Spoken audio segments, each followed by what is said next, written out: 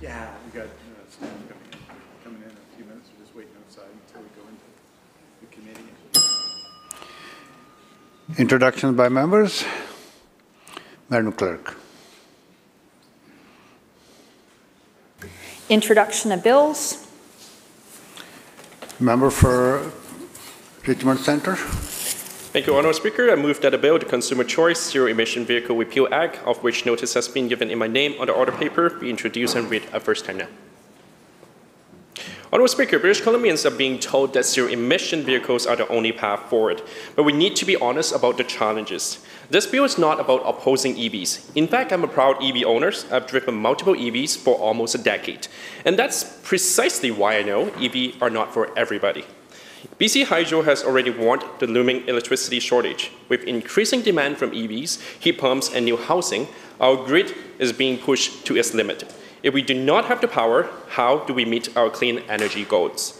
In rural and northern BC, EVs aren't for everyone. Harsh terrain, cold winters, long-distance travels all impact range and reliability. Add to that the lack of repair shops and replacement parts, the anxiety becomes real. We also need to respect consumer choice. Survey shows that British Columbians are worried about high upfront cost, battery life, range, resale value, and inadequate infrastructure. And now with the end of the federal EV rebate, sales are expected to drop. Let's not forget the charging challenges. Rural areas remained underserved. In cities, many residents in stratas or older buildings have no access to home charging. Some public chargers even charge a premium for electricity, sometimes more expensive than getting gas. I'm pleased to introduce this bill today to amend the Zero Emission Vehicle Act. This bill will eliminate the mandate that all vehicles sold in BC must be zero emission by 2035. This repeal will allow consumers to choose whether they would like to opt for a BEV, PHEV, FCEV, hybrid, or even an ICE. It's their choice. Member, the question is first reading of the bill. All those in favour say aye. Aye. Opposed? Motion carried. Member. Honourable Speaker, I move that the bill to place on the orders of the day for second reading at the next sitting of the House after today. You have heard the question. All those in favour say aye. Aye. Opposed? Motion carried.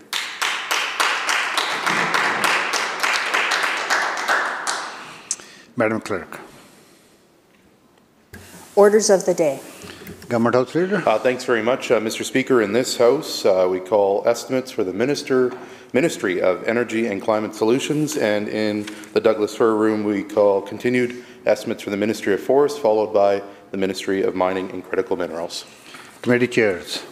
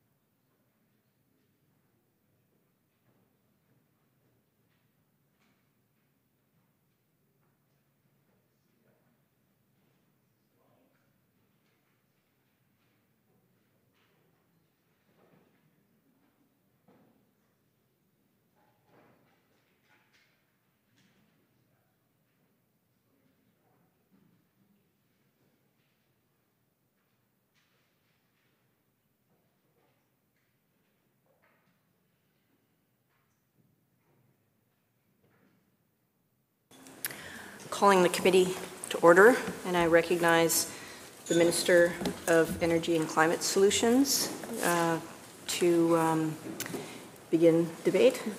Right on. Move the motion. Right on.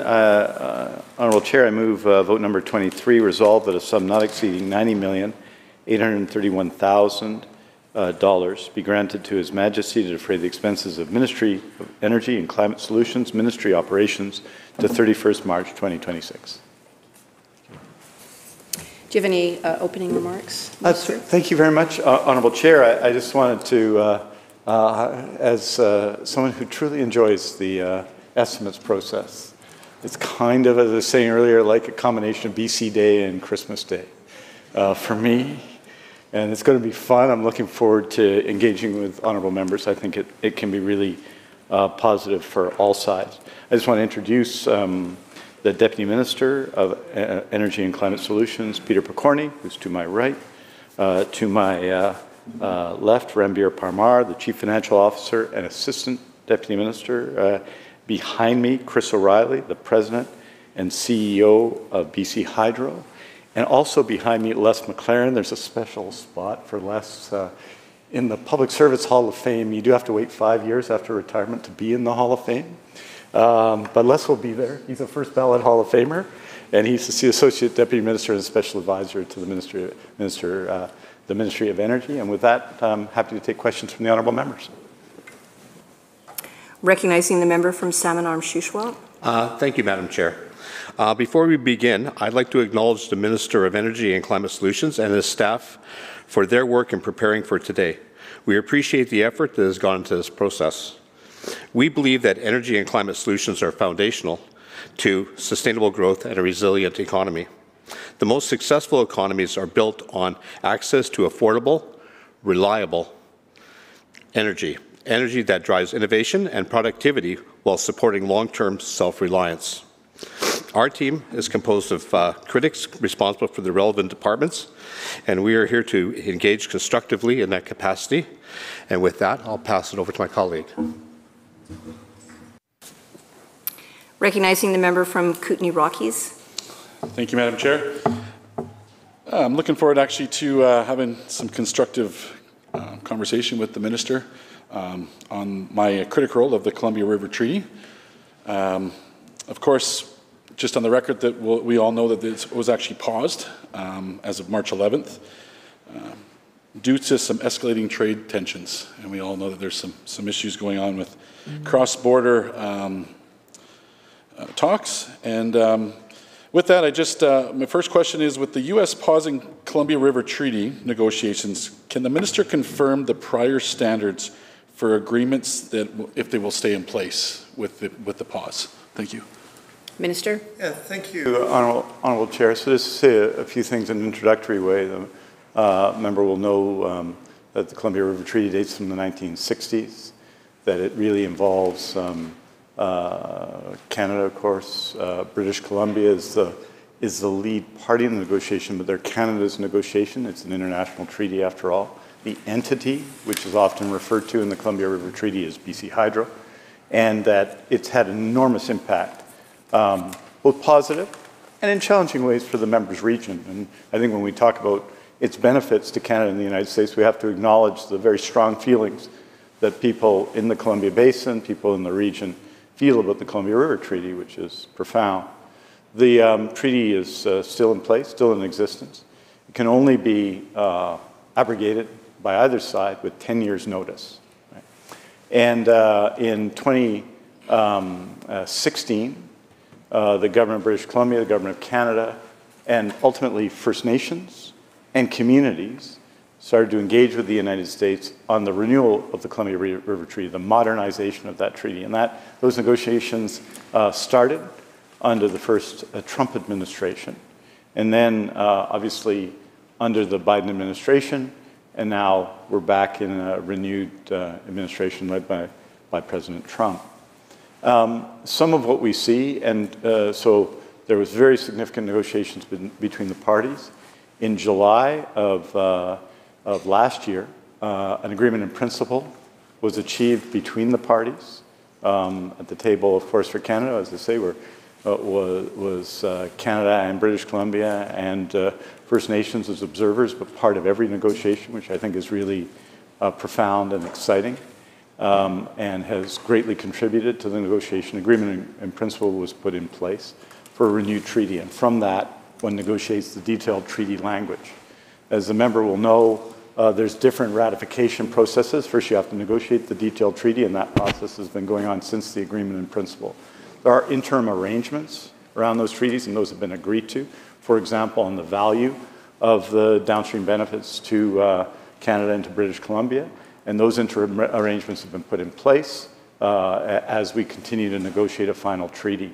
Very significant efforts were made, including in December of 2024, led in part by Mr. McLaren and by our outstanding team. People will know in the Kootenays, Kathy Eichenberger, who's just an outstanding person and is connected to the region and has really involved the region in the negotiations in a way that I think is unique and extraordinary for everyone in the region across political lines and other lines. Her work is recognized. We made a very significant effort to finalize treaty arrangements. On the Canadian side, the treaty requires the support of British Columbia, but obviously it can be ratified by the Government of Canada through a regulatory process, so essentially a decision of Cabinet. In the United States, of course, international treaties, if they're being changed, require the advice and consent of the U.S. Senate, indeed 2/3 of the U.S. Senate.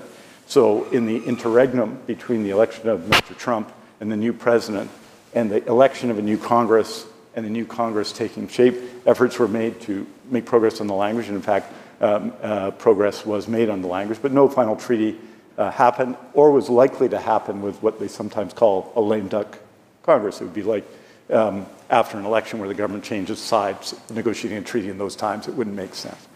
And so Mr. Trump has taken office and negotiations have been paused.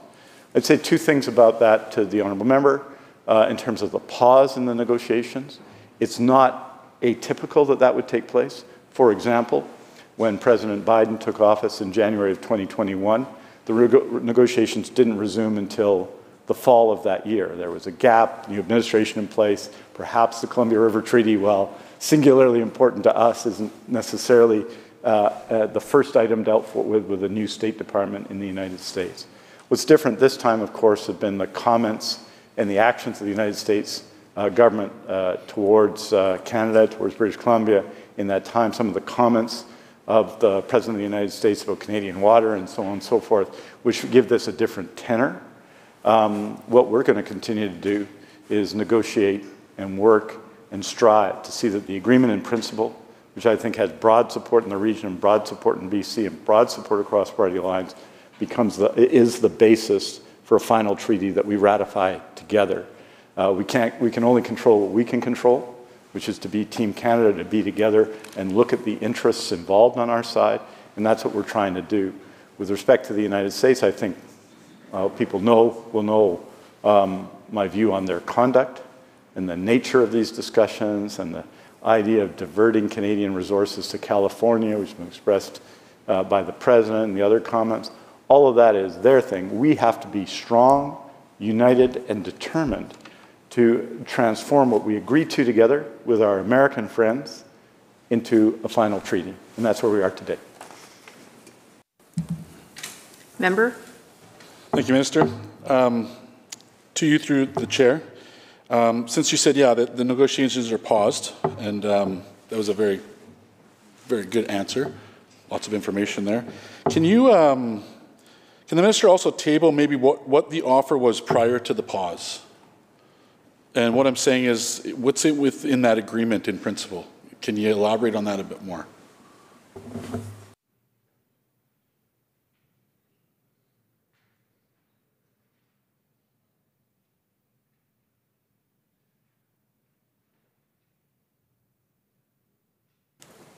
Minister? So just to summarize, and I really appreciate the members also, and can always get briefings from us on that. He's taken a briefing, so we've taken him through some of these things, but it's also important, I understand, to get them on the record. And so I appreciate that debate. The agreement in principle was approved by the Government of British Columbia and then signed by the corresponding parties in July, but it was agreed to in June.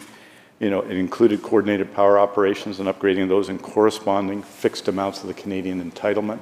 And the member may have questions about that in a moment, which I'm happy to respond to, which is a related payment to electricity, as well as annual indexed U.S. payments for flood risk management operations and additional benefits to the United States. The province also benefits from non-financial initiatives related to Indigenous cultural values, ecosystem enhancement, socioeconomic objectives, and greater domestic flexibility for our ability to manage are hydroelectric dams. And so that is the core of the agreement in principle. Some of the basic issues that are fundamental of it, namely the money and the overall management of the system on both sides of the border, and then what people in the region and what First Nations wanted as well in the agreement was more flexibility on the Canadian side for our own, and for the life and the central importance to the region of the river and the river basin to residents of the region, including First Nations, but not limited to First Nations. These were really the region that kind of drove these negotiations, and I think our negotiating team did an excellent job in both consistently working with the regions and the different elements of the region, different regional districts, different municipalities, different citizens in the region, of course the Columbia Basin Trust and Columbia Power, and then the Silex, the Ktunaxa, the Secwepemc First Nations as well. Member? Thank you, Chair. You did mention that the renegotiation has been going on for quite a few years. We've heard that prior in the pause, BC was willing to take an agreement to terms that would have seen the drawdown in water storage in BC and less money as well. So can the minister confirm that this was the case? And if yes, what were we going to get out of this negotiation if we're just drawing everything down and getting less? And why would this government even consider such terms if it's not beneficial to us in British Columbia?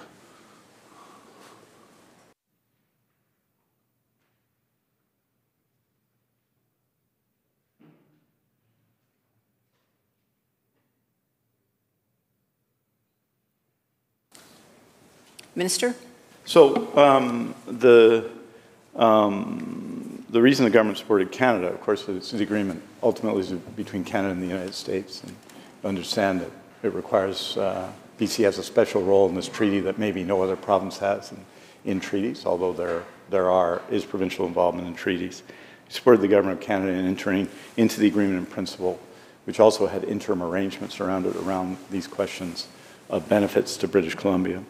The main monetary benefit we've been receiving from the treaty is the Canadian entitlement to downstream power benefits, which is in the form of power delivered by the United States to the border. We sometimes refer to it as delivered to Blaine, but to the border.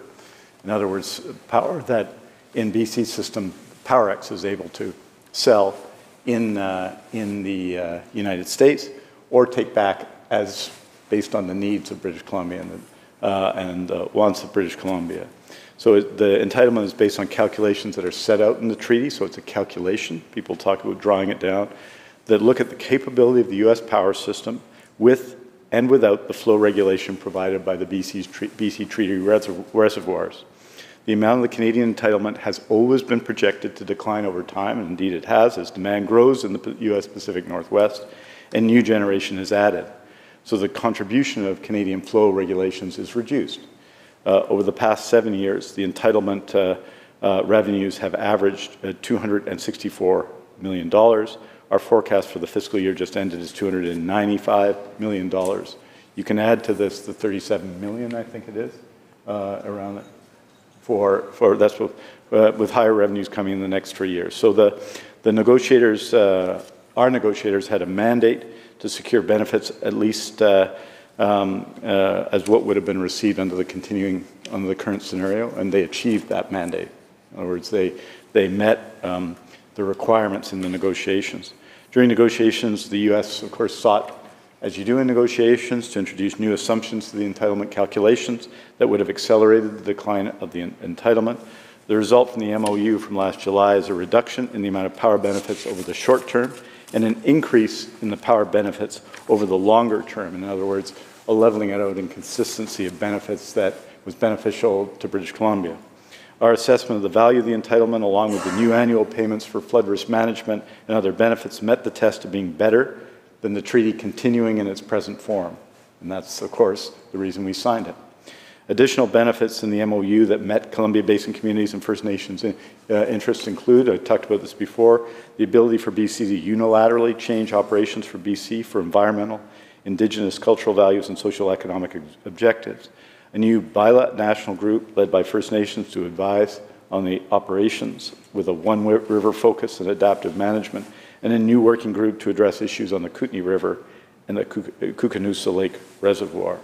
And obviously, these parts of the agreements, the financial parts of the agreements, are now in place by interim arrangement between Canada and the United States and British Columbia. They're in place.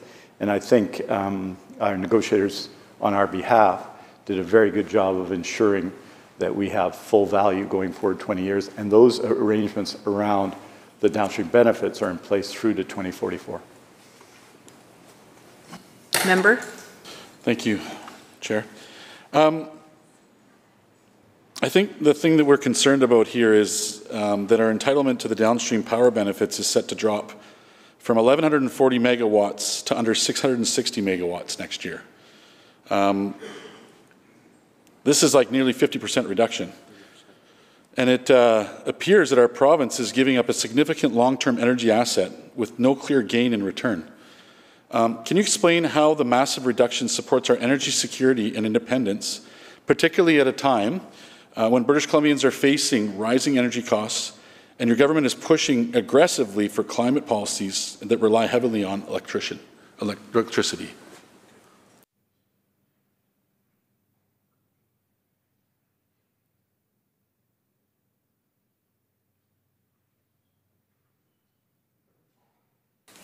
Minister? Well, the member's assumptions are just incorrect. We looked at what we would receive over the next 20-year terms, and this is as good as we would expect under the present arrangement. And so we negotiated and signed off on the agreement in principle and the interim arrangements on that basis. So the member's assumptions are simply not correct. And it's fair that he asked the question, because I think a lot of people would ask these questions about it. So I'm not criticizing the question. I'm saying that's what our negotiators looked at. What would we expect to see under the present arrangements? And can we maintain that over the next 20 years, and we achieve that goal? Member? Thank you. To the Minister, through the Chair, British Columbia's farmers and ranchers are already struggling with high costs, unpredictable weather, and labour shortages. Water from the Columbia River is essential to their success.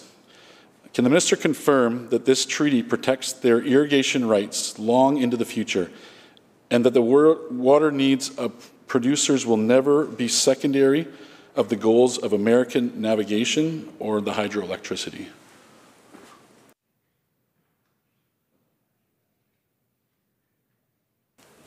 Minister? Thank you. Yeah, draws for domestic use are fully allowed under the treaty.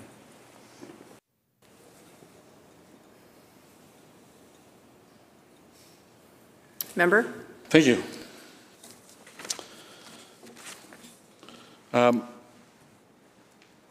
Columbia River isn't just about water and wildlife. It's also a vital economic corridor that supports jobs, industries, and trades across our region.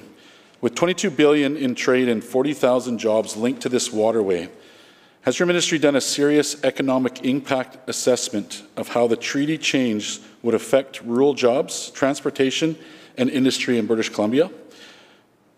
Are we risking long-term economic damage just to appease the U.S. negotiators?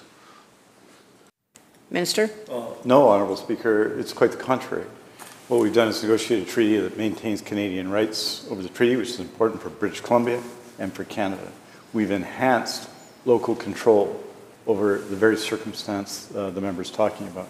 And I would say, and this was something in my life I'm very proud of, which is the creation of the Columbia Basin Trust out of the original discussion of the downstream benefits in the 1990s, which made a profound impact. The Columbia Basin Trust is so central to life of the community, we forget that it was only around, it only started in the 1990s, and it has profound impact, investing in communities, in economic growth, and in energy security through its relationship with the Columbia Power Corporation. So the purpose of the negotiation wasn't to give away authority, but it's to give more control and flexibility to the entity, which is BC Hydro, but also to local communities. That's why they were so involved in developing our negotiating position. And it's why First Nations, for example, were fully representatives of observers at the table for all the negotiations. Member? Thank you, Chair. To the Minister, many British Columbians care deeply about provincial rights and local control. I mean, this is something that people are actually quite worried about. Can you tell us what guarantees are in place to ensure that British Columbia, not Ottawa, and certainly not Washington, maintains full decision-making power over its water and energy resources? Are there enforceable legal protections in place in this treaty that make sure we don't get overridden in the future? Member, just a reminder for all questions and answers through the chair. Minister? Yeah, I mean, that's the purpose. When you think back on this on the moment of history that is the Columbia River Treaty, which so affected our lives and affected the lives of the people in the members region, but people in BC, it was a singular achievement of a premier of British Columbia, whose vision is what? He nationalized BC Electric, you know, and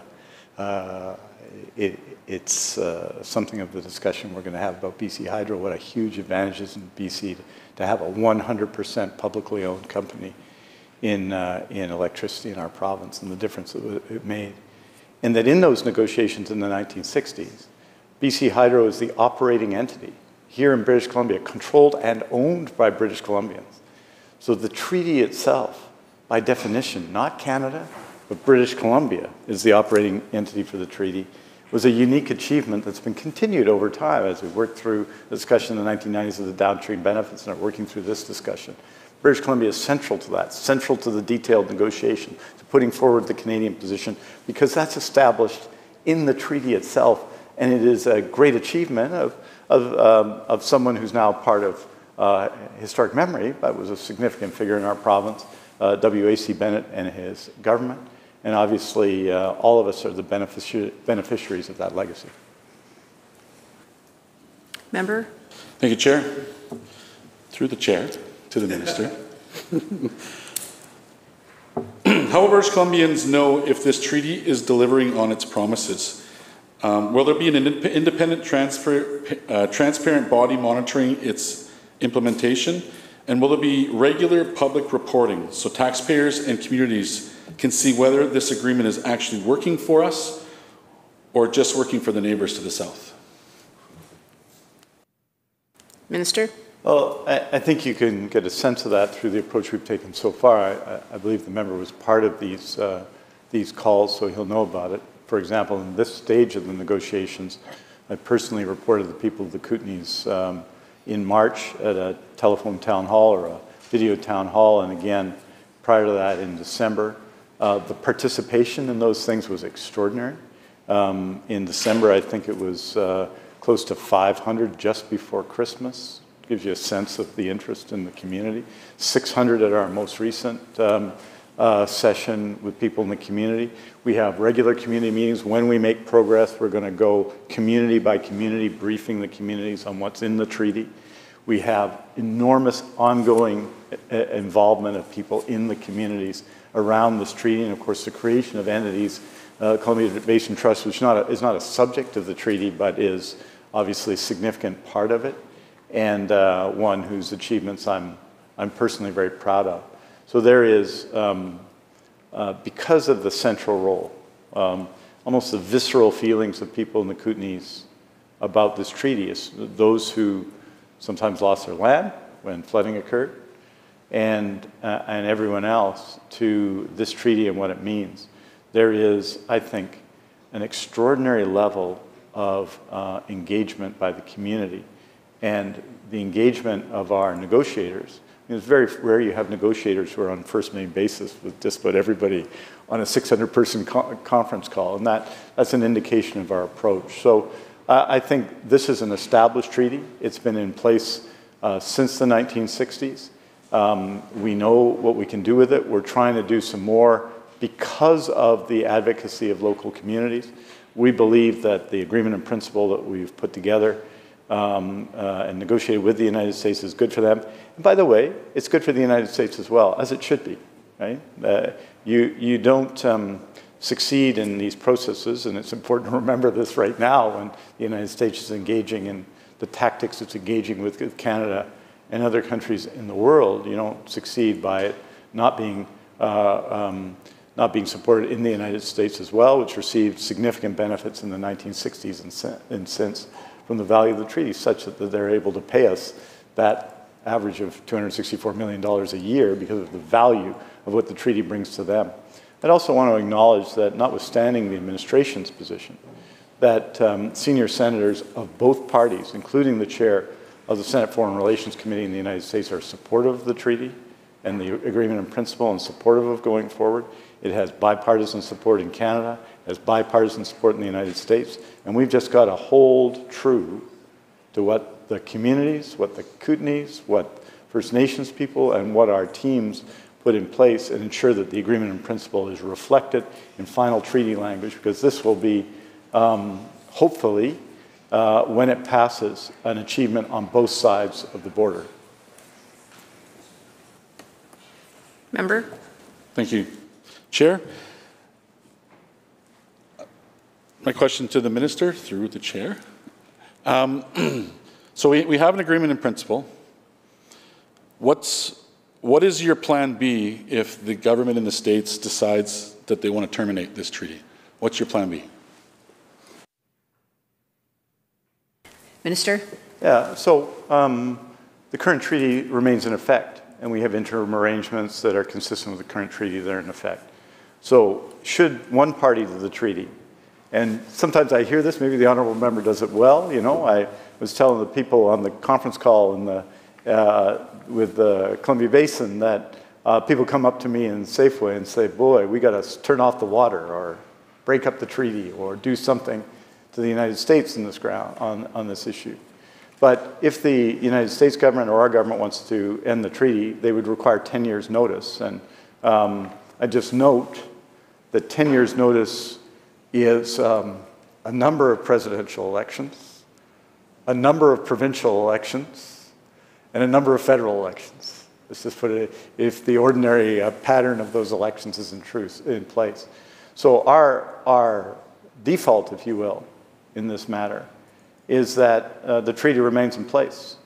And this is an improvement, we believe, for both sides, but particularly for the people of the Columbia Basin, and we are ready to go tomorrow, the next day, Sunday, you know, at any time to re-engage with the United States government on this point.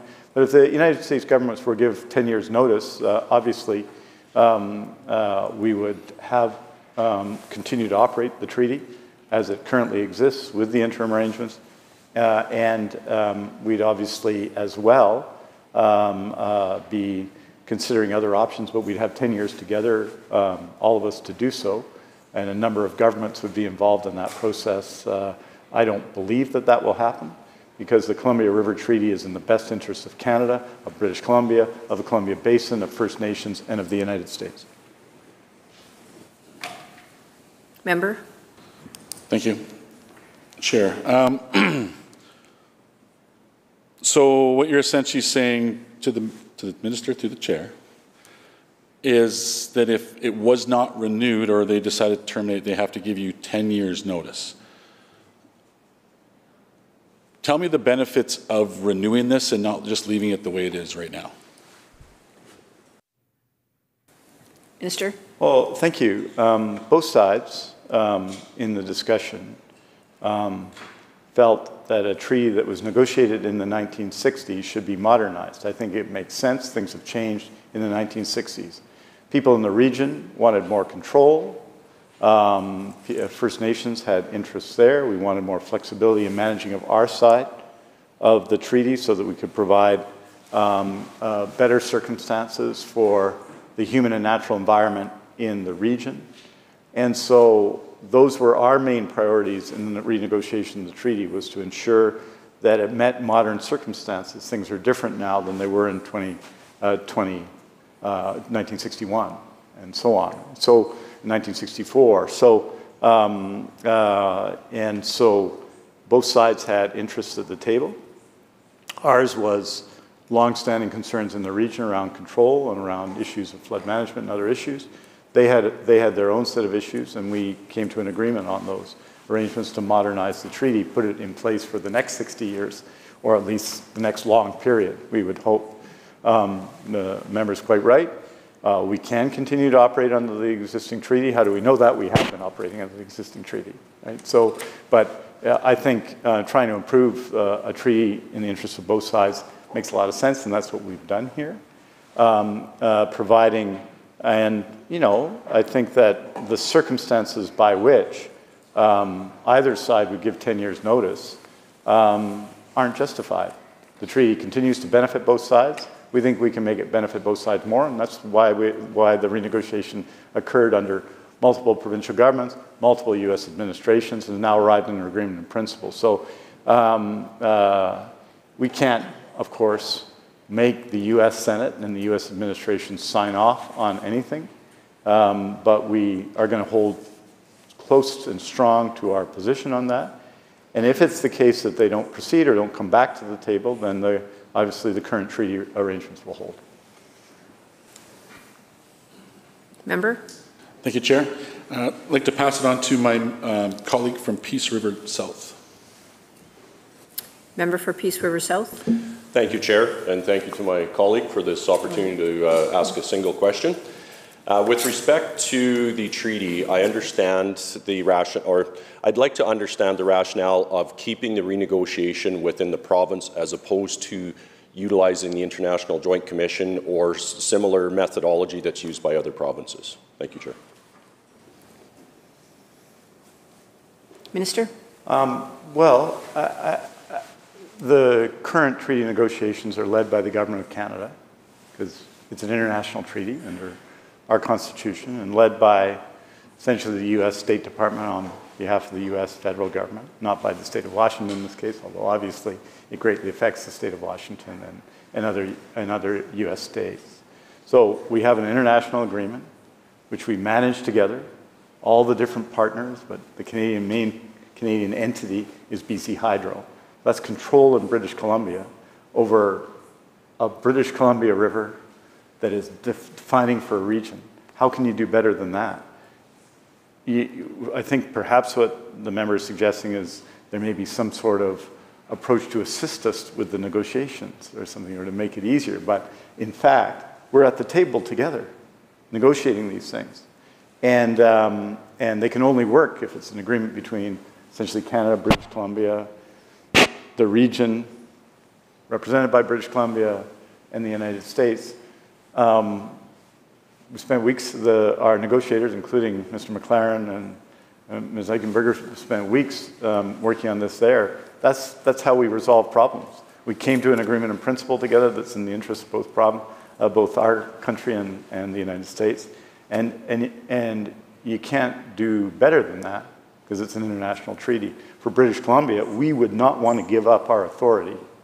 And I wouldn't, as I may be the representative of an NDP government, but I'm the representative of the people of BC and the BC government. We wouldn't want to give up our authority to anyone else in negotiating and setting the terms of this arrangement.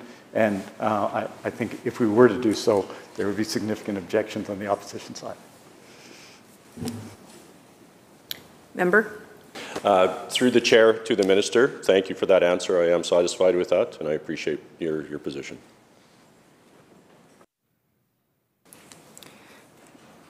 Member for Kootenay Rockies. Chair.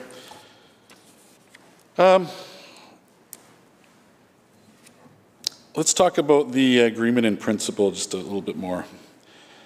Regarding the Columbia River Treaty, includes commodities that will affect British Columbians for decades to come. While the treaty addresses flood risk management and power coordination, we must ensure that British Columbians are not left behind. How will the minister ensure that the agreement doesn't disproportionately favor the U.S., particularly when it comes to compensation, which, if I understand right, expires in 2044? How can we guarantee, question to the minister, how can we guarantee that British Columbians won't be left behind, powerless, without any power in the future?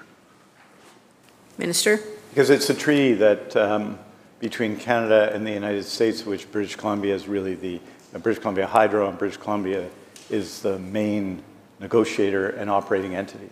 And the special role for British Columbia was carved out by Premier Bennett, at the time W.A.C. Bennett, and has been supported by every premier of every political stripe since that time. The member will know that, yes, the agreement, we've negotiated an extension of the agreement around downstream benefits through 2044. We think that's consistent with the requirements and the expectations of the treaty.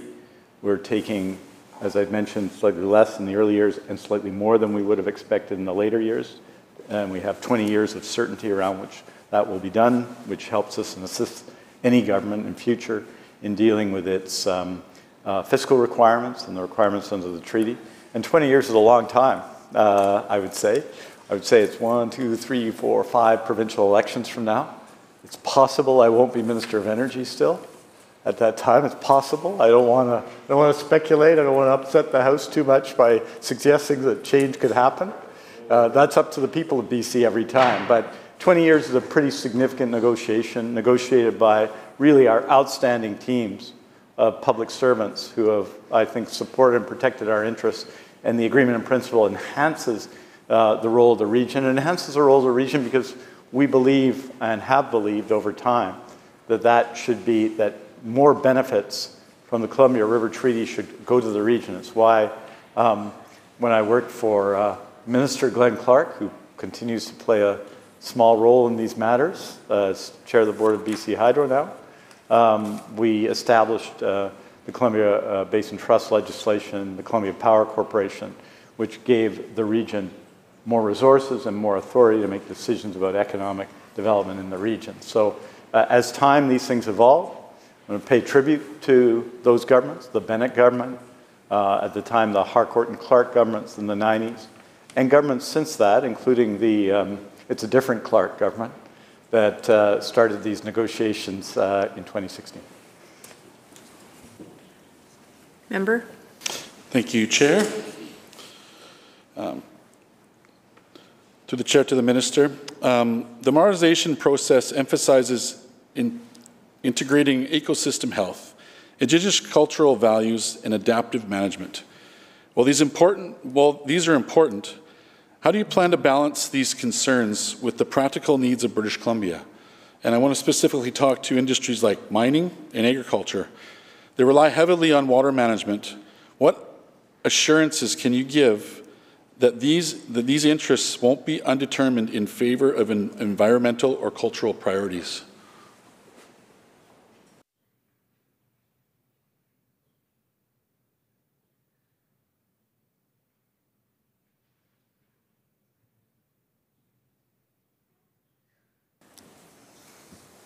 Minister? I think, first of all, and the member will know this because he knows the First Nations in his community, their interest in economic development and values as well. And so on the issues of water and flood management and management of the Columbia system, all of those interests are balanced, as they have been over decades around multiple governments, in fact enhanced under the, for example, under the NDP government in the 1990s, but under other governments as well. And so the intention is, and this is something that the people of BC Hydro are particularly expert in, is managing the system for the broader public interest. This has been done now over the last 40 years, or the last 60 years, I should say, and will continue to be the case. Enhancing and giving ourselves more flexibility to address issues, including issues of ecosystems, which are so important to people in the Kootenays. And well, I agree they're important to First Nations. Every time I go to the Kootenays, I'm inspired by how much interest there is across political spectrums and in the broader population in the management of ecosystems and the importance of ecosystems, whether you're First Nation and it's fundamental to your values, whether you're a hunter, fisher, who's inspired by one of the most surely most extraordinary places on earth. And those have economic values as well. If you talk to guide outfitters or anyone else, you know that ecosystems matter for the economy as well as for society. So the way we do it is to have the leading experts in management deal with the broad range of values, and what this agreement in principle does is expand our ability to do so, and that's a good thing for everybody, whether you love fishing, whether you're a First Nation, whether you love hunting, whether you love hiking, whether you're a business person, whether you're in forestry, or whether you're in mining. Member? Thank you. Through the chair to the minister. We're told that, you know, I've heard that there may be, that there's more flexibility to manage water under this new treaty. But that flexibility comes with a 4-year advance notice requirement. Let's be honest, that's not really that flexible, 4 years. In an era of extreme weather droughts and sudden climate events, how is this arrangement going to help us respond in real time to emergencies? And does this actually tie our hands rather than freeing them in what we think it's going to do?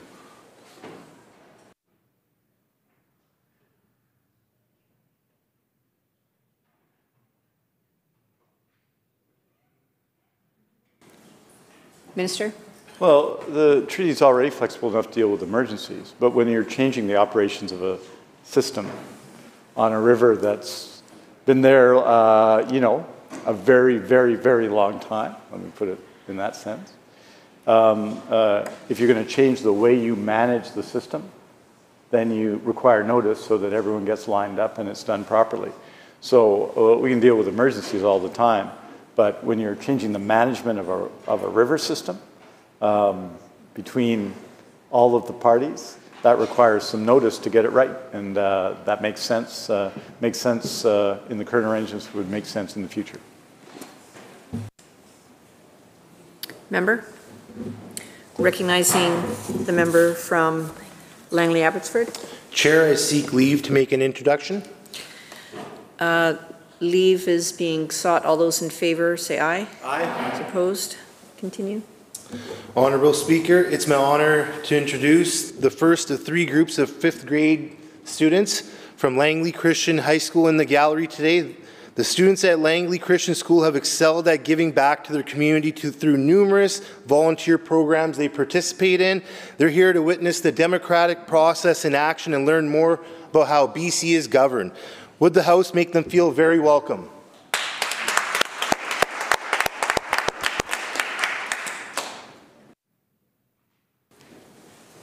Member for Kootenay Rockies. Thank you. All right, through the speaker to the minister, the U.S. is offering $37.6 million per year for flood risk management and $16.6 million for other so-called benefits. Frankly, that sounds kind of like peanuts compared to what we're really giving up. I mean, this is our water. Can you explain how this deal can calculated to reflect fair market value? And did your ministry even consider asking for a higher compensation? Or were we just simply told that this is what we get, this is what we take?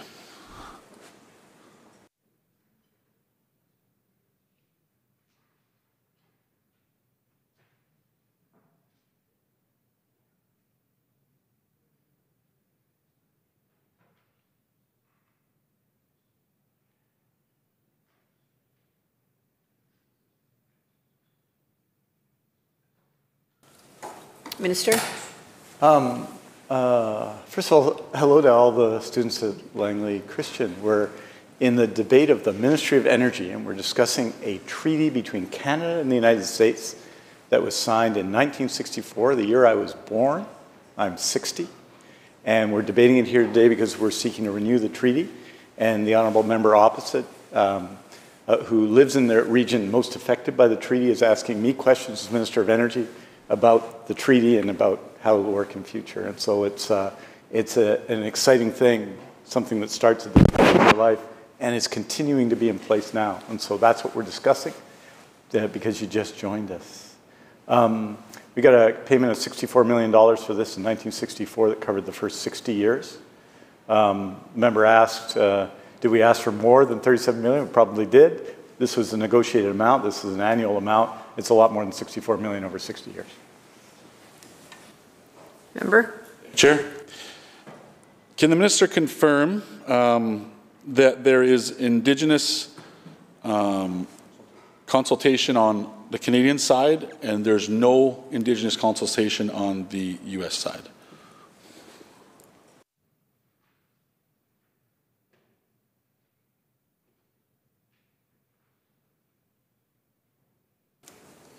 Minister? Thank you, Honourable Chair. Through you to the member, the U.S. does consult its tribes, and we can confirm that there has been First Nations participation on the U.S. side in the negotiation as well.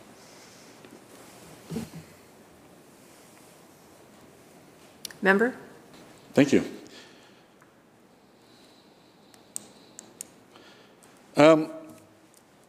Thank you for confirming that. It was actually something that I was really wondering.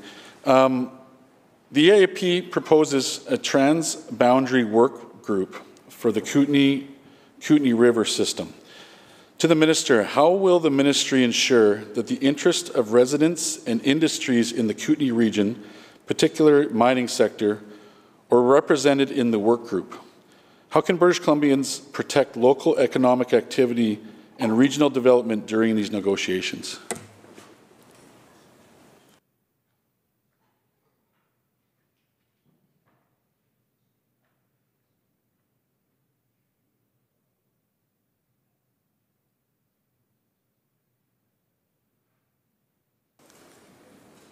Minister? Well, we'll do that, I say, through you to the member, by doing it. Local governments and the provincial representatives and others, including the nations, will be part of the group, as will such groups on the other side of the border. Member? Thank you, Chair. I'd like to pass it on to my colleague from Salmon Arm Shuswap, please.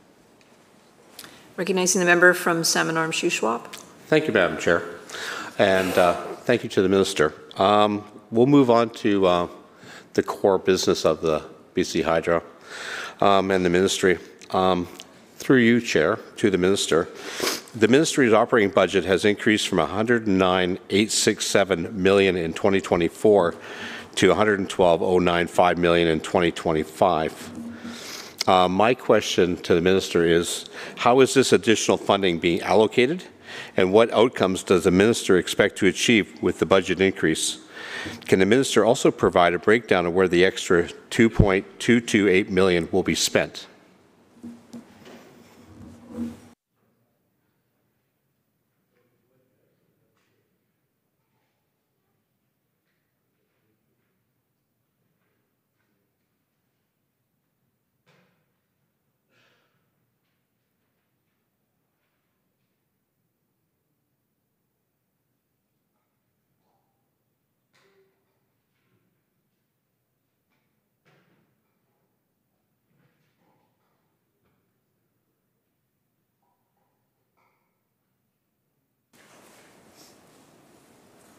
Minister?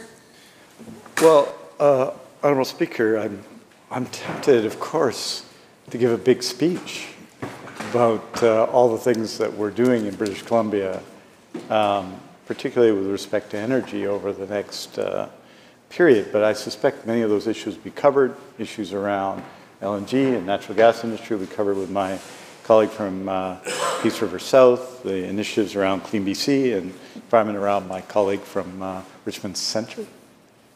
Okay. So I won't give a big speech and I'll just give a really precise answer around the 2% and what it involves. It involves a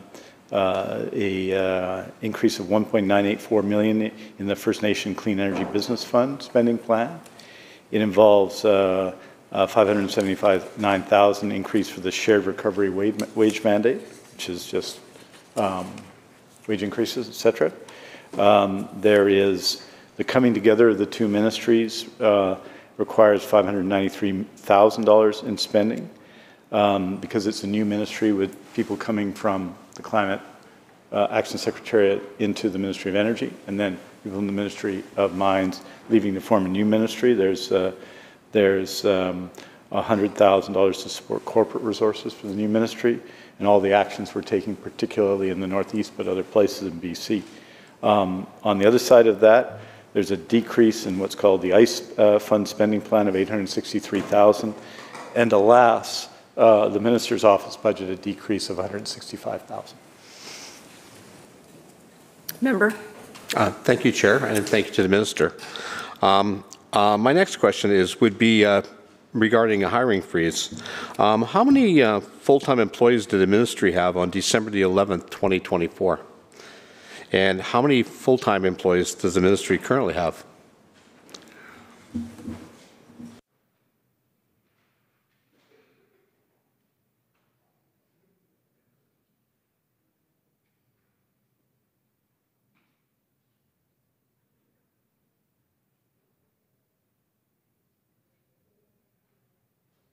Minister?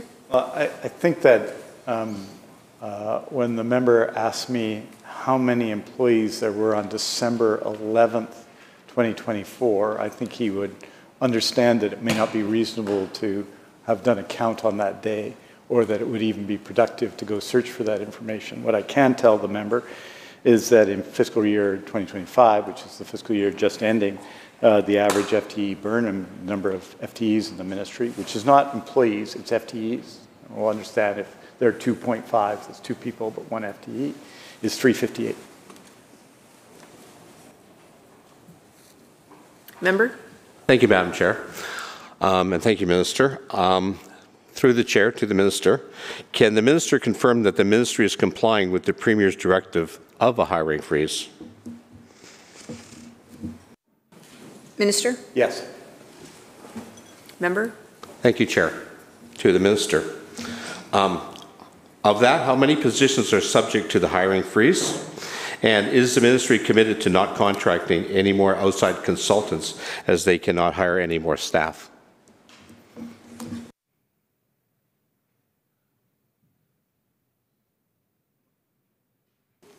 Minister? Yeah, we're adhering to the rules of the hiring freeze, which is a hiring freeze. With respect to contracts, the ministries do contract for services, contracts end, and they might be renewed. Otherwise, if you had annualized contracts, they would just end. Okay? But the rules of the hiring freeze are straightforward for us to deal with, and we're adherent to. Member? Thank you, Chair. To just confirm, so the Minister is confirming that there will be no more hiring of any additional consultants.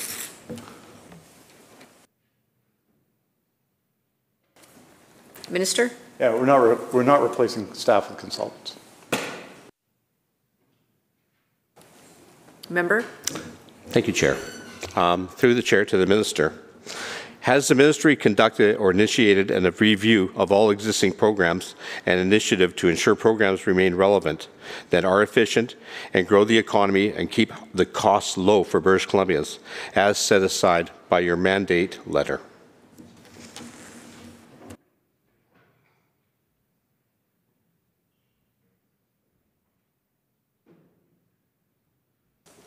Minister? Yes.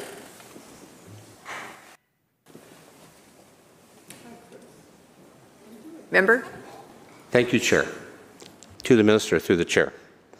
Has the Ministry found any dollars in savings? And has the Ministry found programs that were not useful, that have either been reformed or eliminated? And can you please specify which departments?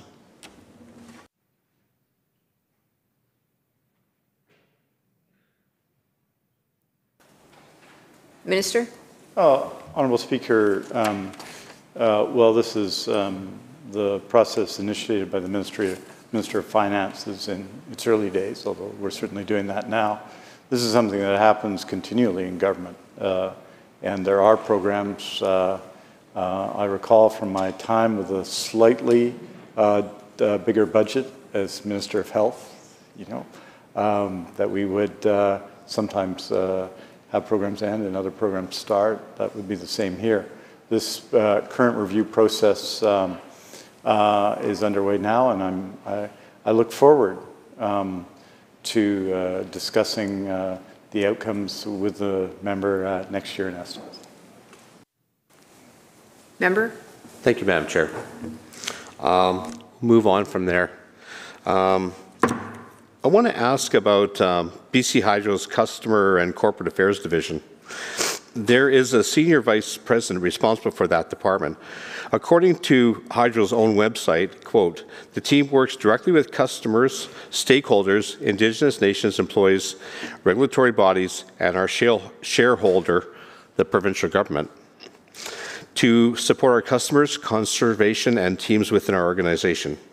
Can the minister please describe the shareholder relations component and how many employees work on this at the BC Hydro, and what is their main function? Please include full-time employees that are currently in that department.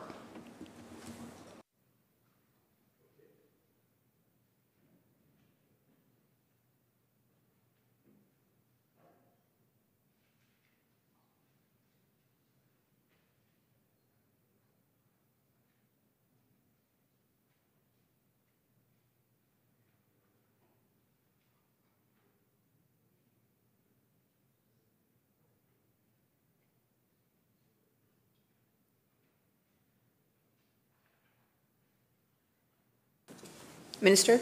I want to introduce again Chris O'Reilly, who's the President and CEO of BC Hydro, who's to my left. And just to say about Mr. O'Reilly that he's announced that he'll be retiring soon, and we're very disappointed that he's leaving us, but because he's made, I think, on behalf of the people of BC, a really extraordinary contribution in his long career in BC Hydro. So I want to acknowledge that achievement, those contributions today.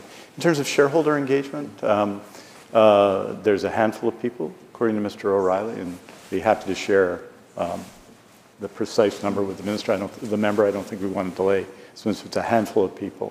The Ministry of Energy and other regulatory bodies play an important role in dealing with BC Hydro. We've just been talking about BC Hydro's role in terms of the Columbia River Treaty, but in many other things. So a handful of people in dealing with those relationships, those regulatory relationships with the shareholder, not only is not a large number, but it's not, it would be typical of many companies.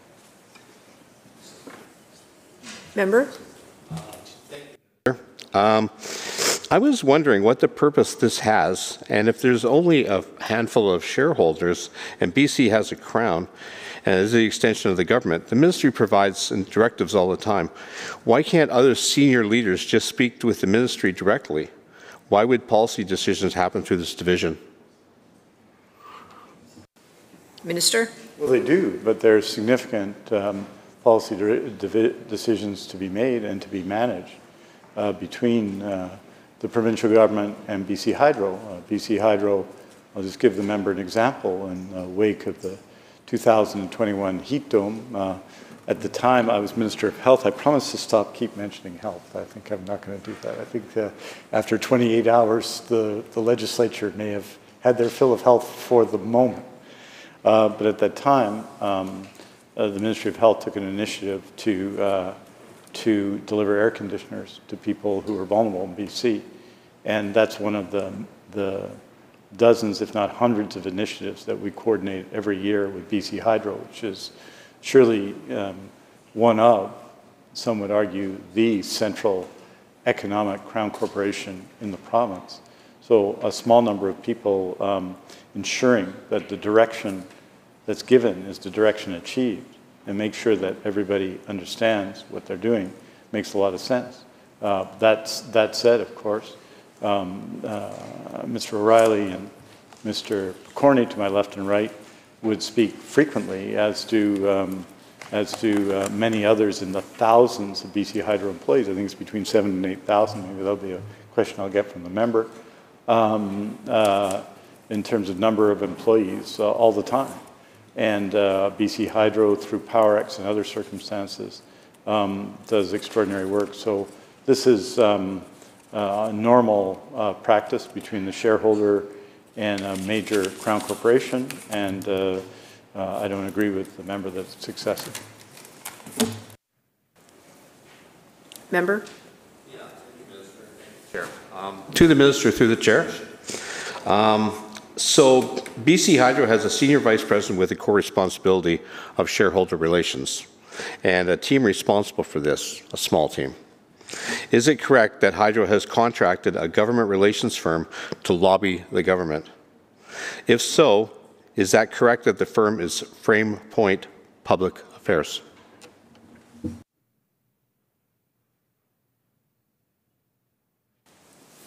Minister? There are 4 people in the unit, and they don't lobby the government. Member? Member?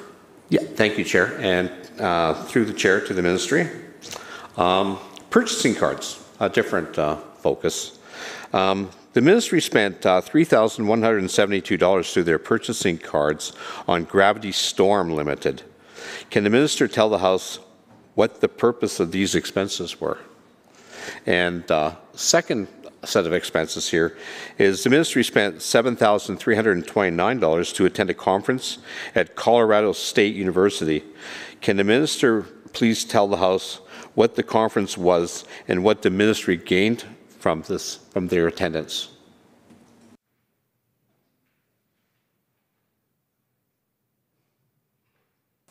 Minister? I'll commit to the member that I will return in this session with detailed responses to those questions that he has, so he'll understand the money spent before we adjourn this afternoon. The other alternative is to wait a long time to have someone deliver the information. That's the member's time. So we'll keep things going, but I commit to coming back to the member. I would say in terms of travel that I've, as a Minister of the Crown in the last 7 years, and certainly since 2018, I've left British Columbia, the territory of British Columbia. I don't even go to Blaine. One time, that was to a conference in Charlottetown of health ministers, and there is a freeze on travel now, and people won't be traveling outside of Canada in the near future.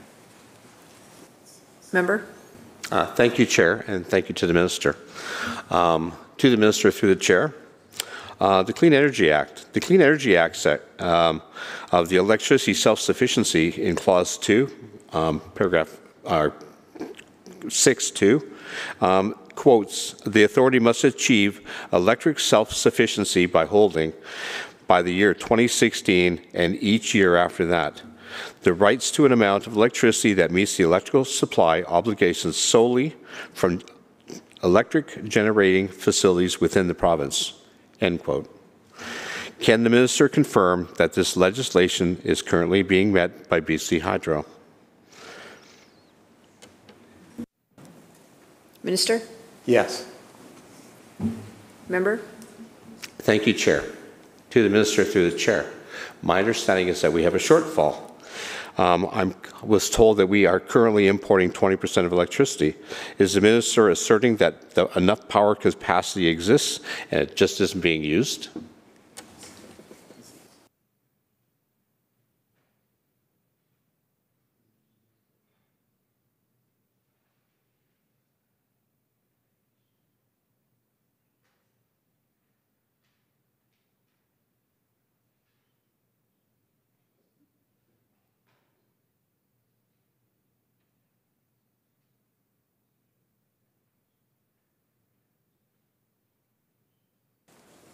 Minister? Well, these things get reviewed by the BCUC. In the most recent review of the IRP, they reviewed the average water conditions, that we met the standard of self-sufficiency. As you know, water conditions aren't always average. But one of the remarkable things about BC Hydro is when there's the import and the export of power, which there is, the export of power is worth a lot more than the import of power, and we know this because of the average of $572 million a year in profit that PowerX delivers to the people of BC that reduce BC Hydro rates here. And the result of that, of course, is the third lowest lowest electricity rates in North America, which is a real tribute to the people of BC and the people of BC Hydro. So these matters are reviewed and decisions are made by the BC Utilities Commission, and they say we're in compliance on the definition of self-sufficiency that we need to meet in the Act. Member? Thank you to the Chair and thank you to the Minister. Since we're on the topic of PowerX, we might also move on to it. Established in 1988 and based in Vancouver, PowerX is a wholesale energy marketer trading electricity, environmental products, natural gas, amongst other things. Over the past 5 years, PowerX has a range of net incomes from $192 million to $1,052 million. In the fiscal year 2023-24, 3 employees made over $1.3 million and 9 employees made over $500,000. Total staff cost was $45.7 million. In the fiscal year 2023-24, BC Hydro imported 13,600 gigawatts of electricity, no a net basis. Almost 25% of our total needs, costing $1,377 billion, and this is according to Energy Futures. My question: what is the current gross income of PowerX for the current fiscal year, and what is the projection for the upcoming fiscal year?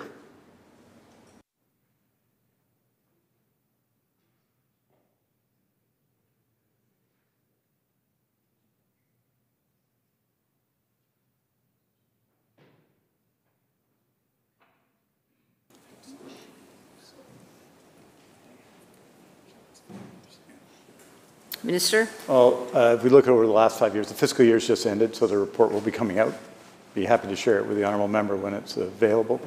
But the average is in the neighbourhood of $500 to $600 million. When he said 1.0 million, he meant $1.0 billion, which is what PowerX has made in individual years for the people of BC. PowerX is unusual, I think different from virtually every other unit of the provincial government or the broader public sector. They're energy traders, and they serve us well. When you make that much money a year for the people of BC, based on your skills and talents, in a trading market that is very competitive, it makes a lot of sense to tell them to go get it, and they go get it. It's an extraordinary thing. And you know, again, this is an achievement of BC Hydro over time. Started in 1988, social credit government, leading role in the 1990s when we were selling our power to California in difficult times for them.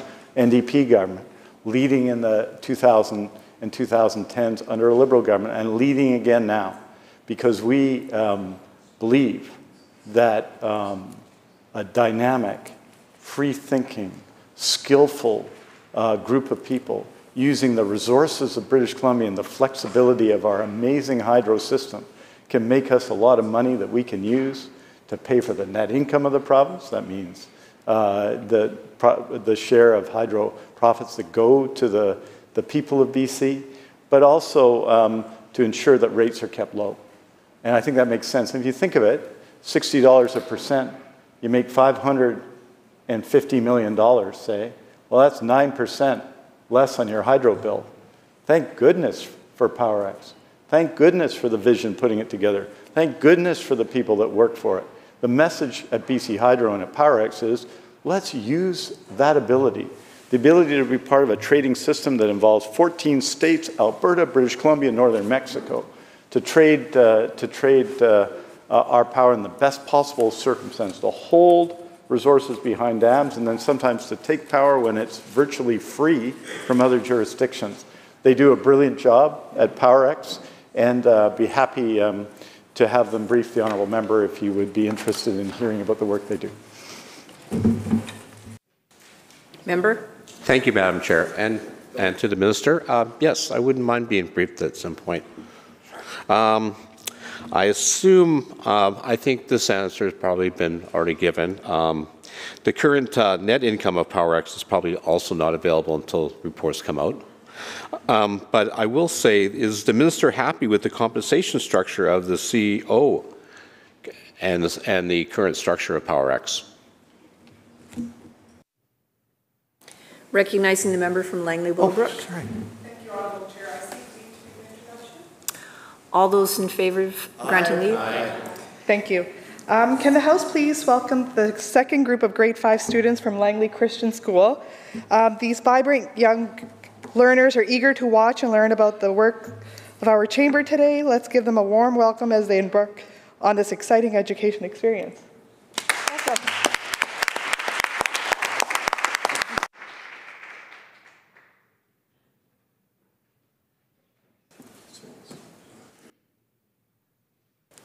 Minister? Thank you, Honourable Chair, and again, welcome to the new group from Langley Christian.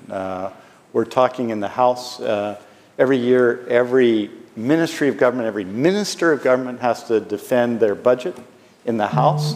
And we're talking right now, the honourable member is the opposition critic for BC Hydro, and he's asking me questions about BC Hydro, and I'm doing my best to answer those questions. And I'll let all of you be the judge about how well we're all doing, but it's great to have all of you here. This is truly profound, what goes on a daily basis here.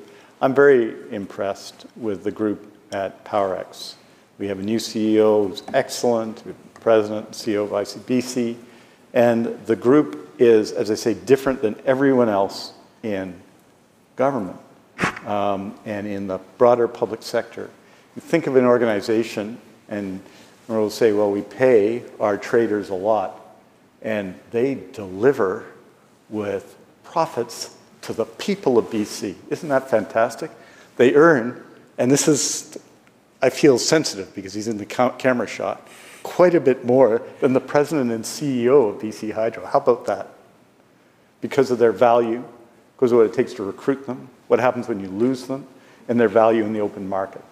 So, am I happy? Yes, I'm happy.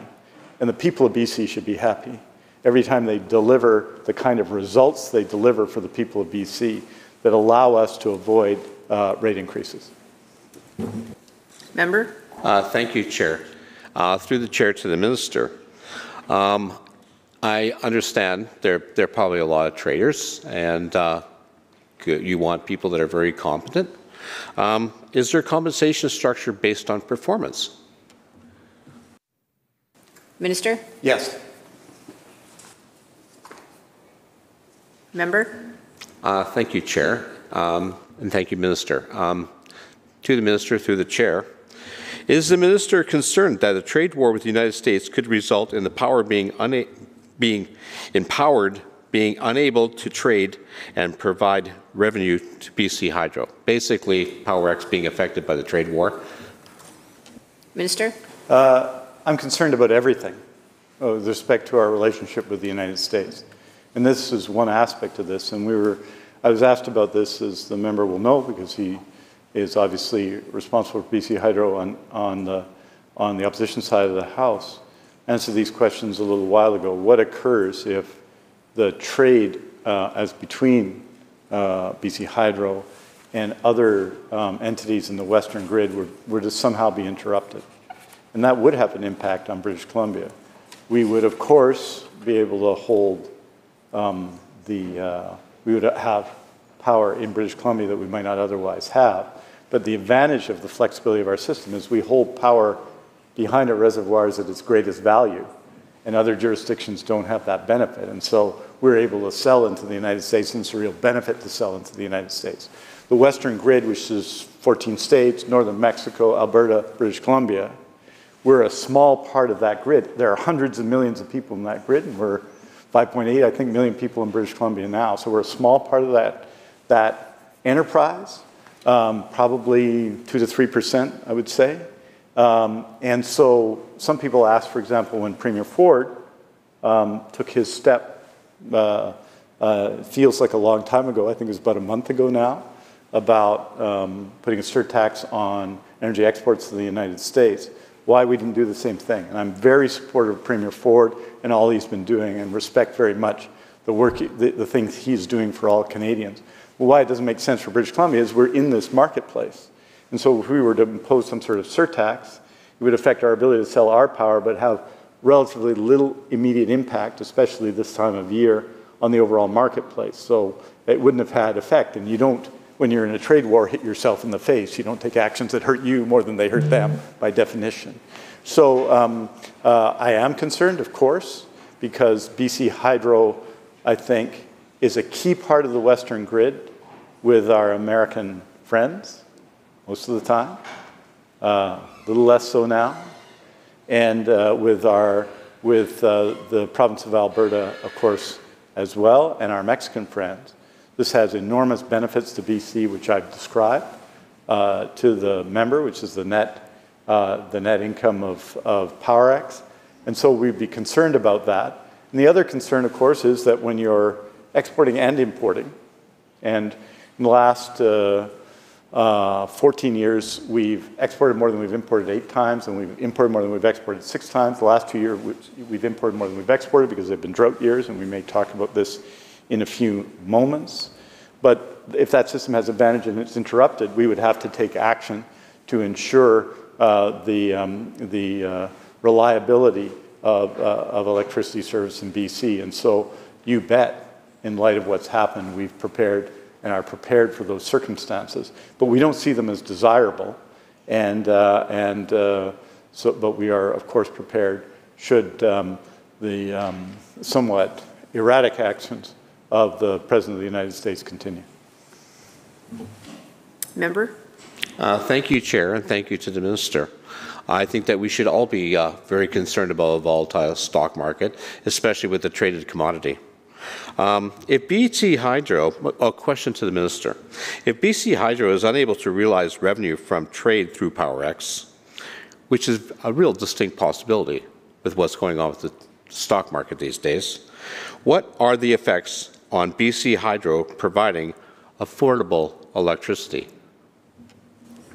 Minister? Well, it's not really related to the stock market. What it would be related to is some sort of intervention, regulatory intervention by the U.S. government. That would be the risk, but the current circumstances in the stock market would not be the significant factor there, I'd say. With respect to PowerX and BC Hydro, when you have a successful entity such as PowerX and that effort is interrupted, that would have an impact on rates, of course, and that's why we have, of course, considered all of our options with respect to the United States and electricity, why we've acted as we have done, seriously, both at the bargaining table, Columbia Basin, Columbia River Treaty, and just in general.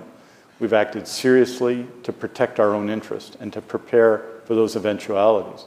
But the current system and the actions of PowerX benefits British Columbia. If it were interrupted, it would affect British Columbia. But let me say on rates that since the current government's come to power, rates have increased 15% under the rate of inflation.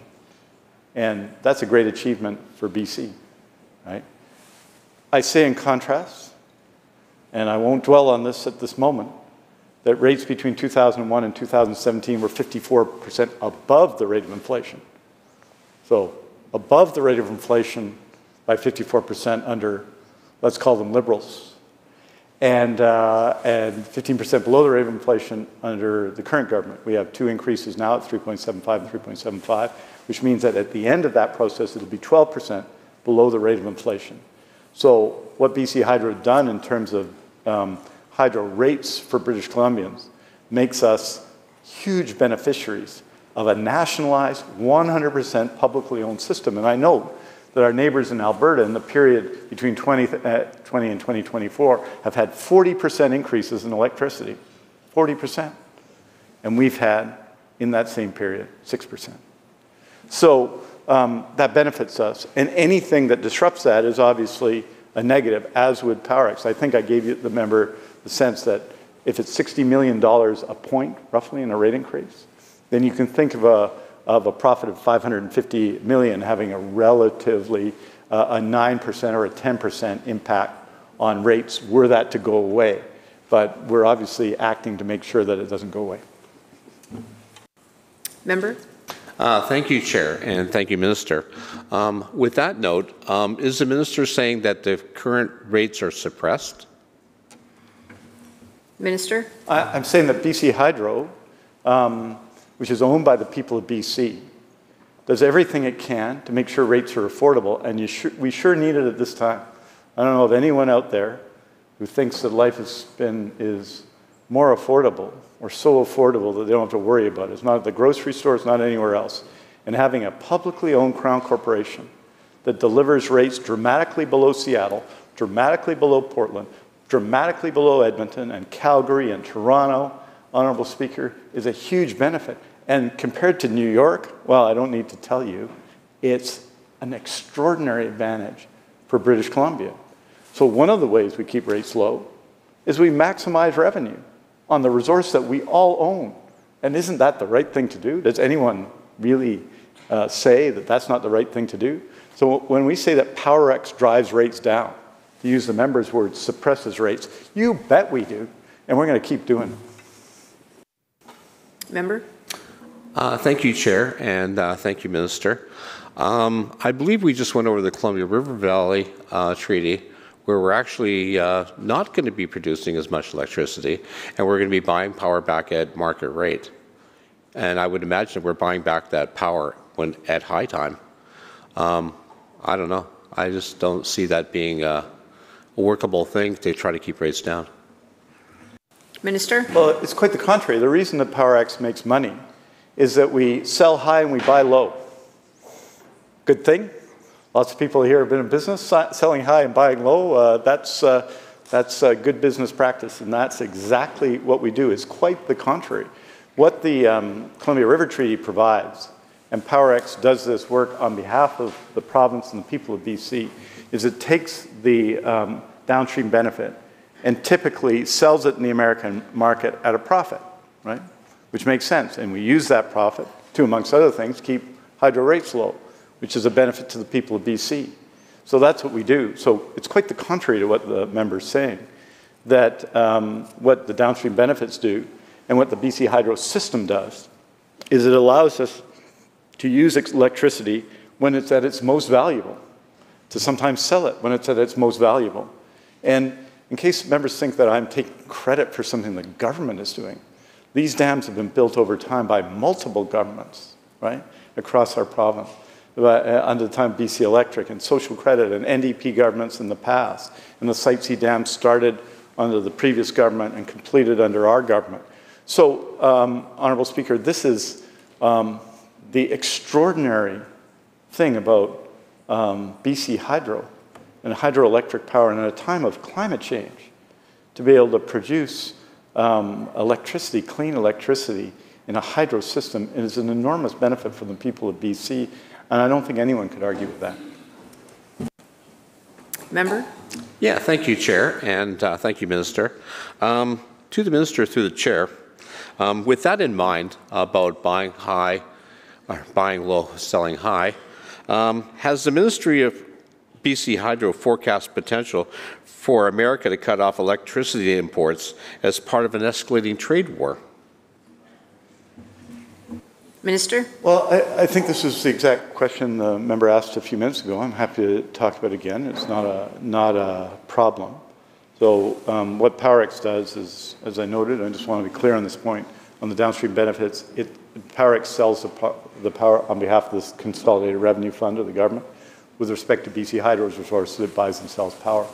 And the short answer is, if that action were taken by the American government, and it's why, because we're in this system, we don't recommend that action be taken by the Canadian government, is because the system benefits us. And should there be a trade war in that nature, of course it would harm people, but not just on this side of the border, but on both sides of the border, and most especially those customers in the United States who also can benefit from the clean energy produced by BC Hydro. So we have a system where we export and import power, where in the average year, more years than less, we've exported more than we've imported in terms of the amount of power. But every year, the value of the power we export is greater than the value of the power we import by a massive margin. And that's just great for British Columbia. That's our legacy of BC Hydro that I'm so very proud of. And so if the member is asking if the United States were to engage in new actions in a trade war to harm Canada, yes, they can harm Canada. And we're preparing for that eventuality, although obviously it hasn't taken place, and we'll be doing everything we can also to avoid it taking place. And I think everything we can includes Team Canada actions from coast to coast to coast that defend our interests. When they go after auto workers in Ontario, those are our interests too. When they go after our resource industries, it's our interest. It should be their interests too. That's the nature of having a country, and we're stronger together. Member? Yeah, thank you, Chair, and thank you, Minister. To the Minister through the Chair, with that in mind, is BC Hydro currently able to fully deliver on electricity demands without imports? Minister? Yes, they are, but that would be a change in our system. And so we would respond to that accordingly. For example, you would take, there are a number of IPP contracts that currently export to the United States, but we have the ability to keep those here. We would take advantage of that. We would use our vast and effective reservoir system. We would, and we would engage with other provinces in a spirit of reciprocity to ensure that systems were maintained in BC. So we're prepared for that eventuality. We don't want it to happen. Made it clear we don't want it to happen. But should the American government take what would effectively be illegal and inappropriate action against our province, we are prepared for that. Member? Thank you, Chair, and thank you, Minister. Just to clarify, when I meant imports, I mean interprovincial imports as well. So you're saying that BC is self-sufficient right now? Minister? I'm saying, well, Honourable Speaker, we regularly trade power with the province of Alberta, and will continue to do so. And it's one of the reasons why I've been working hard to enhance our relationship with the province of Alberta. I think I said in the House a week or so ago that we should work more closely with other Canadian provinces. It's not just what we formally call internal trade barriers, but we've got to work more closely together. The intertie, the relationship, which is the source of trade between BC and Alberta, and I mean Alberta wind power, because they have, as you know, some of the best wind power in the world in the province of Alberta, and obviously Alberta natural gas and other things, and BC natural gas and BC hydroelectric. There's a trade all the time between our provinces, and that will continue. And we've got to enhance our ability to do that. It strengthens us all when BC and Alberta and Saskatchewan and the Yukon in particular work as one to enhance our collective interests. And I've been really honored to work with the Minister of Energy of Alberta, who you may know, Mr. Jean, also a former leader of the opposition, didn't become Premier. How about that? We have a lot in common, I would say. And Mr. Neudorf, who's the Minister responsible for utilities in Alberta. We're doing a lot of work together because I think we should be stronger together, and we're going to continue to do that work. Member? Thank you to the Minister, and thank you to the Chair. Through the Chair to the Minister, just to clarify, since we are depending on Alberta, it seems quite a bit, we're certainly getting imports through PowerX, through different importing. Some of those imports are coming in, you just finished saying, coming from Alberta, LNG, biomass, wind, solar, there's different facilities, correct? I just want to clarify that some of our power that we're importing is coming from what we would consider in this province not green energy.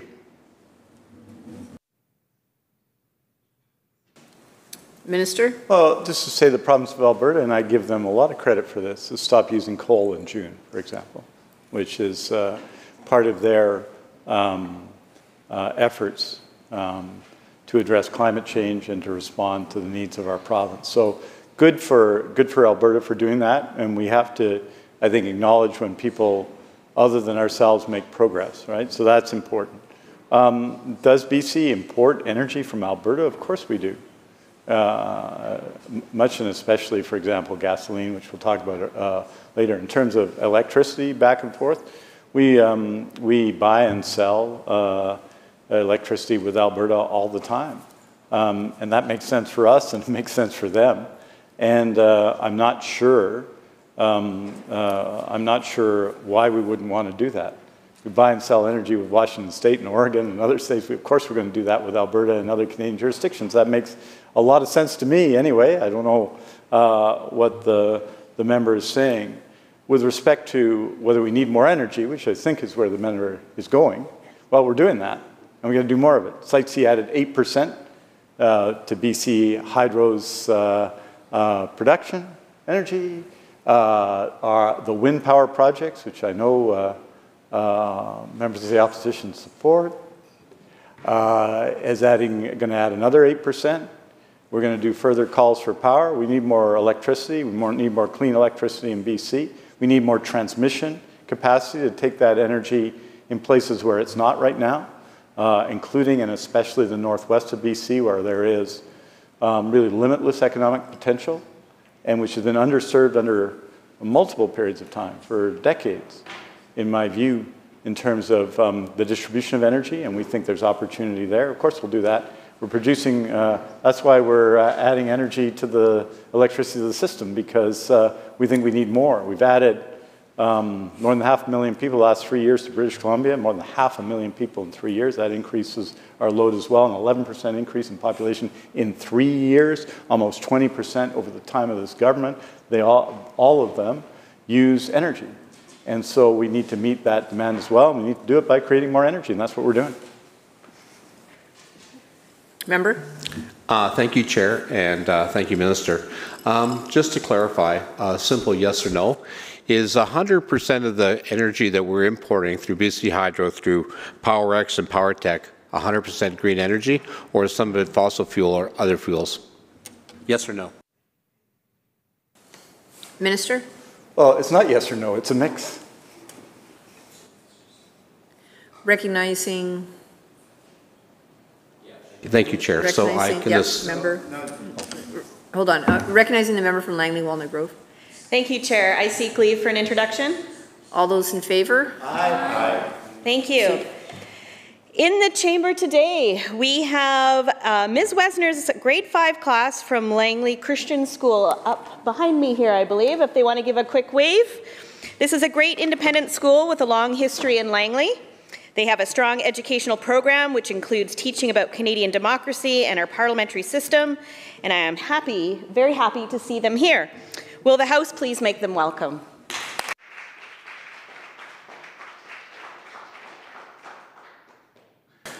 Recognizing the member from Salmon Arm Shuswap. Thank you, Madam Chair, and thank you, Minister. Outside of the new 10 new wind and solar projects, what is BC Hydro doing to ensure electricity reliability without importing?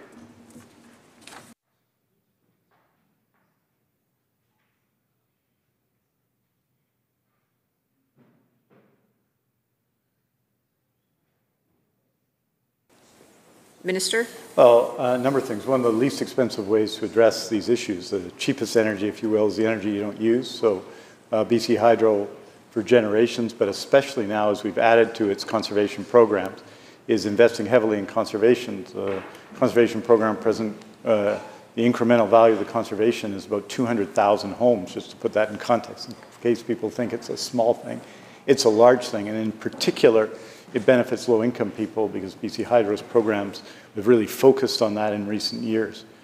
Secondly, as I say, 8%, the site see 8% on the new projects, new calls for power coming. I can tell, sir, we obviously as well need more firm power and capacity. So expanding firm power, expanding the energy we produce in our calls for power, increasing conservation, Honourable Speaker, all of the, Honourable Chair, all of these are ways BC Hydro addresses the growing population and really the economic vibrancy in BC and the potential of economic vibrancy particularly in natural resource industries, but also in high tech and life sciences and other things, some industries that sometimes have high energy requirements that are happening right now. So while there are real challenges with the United States that affect our economy right now, we've got to lean into building British Columbia, and BC Hydro is the means to do that. And what I've said to BC Hydro, and what I believe, is that we need to, more so than in the past, reach out to our potential. And that means building the North Coast transmission line. Disappointing the Leader of the Opposition opposes that. Not sure about that, but it benefits his region in any event. That we need to create more, to get more energy in our province, and renewable energy in particular. $6 billion in investment in the wind and solar projects we have before us. And of course, we're not the only jurisdiction in the world doing this, quite the contrary. Xcel Energy, which is the second leading company in renewables in the United States, is doubling its capital investment this year, doubling its capital investment, while Exxon and others are cutting their capital investment. The value of renewable energy everywhere in the world is clear, and we in BC have to invest in that as well, and we are. Member? Thank you, Chair, and thank you, Minister. Well, we'll move on to some clean energy. I understand PowerTech Labs and PowerTech USA. They were established in 1988, and they're based in Surrey. PowerTech being a wholly owned subsidiary of BC Hydro, and PowerTech USA is located in Boston, and which began its operations in 2023. I believe its focus is on developing hydrogen transport and fueling infrastructure solutions. In their August 2024 report, PowerTech USA reported a net loss of $2.2 million, which was less than the projected loss of $4.8. This was the first fiscal year. PowerTech revenue over the last 5 years has ranged from $49 to $63 million, with it ranging from a loss of $1 million to a revenue of $5.4 million. In the fiscal year 2023-24, PowerTech paid out salaries totaling $25.9 million and $19 million for supplies. And its subsidiary, PowerTech USA, paid out an additional $1.9 million in salaries and $1.7 million to suppliers. Don't know what suppliers. My question to the Minister through the Chair is, PowerTech and its subsidiary, PowerTech USA, can the Minister outline what role they play and provide to BC Hydro?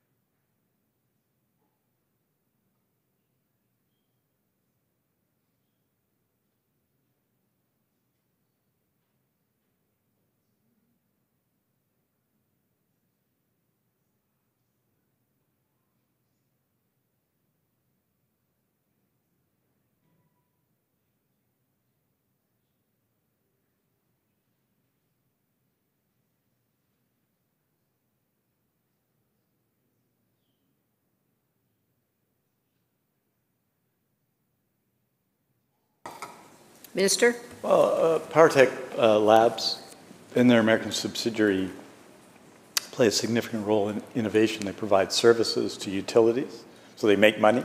And the member answered his question there when he described their income over the years. They make money for BC Hydro. They employ leading-edge researchers and engineers. They do a lot of work in the hydrogen space, which has got enormous potential for our province.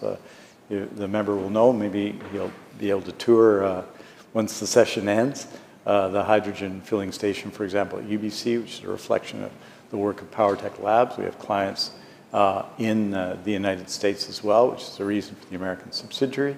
And it makes a small amount of money. It's a small, relatively small organization. It really punches above its weight in terms of the innovation it brings to our province.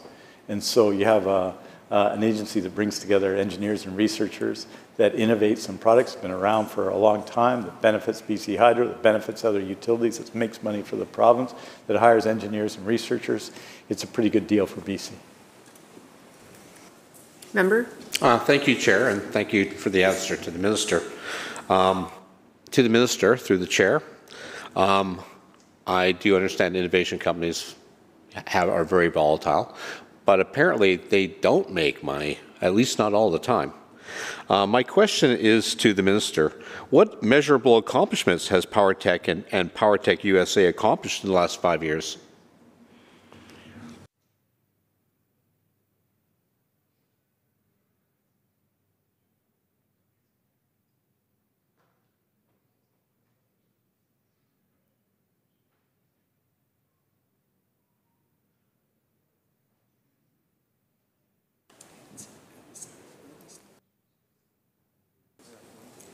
Minister? Well, before industries become big industries, they're smaller, and it's the leading supplier of hydrogen filling stations. It's innovation here and in lots of places. It's on the cutting edge of the hydrogen industry.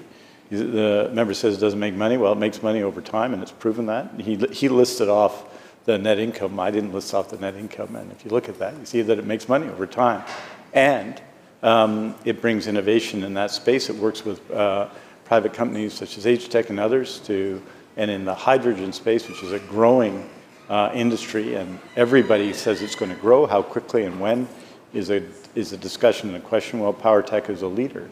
So this is a part of BC Hydro's innovation, which I think most people in BC would say should continue, given the success they have in that market, in being a leading player in that market, albeit a smaller market, and the people they employ and the advancements they make. Boy, what a great thing to do at a company, and at the same time produce over a period of years net profits to BC Hydro and the people of BC. I think he would agree with me that that's a pretty good deal for the people of BC, and I'm sure that the people of PowerTech, and I know this for a fact because they are very proud of their work, I'm sure they would be delighted to give members of the opposition a briefing on all their activities. Member? Thank you to the chair, and thank you to the minister. My question to the minister is that, yeah, I understand new companies are sometimes very risky. They're a gamble. Gambling, you can make money at too. I'm not sure if that's something that I think that a privately or publicly owned utility should be doing, is gambling with the public's money. But that aside, my question to the minister is that, can the minister explain why it was necessary to open up a subsidiary, PowerTech USA, in Boston?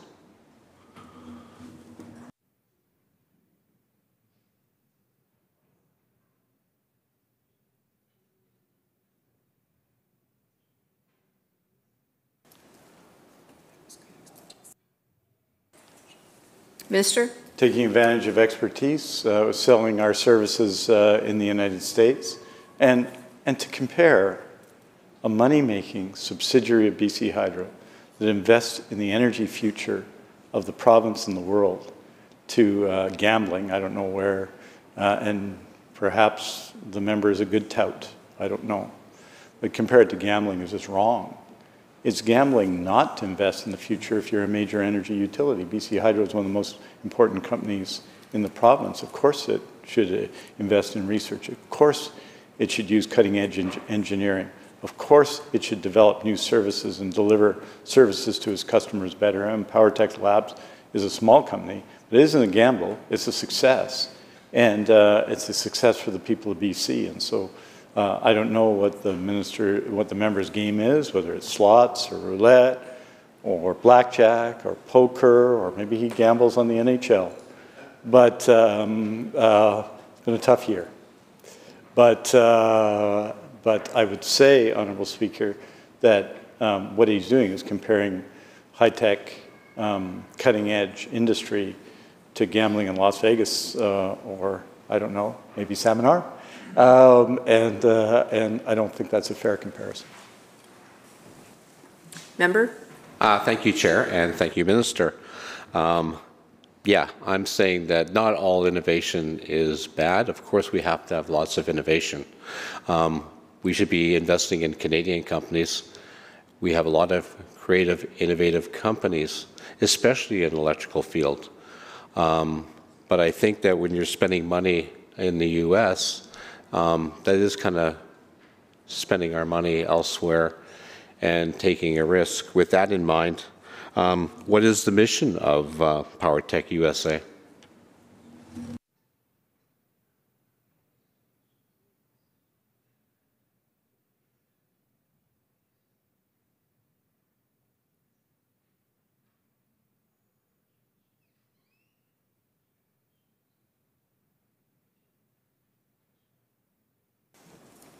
Minister? PowerTech has two missions. One, to serve BC Hydro and other utilities with equipment and innovation. And the other is in the hydrogen space as we build the energy transition and we look to the future.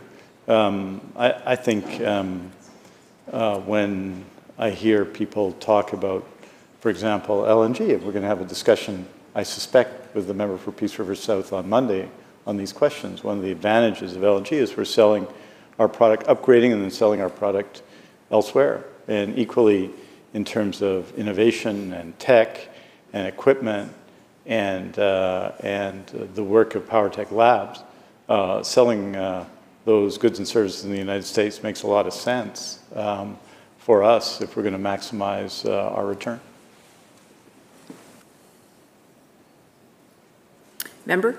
Thank you, Chair, and thank you to the Minister. My question to the Minister, through the Chair, is that why was this work unable to be achieved in Canada and you had to have a U.S. subsidiary?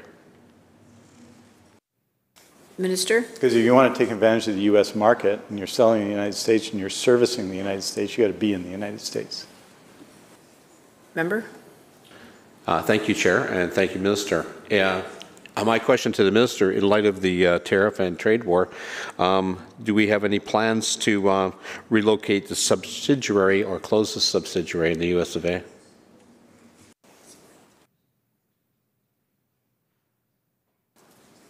Minister?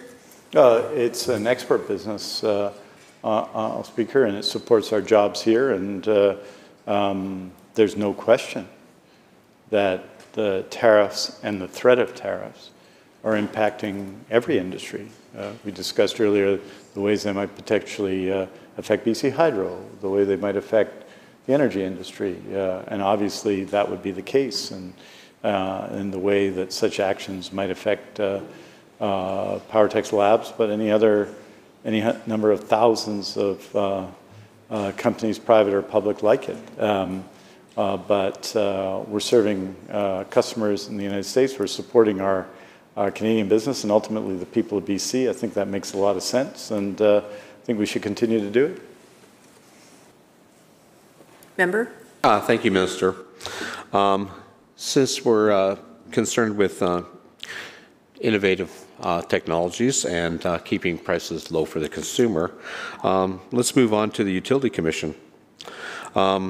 BCUC efficiency drive seems to be reducing the involvement of public interest groups. The BC Utilities Commission used to engage a lot of public interest from different groups that wanted to engage with them so they could have input on rates, and that has been severely curtailed because of efficiency cutbacks. Can you confirm that, and what's your plan moving forward?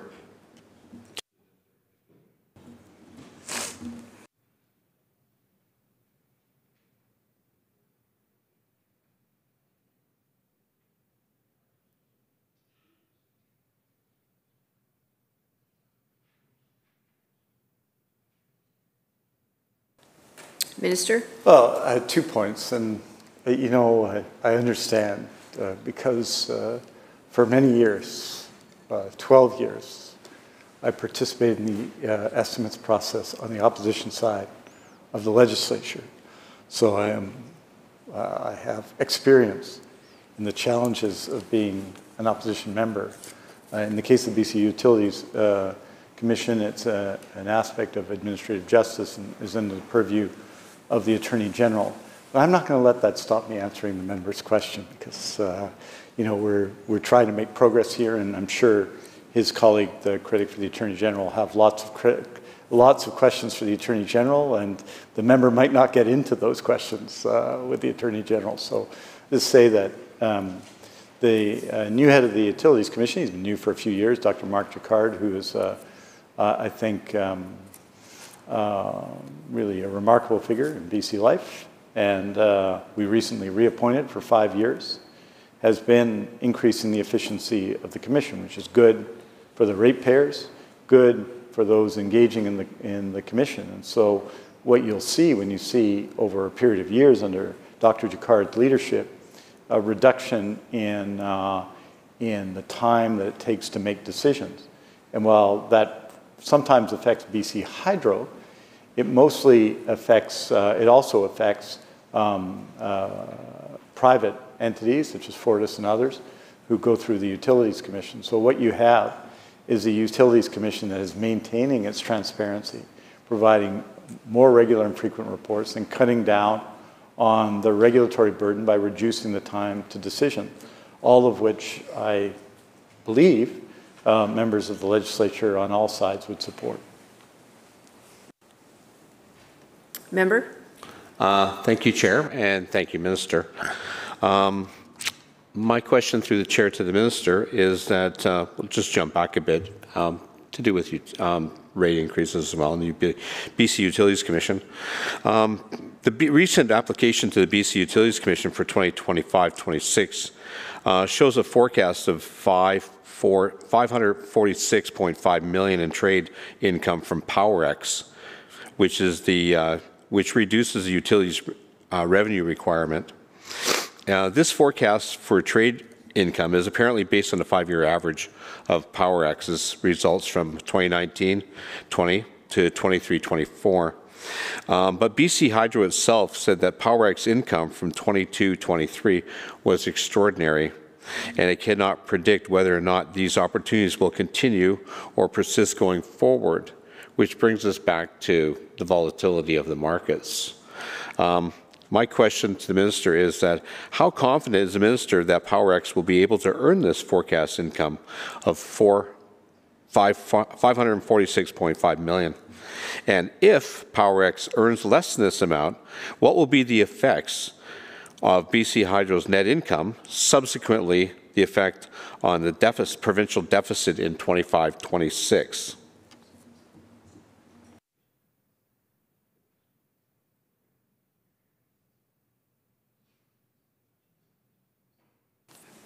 Minister? Yeah.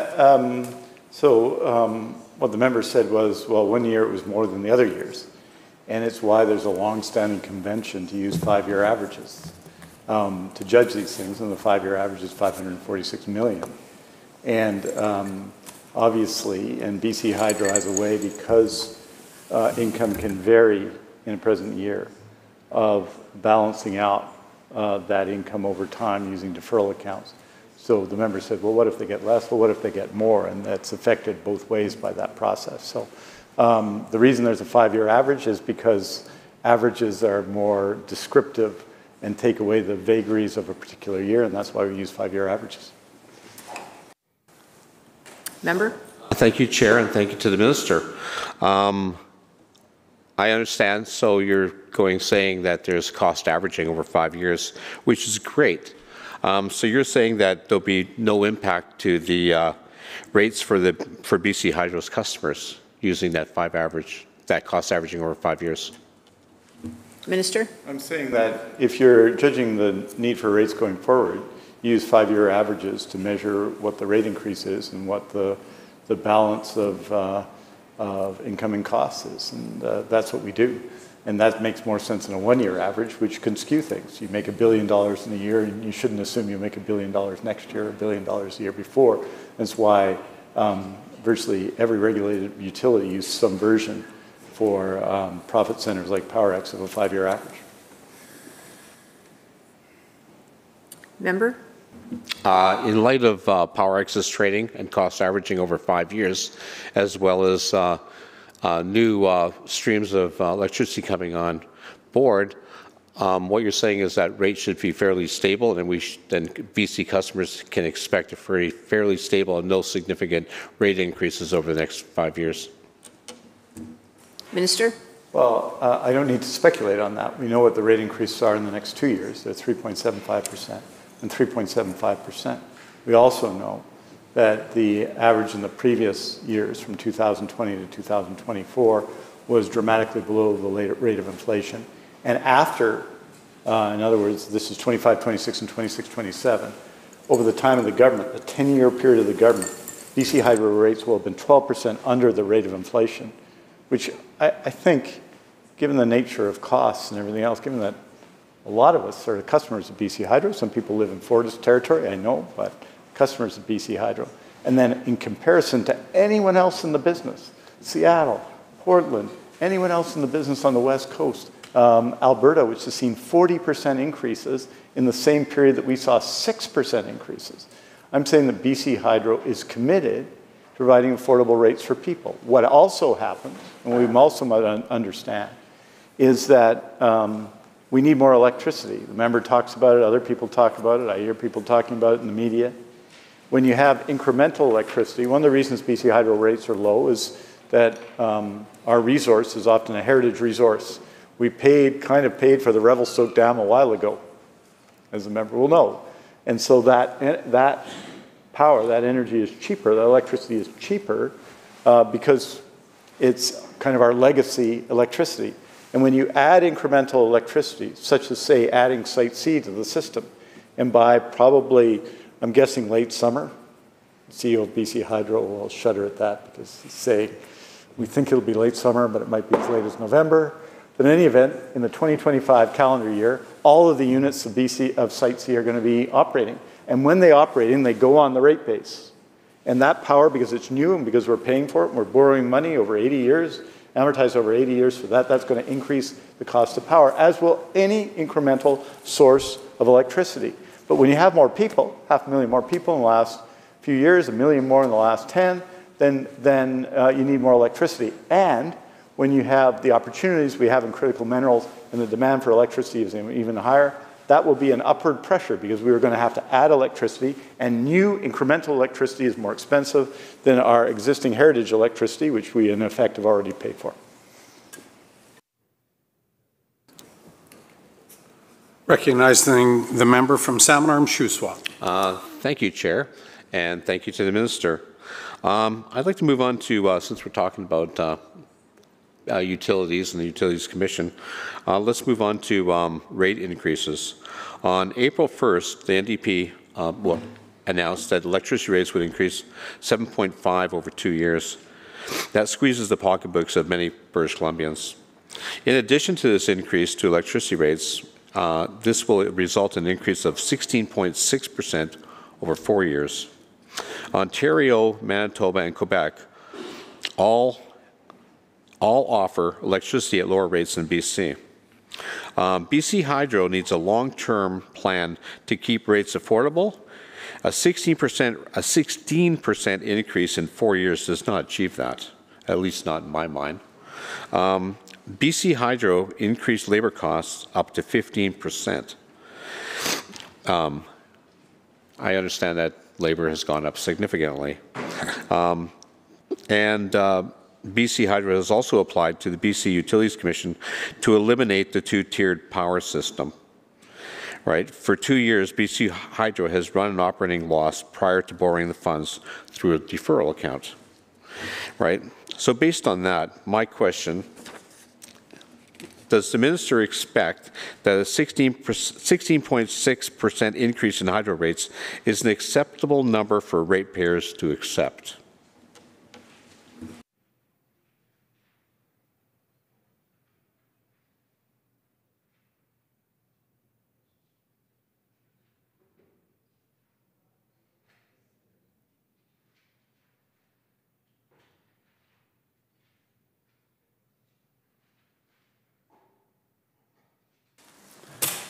Minister of Energy. The member said that electricity rates are higher in BC than in Ontario. That's absolutely not true. They're dramatically higher in Toronto than they are in Vancouver, say. So the substance of his question is wrong, but in any event, let's just give the members some comparisons.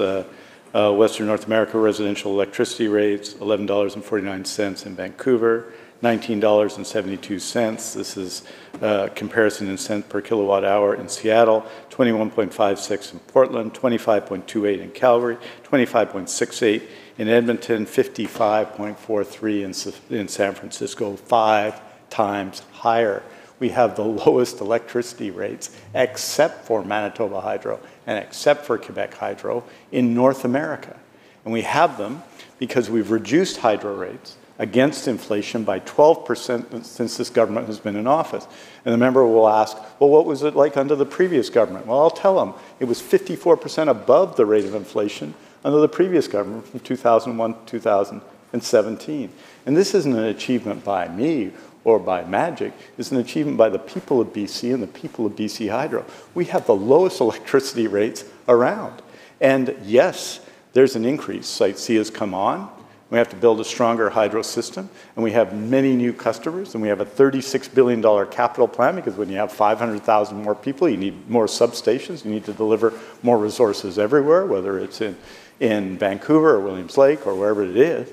But I would say to the member that this is an extraordinary advantage for British Columbia, and to say that a 12% increase, a decrease against inflation of electricity rates in BC is unaffordable is wrong. It's the opposite. It's an achievement for BC. And when compared to the 54% above inflation in the years before that, or the circumstances in Toronto, or in Edmonton, or in Calgary, or in Seattle, or in Portland, when we are leading North America, and when he says the rates are higher, well, he's simply wrong. And the Quebec government does an international comparison, which I'm happy to share with the member. But I agree with them. We got to keep hydro rates affordable.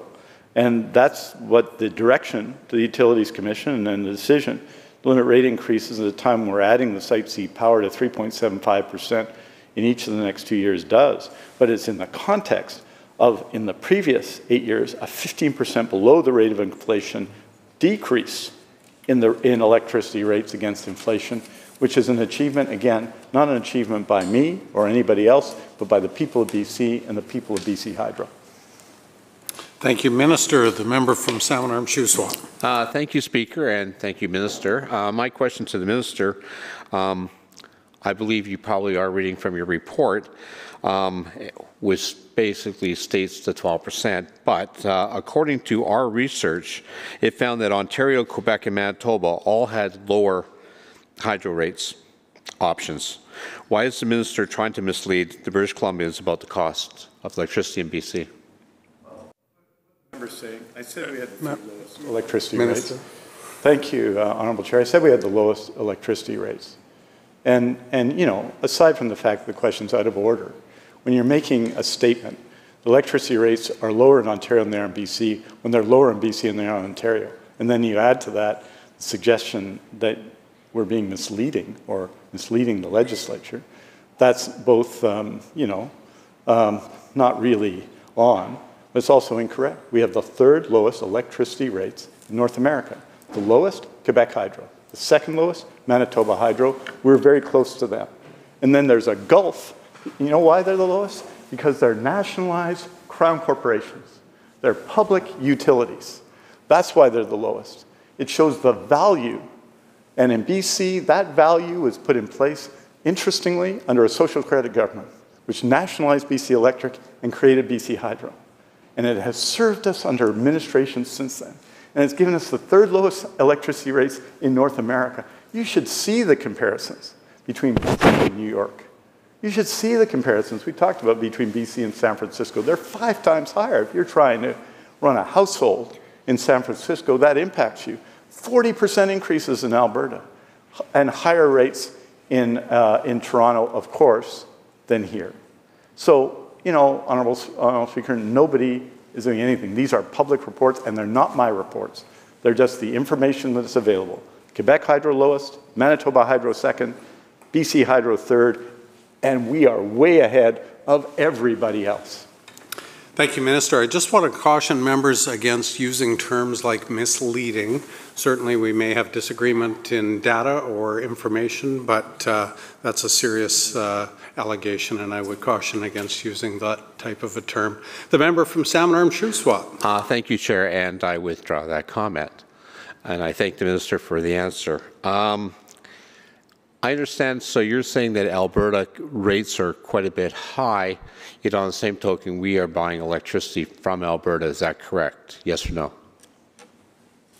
The Minister of Energy. Well, we've just had a lengthy discussion. BC Hydro is part of a Western grid, and we buy and sell electricity across that grid to the benefit of British Columbians. We make $550 million in profit from doing it. Why?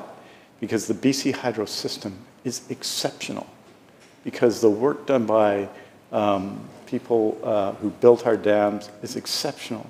The work done on transmission lines is exceptional. We have a huge territory compared to lots of places in the world. And we're delivering some of the lowest electricity rates in the world here in BC.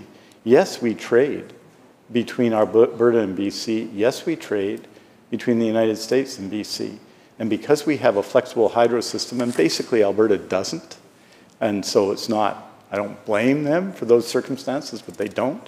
They have much more volatile rates than we do. Equally, people who are in Fortis BC territory are seeing much higher rate increases, dramatically higher rate increases this year than BC Hydro, which is a real challenge for them both on the former West Kootenay side of things and the gas side of things. They're seeing rate increases that are significant because of the nature of commodity price increases. They go to the BCUC too. I'm not being critical of Fortis. I'm just saying that that's true. So because of the work of British Columbians over time, we have the lowest electricity rates around, and they're lower than Ontario, lower than anywhere else but Manitoba and Quebec, and that's because Manitoba and Quebec, like us, have extraordinary publicly owned provincial hydro systems. Thank you, Minister. A member from Salmon Arm Shuswap. Yeah, thank you, Chair, and thank you, Minister. My question to the Minister, through the Chair, would be going back to the importing and the rate increase, is that of the rate increase, how much is it because we import 20% of our power?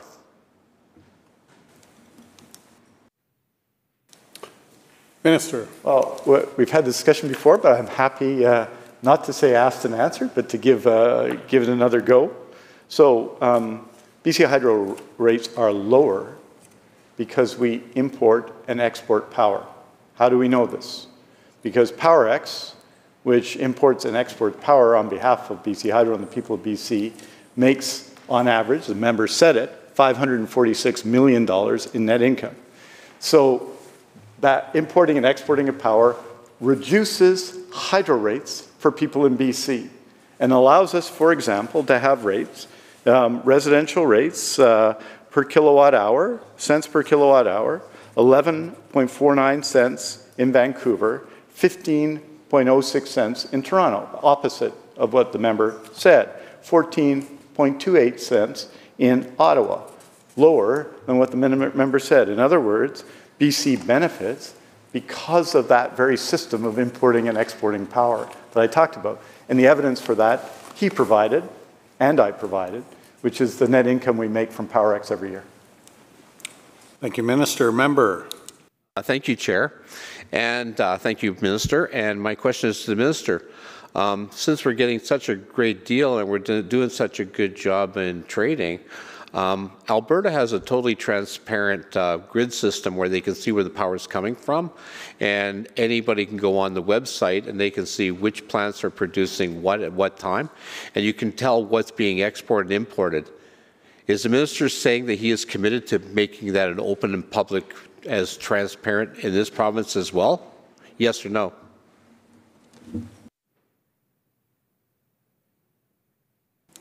Minister of Energy. Well, the member will know that BC Hydro posts a real-time net actual flow for imports and exports through the BC-US and the BC-Alberta interties, sampled every 5 minutes online. And for the minister's edification, the member's edification is www.bchydro.com/energy-in-BC/operations/transmission/transmission systems /actualflowdata.html. I'll send it to him. Unlike BC, Alberta, and California, we do not have a deregulated wholesale electricity market. It's a different system where an hourly pool price is set for the cost of megawatt hour of electricity. Disclosing our production volumes at an hourly interval has the potential to disclose our trade positions across the Western interconnection. In other words, it affects our ability to make money for the people of BC and to reduce hydro rates, or to reduce the increases in hydro rates here in BC, which we've both acknowledged now that we're doing through this net income. So we have a different regulatory system and we operate differently. But that said, the system is quite transparent, and of course it's regulated by the BC Utilities Commission. Thank you, Minister. Member from Salmon Arm Shuswap. Thank you, Chair, and thank you, Minister. With that in mind, the provinces and the states that have a website and open, transparent system, do they trade same as PowerX does?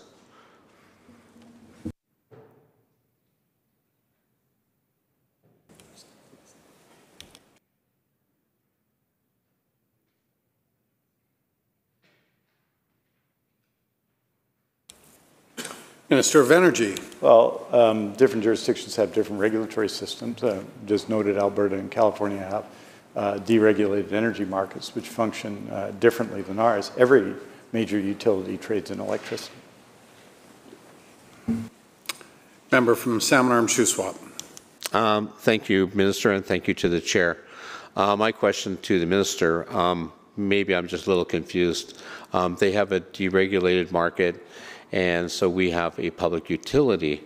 But if they're trading, and even if it's a deregulated market, would they not have shareholders that are buying into those, whoever's trading, much the same as BC Hydro is doing here?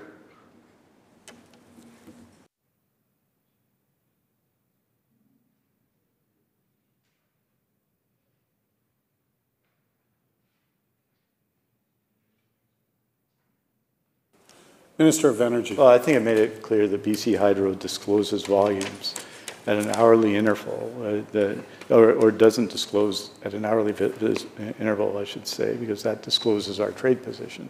But that said, there's detailed information about BC Hydro's trading volumes back and forth across interties that's available on a public website.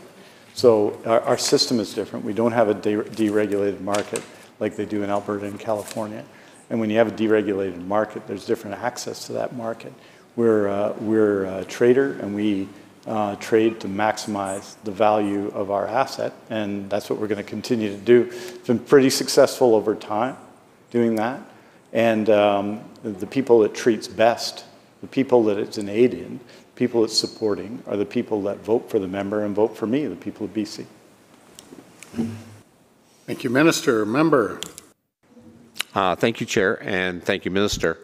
Again, maybe I'm a little confused. So I understand you don't want to affect the trading ability and the ability to make revenue by trading electricity. I don't see how you can regulate when people would be, when demand.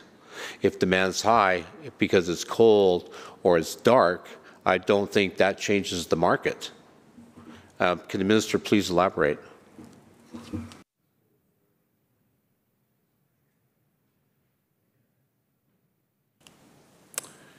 Minister. Well, that's why we trade by the hour. We take advantage of that fully. And the market is different when there's more demand for electricity. When there's less demand for electricity, that makes sense. That's the way it's always worked, and that's what it makes for it, and that's what we benefit from, right? When you can trade on an hourly basis, you can take advantage to a maximum extent. And when I say take advantage, I mean maximize the value of our asset in BC, which is what the people of BC want us to do. Maximize the value of that asset, and that's what we attempt to do. And these are very sophisticated traders. And BC Hydro, it's its core business for a generation now, 2 generations now, 3 generations now, I should say. BC Hydro uses its expertise in this area to maximize value for the people of BC. And the member may be against that. And that, I guess, would be his position. But I'm in favor of it. I'm in favor of BC Hydro doing the best possible job for the people of BC. And that's why we put the system in place that we have now.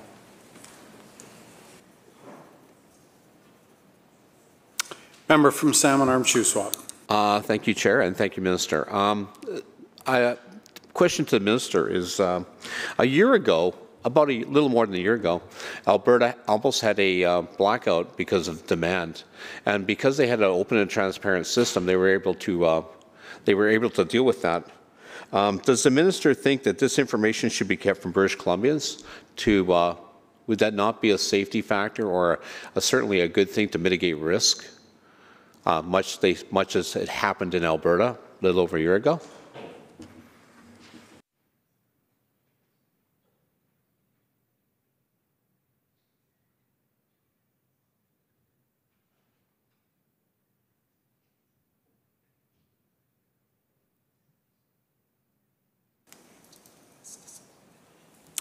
Minister of Energy. Well, the member is referring specifically to January 12, 2024, when an extreme cold snap in Alberta affected their system.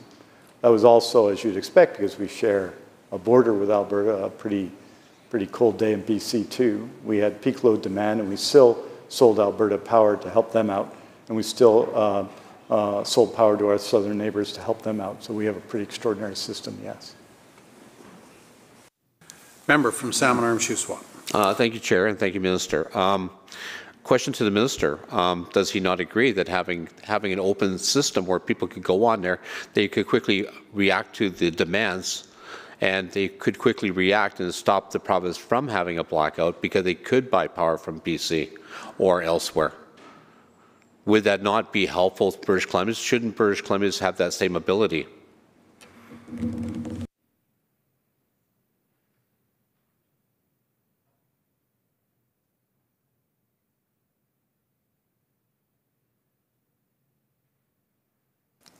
Minister of Energy. Well, the lesson is that the BC system withstood that and even helped out Alberta. And that's a pretty good lesson for our two provinces, which is we should do that for one another. They use the cell phone system, as the member will know. In Alberta on that day, it had a mixed effect, I would say, on the Alberta population, but that's a debate for the Alberta Legislature, not for me.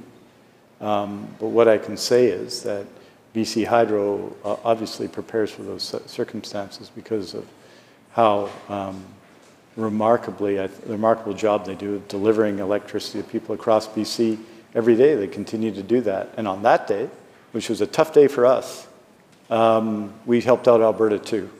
And what a great country this is that happens. What a great country and what a great organization BC Hydro is that we're flexible enough to be able to do that, to meet BC demand, help out Alberta, and yes, help out Washington State. Isn't that a great thing for our country, that we have a system flexible enough to deal with that? And I would say, in fairness, I mean, Alberta, let's acknowledge it, is in North American terms, an energy superpower. Right? They are. But in some areas, in particularly electricity, they are not as well off as we are. They have great natural resources in Alberta that we use, of course, including many of us to drive around, right? So this is not any way of criticism of Alberta. And it's one of the reasons, my response to all this, is to engage with Alberta, to take advantage of their strengths, take advantage of our strengths, and work together more closely.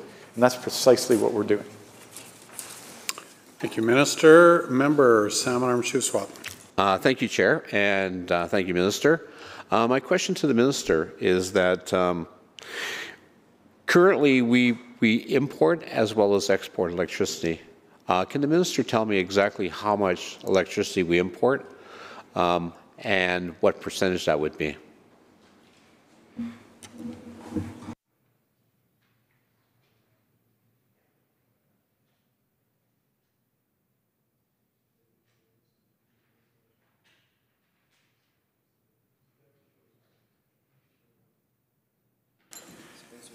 Minister of Energy and Climate Solutions.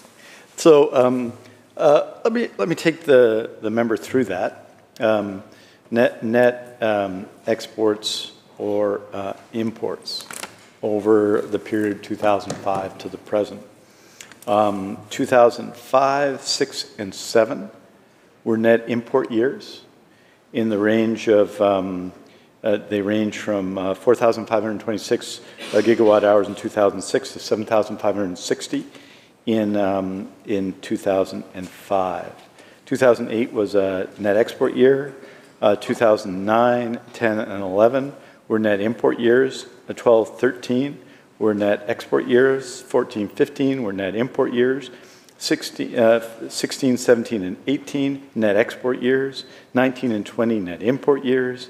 20, 21, and 22 net export years, and 24 and 25 net import years. In other words, sometimes we import more power, and sometimes we export more power. But always, the value of what we export is more than the value of what we import, hence the remarkable profits and success of PowerX and BC Hydro in keeping rates low in BC. Our power is more valuable because we have an integrated hydroelectric system that is remarkable than it is our legacy from our parents and grandparents and great-grandparents. So it changes every year. In drought years in BC, We take those times to keep our reservoirs as high as we can. So we import more power in drought years, and we've had a couple of sustained drought years. The member may have questions about this subsequently, but I won't anticipate his questions. I'll let him ask them. And, but those are the nature of those things. This is public information. I'm happy to share it with the member. And rather than reading it all out, I might just send it to him or provide it to him at the end of the day. Recognizing the member from Surrey City Centre. Thank you, Mr. Speaker. I seek to make an introduction. Thank you, member. You've heard the question. Is leave granted? Aye. Go ahead, member. Great. Thank you, Mr. Speaker. I'm absolutely thrilled to welcome 18 grade 10 to 12s from a school in my riding, the Honor Secondary School. Yeah, give it up. We have a very excited and thrilled bunch here, and I'm so pleased to welcome you to this house so that you may learn about the processes and procedures that are involved in one of the best things about this planet, and that is democracy. So I sincerely hope that you enjoy your time here, and a special shout out to your teacher, Amelia Misak. I hope I'm pronouncing that correctly. But will the House join me in making all of these students feel very welcome here today?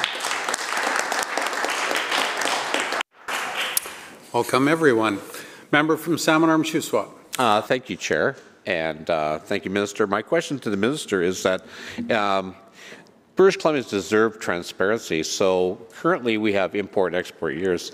So if BC Hydro became 100% self-sufficient going forward, that would mitigate the reason for not to have a transparent and open system that the public could go on to see where our power is going, because we would be selling our power. Is that correct?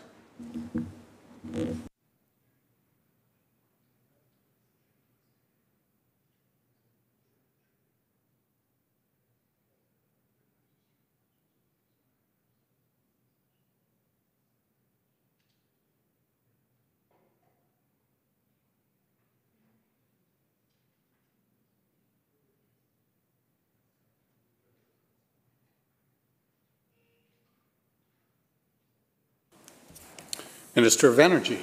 So first of all, it's great to have the students from Honor Secondary School here, and just to say that right now in the House, may not seem like there's as many people as here as you might expect, but I'm the Minister of Energy, and I'm defending the budget for BC Hydro. We're debating BC Hydro and what it's doing, and the member on the opposition side, the critic, is asking questions about BC Hydro. He wants to know about rates and about new projects and all kinds of other things. So we're having that discussion.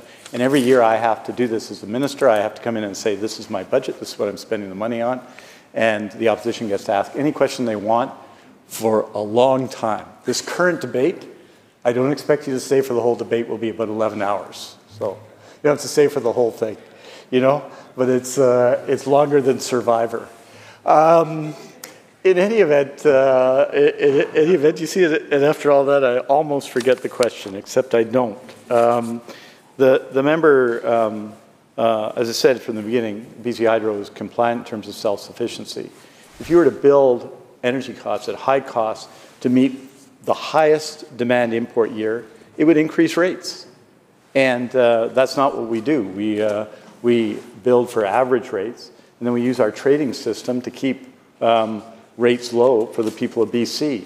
Now, when the overall population rises, and we have these extraordinary opportunities in economic development that we have now, we need to build, and we build more wind power projects, more solar projects. We've just built Site C. We have to look at other dam projects. We have to look at other projects across BC to build out both our firm power, in other words, the power that's available to us all the time, if you will, and our intermittent power, like wind, which is available to us most of the time, but not all the time, because it's, by definition, intermittent. And that's what we're doing now. But, you know, I know there's some people who would argue or want to argue for higher hydro rates. I don't recommend that view to the honourable member, but of course he's open to have it. But BC Hydro is compliant with the requirements, the self-sufficiency requirements as established most recently in 2021 by the BCUC. Thank you, Minister. Member from Salmon Arm Shuswap. Thank you, Chair, and thank you, Minister. I'm not quite sure if that was a really clear answer. What I was trying to say is that if you're trading, there'd be no reason to trade if you're 100% self-sufficient, because you're not importing electricity, so you don't care what you're buying it for because you're not buying it. So with that in mind, if you're not buying electricity and being a public utility, the fact is that you should have an open system where people can know where their electricity is being generated from. Correct? Yes or no?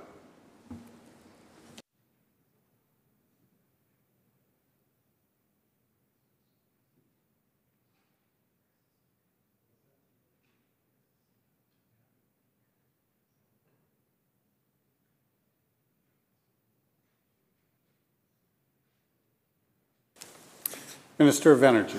Well, Honourable Chair, I think we've answered this on a few questions. I'm happy to answer it again because these are important questions and the member is asking them. The trading system we have is really valuable to the people of BC and BC Hydro. Sometimes, and this is, I think, hard for people to understand, we sometimes explain it to people. It took me 2 or 3 times hearing Mr. Gilmore explain it to me before I fully grasped the situation. We sometimes buy power at negative numbers. In other words, people pay us to take power. Pretty good deal. Like to do that for other things, I think, you know.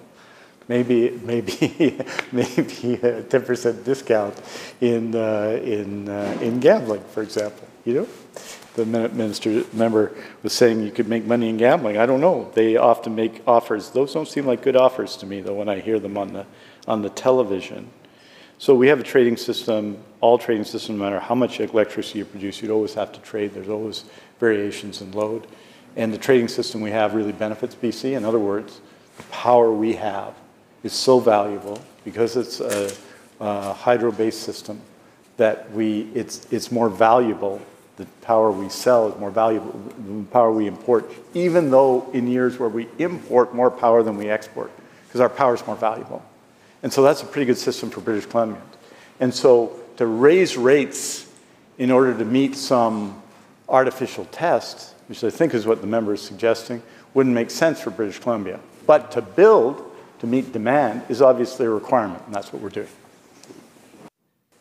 Thank you, Minister. Salmon Arm Shuswap. Thank you, Chair, and thank you, Minister. I'm not sure if that was a very clear answer, but saying that, moving forward, the other question I had was, does BC Hydro plan on being self-sufficient for electricity usage in this fiscal plan, in the current fiscal plan?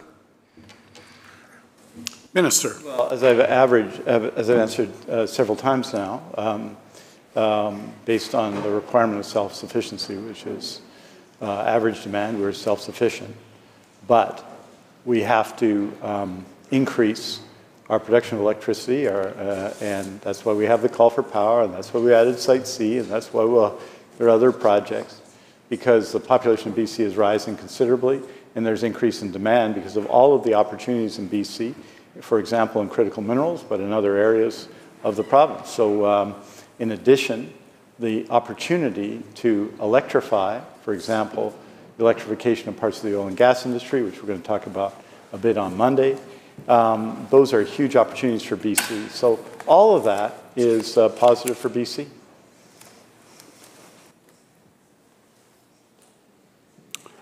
Member from Surrey White Rock. Thank you, Mr. Speaker. Just a couple questions Surrey related for power. Has the ministry identified, or BC Hydro identified, an area for the substation for specifically providing power to the Campbell Heights area?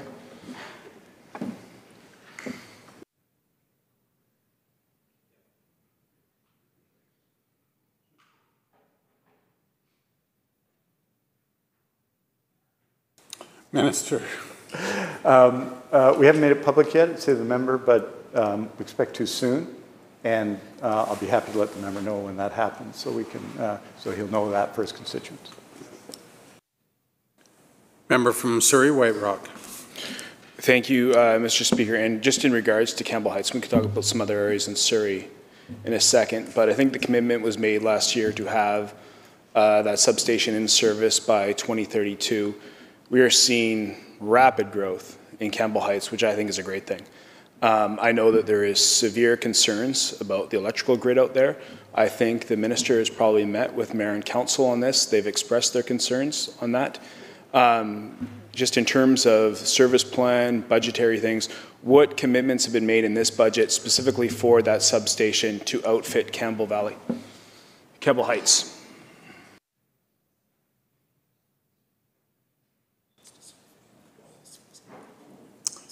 Minister of Energy. So there's two things. There's a whole series of feeder stations that we're putting in place in the next few years. And yes, in the 10-year capital plan of BC Hydro, which is $36 billion, this is a priority.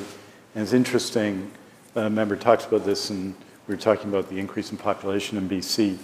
And it's a significant issue for lots of ministries and lots of parts of government, but it's certainly important in Surrey, but also in Burnaby and other places. If you traveled through Brentwood recently, you know the transformation of that neighborhood, which is almost Surrey-like in its growth in population in that neighborhood. So the majority of BC Hydro's investment in the capital plan is actually addressing those issues of population growth and addressing older substations. So even though the dams get a lot of attention and the production of new electricity gets lots of attention, the transmission lines get lots of attention, this is fundamental to the work of those plans. But yes, Campbell Heights in the capital plan.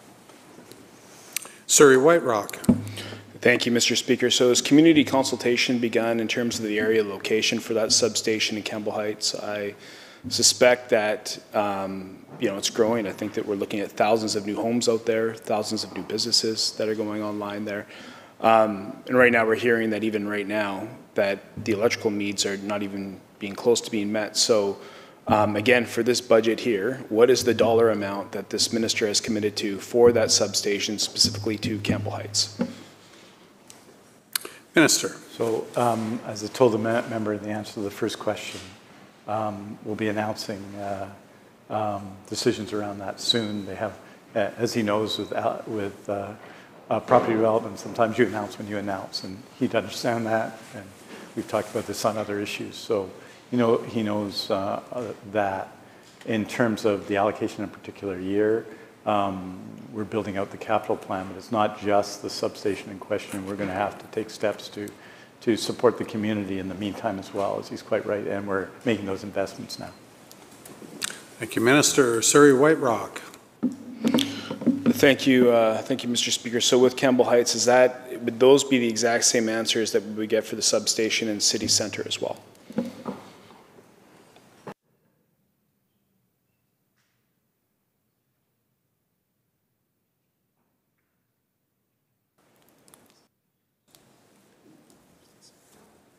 Minister of Energy. So just to put it in context to the member, we're spending about $1 billion in Surrey in the next 10 years. Gives you a sense of both the growth of Surrey, the expected growth in Surrey, and so equally that action has been taking place in Surrey Centre, where we're not announcing the purchase of property, but we're there on that. But you see, it's not just Campbell Heights or City Centre. Surrey is going to be a major focus of the BC Hydro capital plan. When you think of BC Hydro is already there, and we're already serving the people of Surrey, to be adding $1 billion to essentially the distribution of electricity in Surrey indicates both the growth of Surrey and also its priority for BC Hydro. Surrey White Rock. Thank you, Mr. Chair, and I thank the minister for that answer. So through the minister's conversations with the mayor of Surrey specifically, was it ever expressed to the minister that there's fears that that the city or those specific areas, we'll focus on Campbell Heights right now for a second, are not able to meet those demands right now in terms of electricity, or is it hampering investment when we're looking at industries coming into Campbell Heights, given the lack of electricity that we're already finding out there? Has the minister gotten that expression from the mayor at all, or anybody else from the city of Surrey?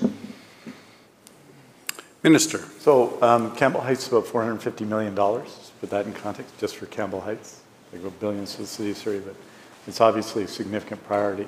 I think in a general sense, one of the biggest challenges, and the member may hear this when he talks to developers, certainly when I meet with developers. I've met with the mayor of Surrey one time, and it wasn't primarily about Campbell Heights. I want to say on that occasion we were talking about a number of areas where we were talking about interconnection and housing projects and other projects for the city of Surrey. So they're concerned about that. We're concerned about that given the growth in Surrey. We're dramatically building to meet demand there. So those issues I discussed with the mayor of Surrey, and I'm sure she's raised them with BC Hydro. I won't describe in detail my conversation with the mayor of Surrey, but they're always amicable and always positive on these questions. They were in my previous ministry. There are now, and so these are issues that the city of Surrey and BC Hydro is certainly working on, because the sheer growth of the city of Surrey and the ability to meet that growth is a challenge, and that's why you're seeing such dramatic investments, $450 million in the Campbell Heights project alone. Surrey White Rock. Thank you, Mr. Chair, and I understand the investment, appreciate the investment, but I think the questions regarding needs being met. And I think the fear is currently needs are not being met. And we're talking about 2032 in terms of the commitment. So my question would be, is BC Hydro or is government on track to meet that commitment of 2032? I'd imagine, hopefully the answer is yes. But it's 7 years out from where we are today. And I am hearing from developers, I'm hearing from elected officials, I'm hearing from a lot of people out there in that area, Campbell Heights, that needs are not being met and not being serviced. So again, to the minister, is the minister confident that in terms of all the new development that we're seeing out there, the construction, the new businesses that are going in or making investments or about to open up, is there sufficient electrical servicing out there to meet those needs? And we're talking about an expansion of 2032. So before that, when we're talking a year or two out, is there any concerns from the minister that those needs will not be met by the current power structure that's out there right now? Servicing, we'll talk specifically about Campbell Heights.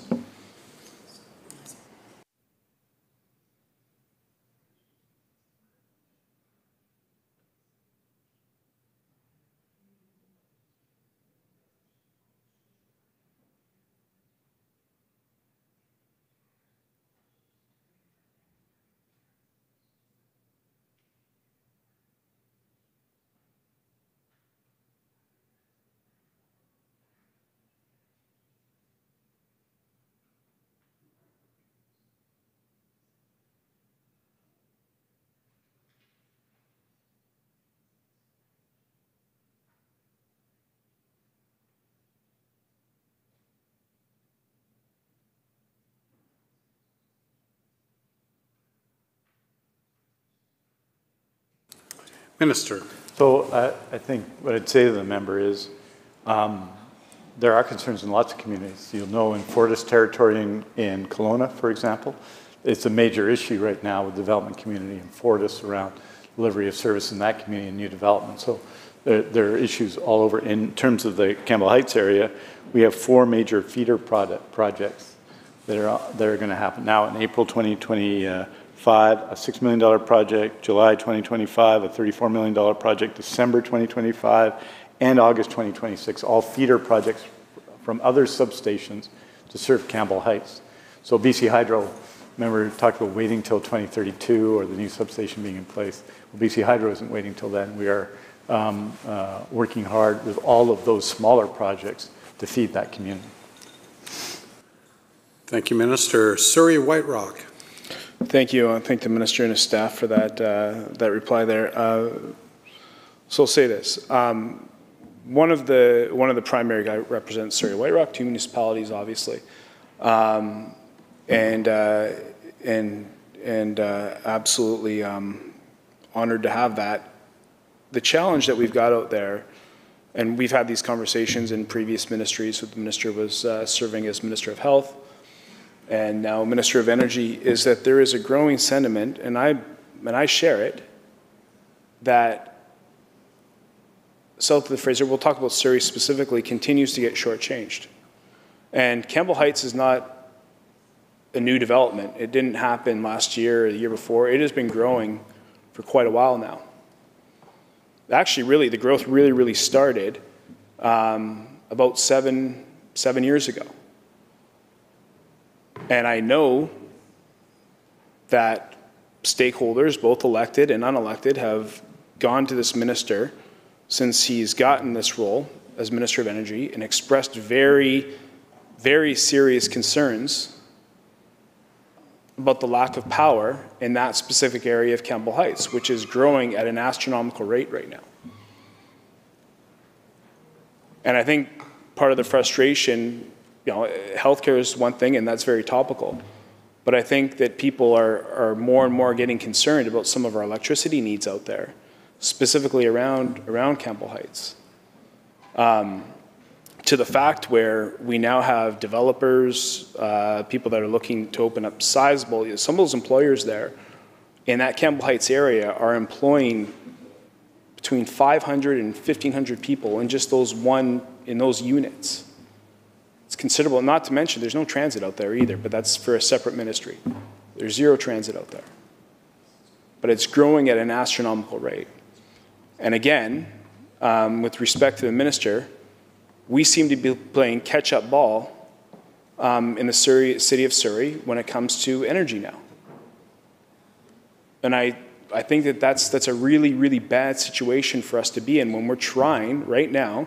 Again, the minister is very passionate about talking about the situation we're in and the projects that they're working on very diligently, and I believe that all to be in good faith. Part of the challenge we've got, though, is that when we're talking about we want to buy BC, we want to build BC, we want to do all this, and I support it wholeheartedly, but in some areas that I represent, we're not set up to do that because this government has chosen not to make those investments in critical areas that we know are growing, like Campbell Heights. And I know this is not new to the minister, and I know the minister has been on this file for a few months, and he had previously been working on other elements that are important to the city of Surrey, but this is vitally important. And so for me, I think that we think of Surrey as a very big urban area, and it is.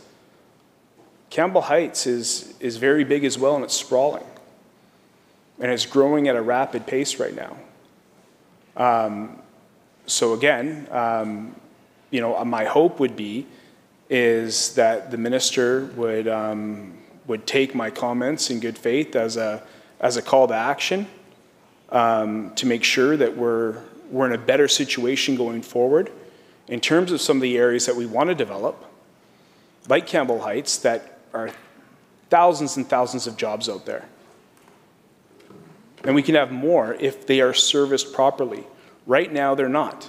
By two massive areas, I won't get into the transportation one, that's separate, I get that. They're not served there. And what I am hearing on the ground from a number of people, in terms of the electrical needs, they're definitely not served there as well. So I'll leave those comments with the minister. I think that there's something that we can follow up on as we go down the road, but I think it's vitally important. And I get that we're talking about the city of Surrey here specifically. It's an area that I represent. That when we're looking at those areas of growth, and it's not new, that there is a focus to make sure that they're serviced properly. And right now I can say with confidence that the city of Surrey and the people that either live out there or are looking at building out there or doing their business out there are not feeling supported when it comes to meeting our energy needs out there. Minister. Thank you, Honourable Speaker. And I think it's fair to say that Surrey, the member will know this because we've discussed it in other contexts, as I feel really passionate about Surrey. I think it's really the city of the future in BC. It's going to be our #1 city in a few years. It's getting close now. I think it's going to happen much more quickly than all of the people say it will. And it's why investments by BC Hydro and Surrey are essentially leading as well, as you'd expect. And I felt passionately about this in healthcare. The member will know I felt that there had been inadequate investments in the past. We've discussed these in estimates debate about healthcare when I was health minister. And I passionately believe in all the things that we're doing there, and cardiac catheterization, a new hospital, a new tower at Surrey Memorial Hospital, a new renal unit, all of these things that are important. Equally at BC Hydro, you see this development. I think the challenge for BC Hydro historically has been to meet emerging demand, which is not serving now. And this is true, say, if you were looking at the northwest of BC, if you're looking at mining that suddenly develops in critical minerals, and the value of those critical minerals are there, the only thing stopping them from being developed might be electricity. And the electricity isn't there yet, and that's why we are moving ahead with the North Coast Transmission Line, which will serve the northwest of the province, which really needs that support. And if you're in resident, and sometimes in residential services in the northwest, they don't get as good a residential service as they should, and that will improve that, as well as address economic issues, whether it would be the Cedar LNG project, or it would be mining projects, or it would be residential projects in the northwest. Equally in Surrey, it's as development happens quickly, how do you meet that development? How we're meeting that development is massive investment in Surrey. I mean, the project we talked about is $450 million substation project with other feeder projects coming in. And so we just, remember, talked about keeping the people of Surrey involved. We just gave a briefing at Surrey City Hall. BC Hydro did, not me, but BC Hydro did. I did meet with the Mayor of Surrey, and we talked generally about these issues. We ended up, I hate to say it because there's so many wide interests we both have, we may have talked about other things as well, which is he will fully understand, because he knows the Mayor as I do, and he knows me as well. And so those are massive investments. I agree with him. We've got to it's a huge challenge when growth is so remarkable that it changes our view of the future. And I'm encouraging BC Hydro. I think BC Hydro as an organization, as a result, has to be more risk tolerant, a little bit more risk tolerant around growth that may or may not happen. Because if you wait until it's absolutely going to happen, you might be behind it. But it's a challenge. They're ratepayers as well. They're paying for this. So we have to have a balance of things. But I think he would agree with me that that's required. And they're really invested in it now. And just say to the member, if he would like, from BC Hydro to get that briefing on our efforts in Surrey. And they may or may not meet the test that he's talking about, but we just got to go, right? And do our best to meet them, and if he's interested in that, I'd be happy to provide. Member from Skeena. Thank you, Chair, and thank you to my colleague for giving me a bit of time here. I just have a couple of questions for the Minister. Just kind of some stuff that's specific to my riding, specifically around the Camano Dam. As well as a couple of geothermal projects that are being proposed by First Nations in the Skeena area. Given the reliable and clean energy that's produced by the Camano Dam, I'm wondering if the Ministry has explored any opportunities to expand hydroelectric capacity at that facility or something similar in the region to support broader energy needs in Northwest BC, and is the province considering how that infrastructure could play a larger role in powering regional development or supporting new industrial projects in the north? I know that currently they're dealing with a bit of a drought situation, and it's impacted their ability to sustain power generation, but obviously we're hoping that that's not going to be a problem forever. So I would just like the Minister's thoughts on that. Thank you.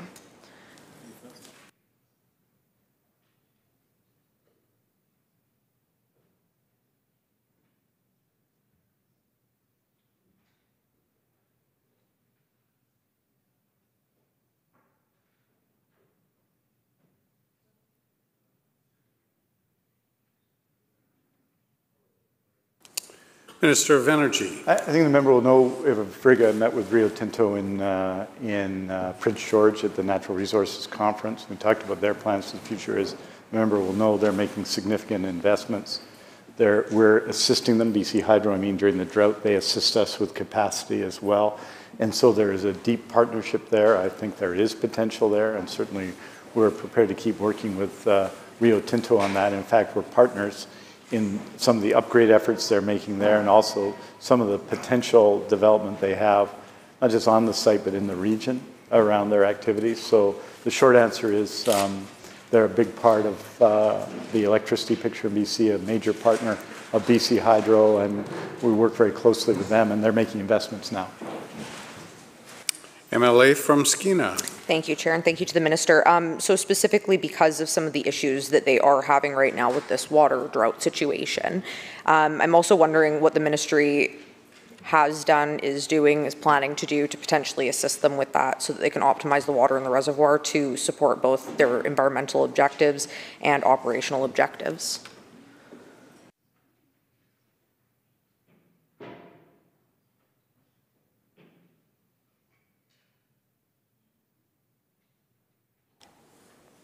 Minister. We have BC Hydro has a very close relationship with them and Camano, and obviously these are challenging situations, but sometimes it can happen in reverse. And so we're assisting them, ensuring that they can keep meeting their requirements with respect to electricity. And so that's part of what the partnership is, and that'll continue to happen so that they can meet their objectives. They're also, and I say to their great credit, continuing to make important investments in the region, which create jobs in and of themselves, but are important to the asset. So they're a major player, and they're an excellent partner. And in the meetings that I've had with them, you know, we're going to continue to partner together, help them through this difficult moment, but also understand that we have, I think, both BC Hydro and the region, because of the transmission line, all the work we're doing, and all the work that's happening in the members' constituency with respect to energy, which is considerable, and it's going to be a good summer, is going to be is a really positive thing. So we'd be happy, and I'd happy to provide more detailed information about and how that works between Rio Tinto and BC Hydro, respecting their commercial interests and everything else that we have for her, and I could do that at the end of estimates. Thank you, Minister. The member from Skeena. Thank you, Chair, and thank you to the Minister. I appreciate that. Yes, as the Minister knows, my riding certainly has a lot of different energy projects going on. I could go on all day about LNG, but I'm going to leave that up to my colleague that'll be up later on LNG, because I know that he's got plenty there and he's very capable with that. The last question is just around, you know, as the province is looking to expand electrification, especially in rural and industrial areas, I'm wondering if there's any assessment underway of how facilities such as Camano or the geothermal projects that have been proposed right now by First Nations in Skeena, specifically I'm thinking of the Kitsalis, how they could contribute to greater grid stability and resilience in northern BC, and if so, could the Minister please provide an update on where that work would be at right now? Thank you.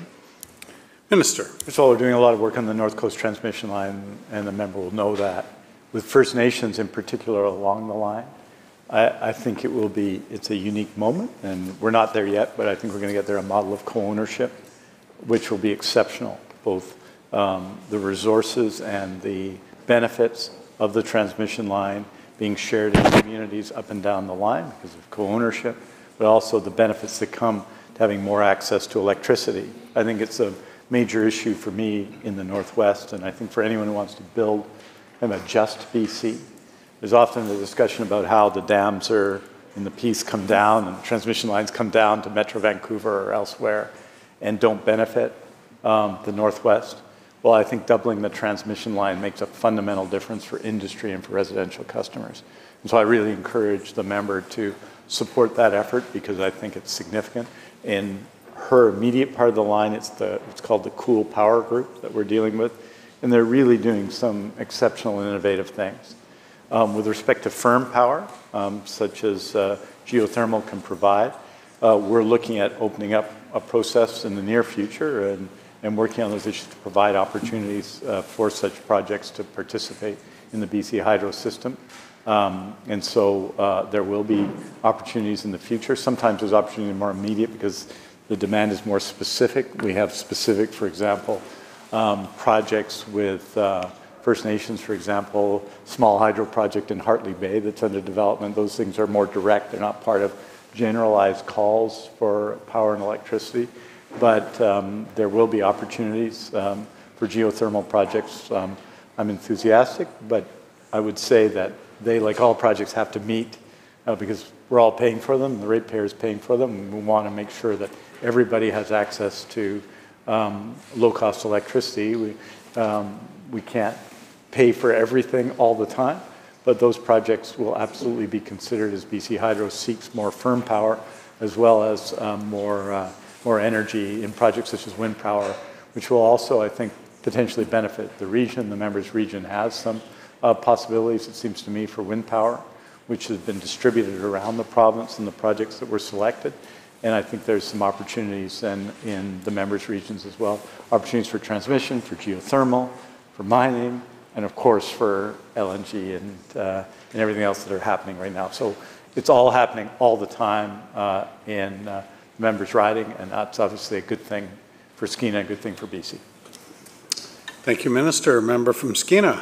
Thank you, Chair. Just one more quick question before I pass it off to another colleague here. So specifically around the example that I used of the Kitsilus Nation and the project that they have, the geothermal project that they have proposed right now, has the ministry met with them, or has BC Hydro met with them around that at all? My understanding was that at some point BC Hydro had, so I would like a bit of update or clarification on that. Thank you.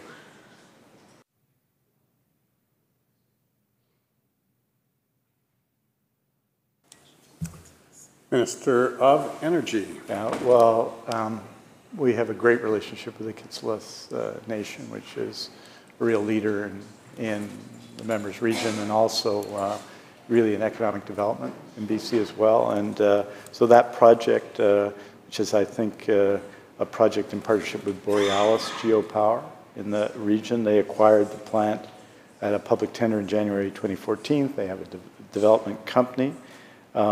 They've requested a new geothermal permit based on their exploration. It's in the exploration stage. The ministry issued that permit in February 2023 to allow them to advance their work.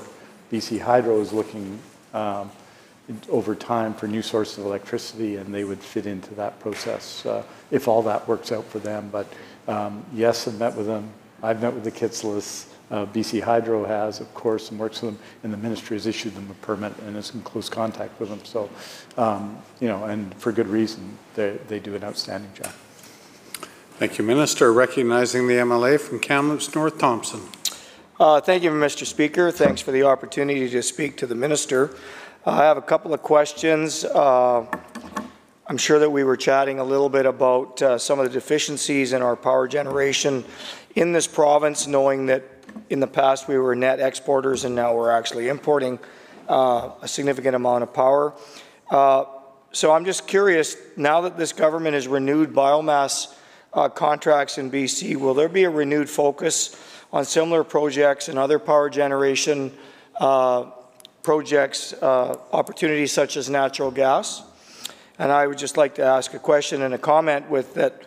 With our increases in our population, wouldn't adding more projects with 100% redundancy still achieve our climate goals and targets per person?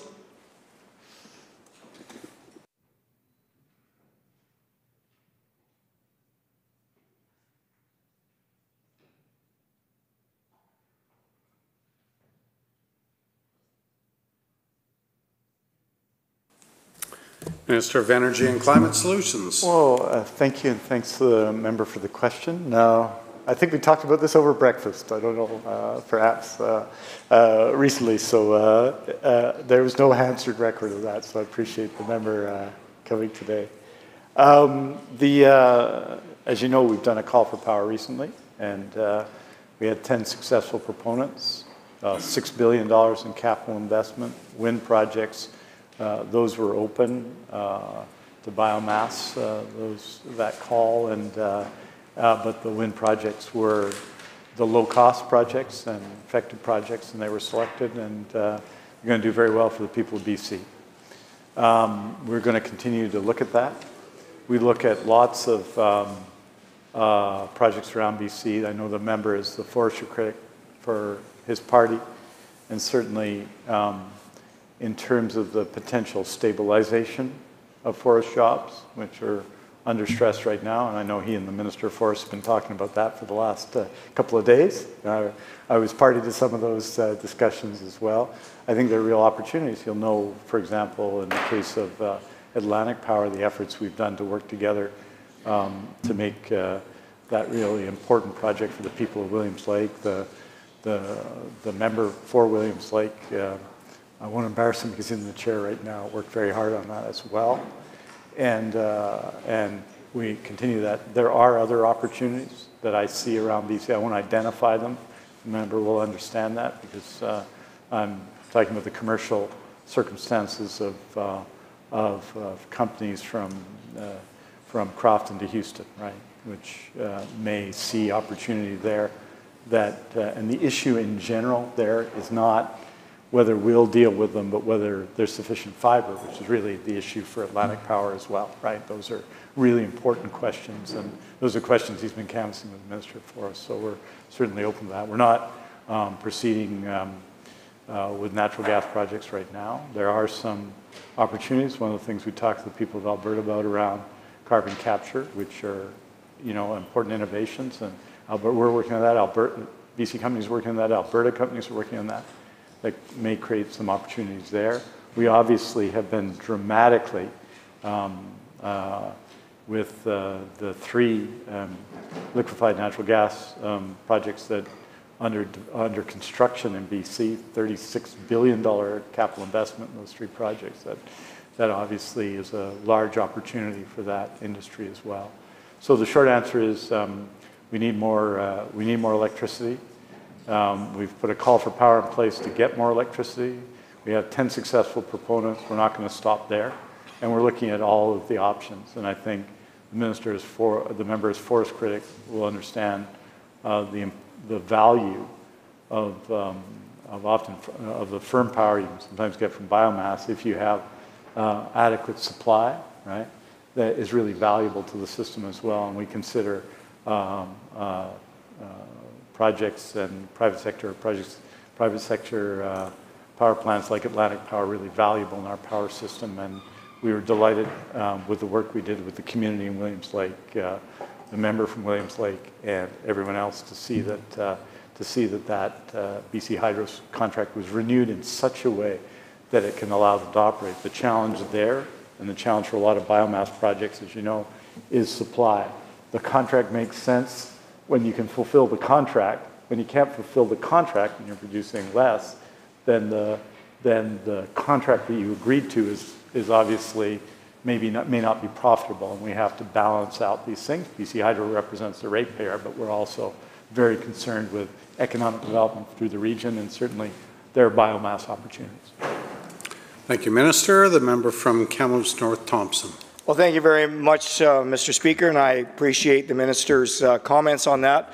It's refreshing that we're looking at all the opportunities when it comes to power generation and not just a renewable source, especially when the Minister talked about redundancy, and there's a big difference between a constant supply or intermittent supply.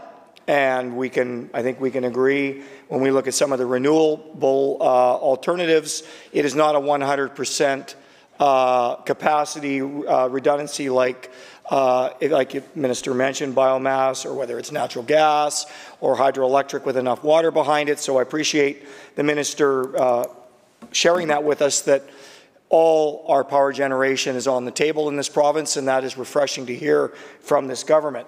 Having said that, I have a question also the Minister mentioned a few minutes ago about forward thinking. And I appreciate the opportunity to speak about that because I've had conversations with BC Hydro before in my former life as a mayor and a municipal leader, and every time that we talked about future projects, there was always this reluctance of BC Hydro to be able to embrace the build it and they will come, knowing that they are coming.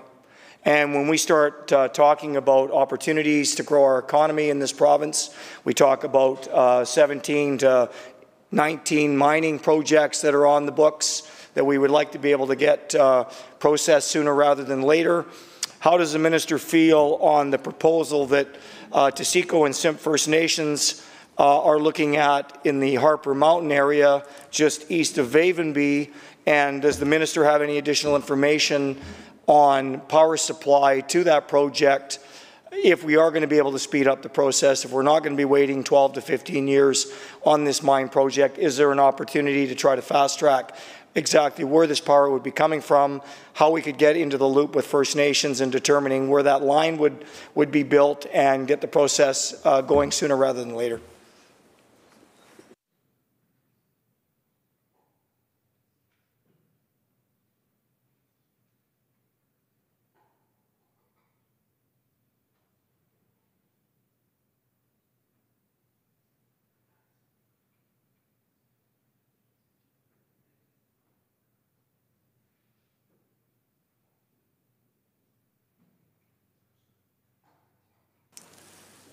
Minister. Well, a couple of things. First of all, we're not, and we didn't do a call for power for natural gas generated power because for the reasons I described, and some of that is climate change, but we have some of the best renewable resources in BC. We want to develop them, and they're good for the planet and good for the economy. So, and the member and I have discussed that, and I know that he largely agrees, although he's not as enthusiastic as I am. I want to characterize his position. The mining question, BC Hydro is in discussions with. They're not fully committed to the project. But I would say in a general sense, the member and I are aligned in this sense that BC Hydro, of course, represents the ratepayer. Has to be cautious. But we are building the North Coast transmission line, its intent, doubling our capacity from Prince George to Terrace, and then up, which is a significant area for mining projects and for critical minerals in the province. We don't have any guarantee of that yet, but we're building the transmission line, right? Because we believe on the balance of probabilities, it's going to be a place that's going to grow, and we want to be there when it does, right? So we are going now, and that might be slightly different than what BC Hydro might have done, say, 30 years ago, and I think that's a good thing. And we're working closely with mining projects. I think this project's in the member's riding. I'm not mistaken. It is, yeah. And he knows, and so he'll know better than I do. And I think the name of the project changed recently, but I might be wrong on that. I think the name of the project might have changed recently, but it's in any event. BC Hydro is working with them. They've got to it's a long way, so they got to get certain about what they want to do.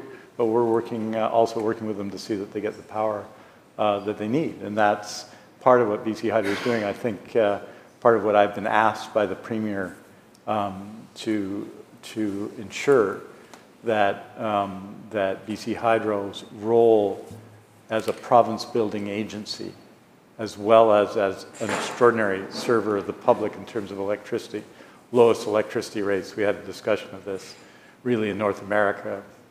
Winnipeg's lower, Montreal's lower, but basically the lowest in North America. That's an achievement of BC Hydro. Incremental power costs more, so it provides some risk there. But BC Hydro also builds British Columbia.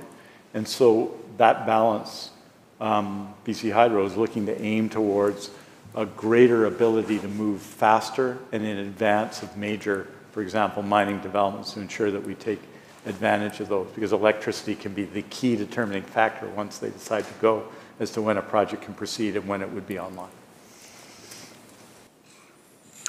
Thank you, Minister. The member from Salmon Arm Shuswap.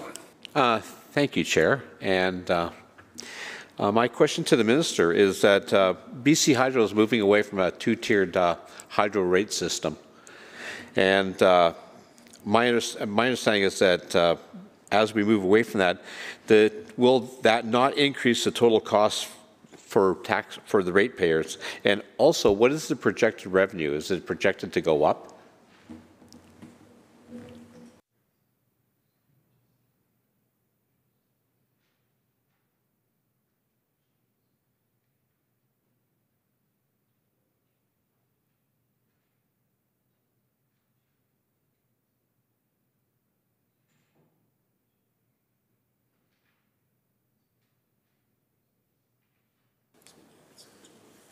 Minister of Energy. Well, it's revenue neutral, as you'd expect. It's optional now. The single tier is optional now, because there's some people who would like to see that and for whom it might be of some benefit. The tiers are coming together over time, but the effect will be revenue neutral. We go to the ratepayers we go to the Utilities Commission to get rates approved based on revenue requirements, right, and rate requirements. So it'll be revenue neutral for the system. And we want to make sure to the maximum extent possible that people are protected, but the single rate is an advantage for some people, and we're giving it as an option now under certain conditions. And we're also moving to close the differential rate so that eventually you're moving towards one rate, but that the effect would be revenue neutral. Member from Salmon Arm Shuswap. Thank you, Chair, and thank you, Minister. Does this change from going from a two-tiered system, does it not work counterproductive for people who currently conserve power? Having the lower rate actually encourages people to conserve energy. Having a blended rate, would that work counterproductive?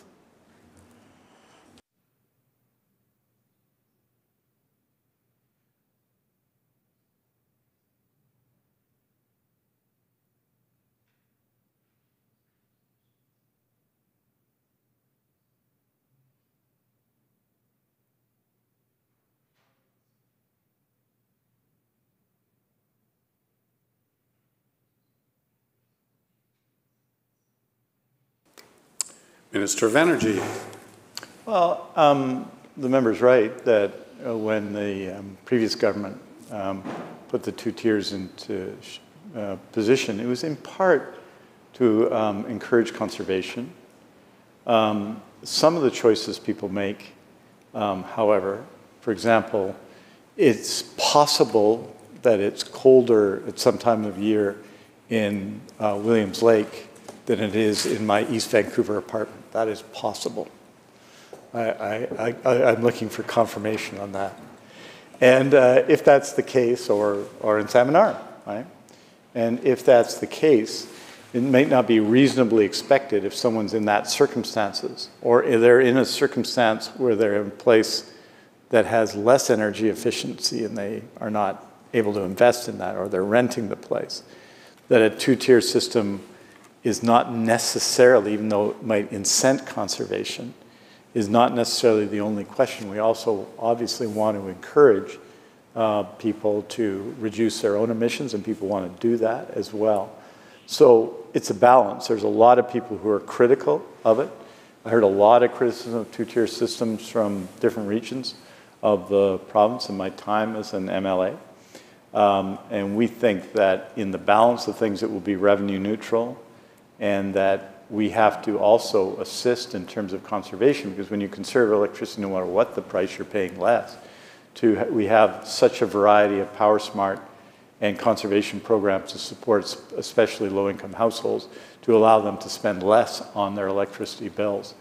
But I think in general, the public policy decision that was made in 2008 may have been the correct one, but providing options and bringing the rates together now is also the correct approach and probably the fairest approach. And we have to work to support people in conserving electricity at the same time, especially low-income people, and our programs do precisely that.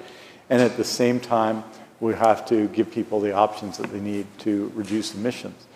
If it's the case, for example, that a person in a very, it requires a fairly expensive, in electricity terms, air conditioner for their apartment in East Vancouver, like one of my neighbors might, and they end up in another tier because they're using more electricity, that doesn't mean they've increased their economic capacity to pay. And so you have to balance these things out. And it's a difficult balance. I agree with the member. The member makes a very good point. It's why the system was put in place to begin with in 2008. I think circumstances have changed, and there is also benefit in simplicity. Member from Salmon Arm Shuswap. I thank the Chair and I thank the Minister. My question through the Chair to the Minister is that currently a lot of people that have on Tier 1 hydro rate live in smaller homes, or they've gone out and put out money to make their house energy efficient. So do you feel now with going to Tier 2 that it forces all ratepayers to pay the much higher Tier 2 system that's going to be in place? Does the minister think that it's fair for British Columbians to give them a 40% increase in their rates?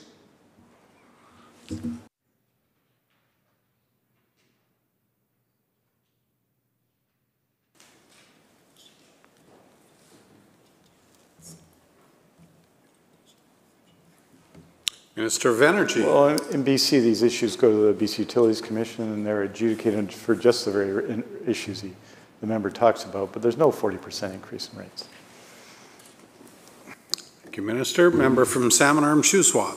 I thank the chair and I thank the minister. Moving on, Site C Dam. Site C Dam has a capacity of 1.11 megawatts and can produce 5,100 gigawatt hours, which can power 450,000 homes. Really, that's not a lot of homes. The last public update on the cost was $16 billion and 1 year behind schedule. Then in 2017, Minister of Energy at that time, Michelle Mungle, confirmed that the project was on time and on budget. Anyways, my question is to confirm, is Site C Dam fully constructed and operational? Minister of Energy. Well, I said it would be $16 billion and $16 billion. How about that? And 4 of the 6 units are working. The other 6 are coming later this year. So what we said, BC Hydro is ahead of the schedule. It was at least when I became Minister of Energy and Climate Solutions. Did a lot of work.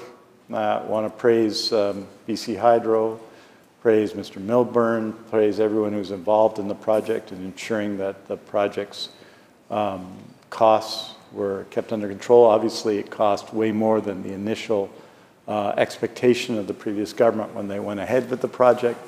But the project's built now. I have to say, having been there, I know the member for Peace River South has been there, it's impressive what our fellow citizens have built at Site C.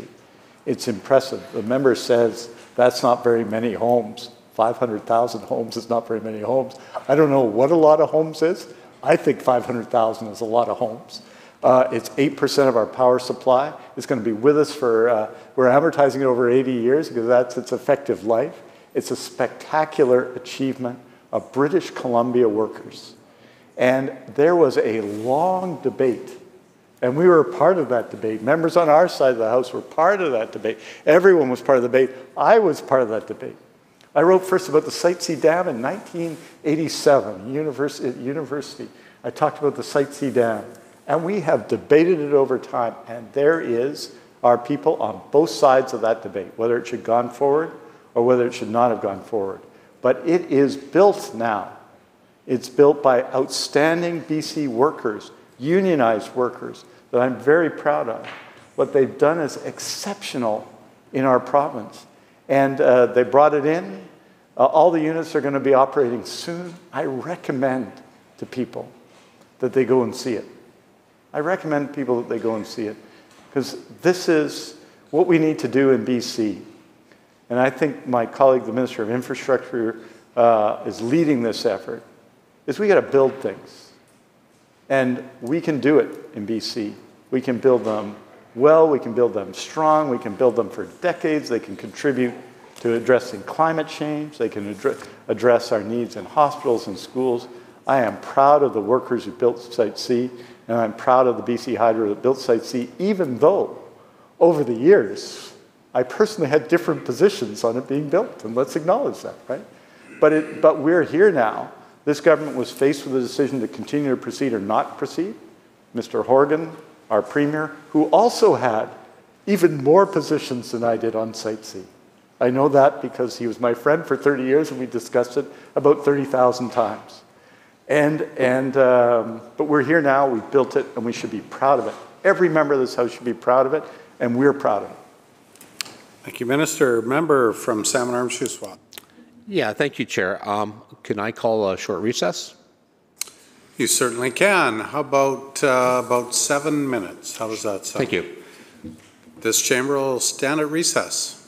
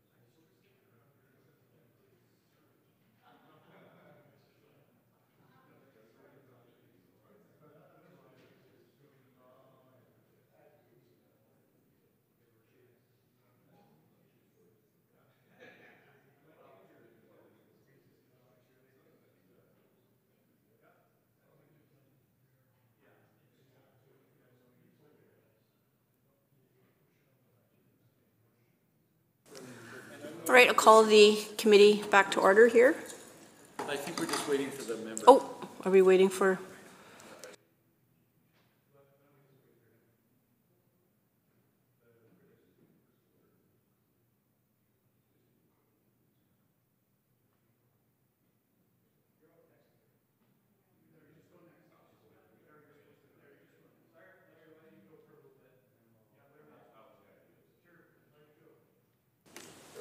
Okay, I'll call the committee back to order, recognizing the member from Peace River South. Thank you, Chair. I appreciate the opportunity to speak on estimates of the energy file, an increasingly critical portfolio for British Columbia's economic future and energy security. Noting the hour of the day, the Minister and I had a conversation in the break that, and I'll ask for his answer now. Do you want the dry administrative to finish off the day, or would you like the fun stuff? All right. With the Chair's permission, I would like to make a statement before I begin. As I've already mentioned, this is an incredibly important file for the economic future and energy security future of this province. BC has an opportunity to supply the world with some of the cleanest natural gas available. But investment confidence is slipping due to regulatory uncertainty and inconsistent messaging from this government. While other jurisdictions are racing to meet global demand, BC has been left behind. We need clarity, not confusion, if we want to see LNG deliver jobs and revenue for British Columbians. So today I'll be asking about timelines, transparency, and tangible progress, along with the budget implications for this file. Because British Columbia deserves an energy strategy that works for workers, industry, and future generations.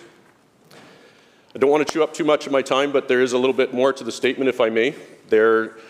As someone that has been in the oil and gas industry for probably longer than I should admit, there's a few misnomers that I would like to put on the record and make clear to not only those in this House, but those that are watching and those that may be reading this record. Let's be clear. British Columbia's natural gas is not the same as raw methane. It is misleading when critics refer to it this way. The natural gas that we produce and export is a clean, refined energy product, not a raw emission. Yes, methane is the primary component, typically up to 90% or more, but BC natural gas also contains small amounts of ethane, propane, butanes, and trace gases, all of which are carefully separated and processed before the product ever reaches a pipeline or port. This is not the same thing as an uncontrolled methane leaking into the atmosphere, which is so reported by those without as much information in this area. What makes BC's natural gas stand out globally is not just its composition, but the way that it is produced. From world-leading methane emissions controls to the use of hydroelectricity in our LNG terminals, BC sets the bar for clean production. LNG Canada, Coastal GasLink, and other projects are proof that we can export energy to the world while maintaining the highest environmental standards right here at home. When countries around the world are looking for alternatives to coal and Russian gas, British Columbia can provide one of the cleanest and most responsibly produced energy options on the planet. That is something we should be proud of. Let's start with hydrogen. Now that we've talked about gas. In 2023, the minister responsible at the time spoke of 50 known hydrogen projects representing over $7 billion investment potential in the province. The next year, that's up from 40 in 2022. My question to the minister, through the chair, is how many current hydrogen projects are ongoing or scheduled in this province?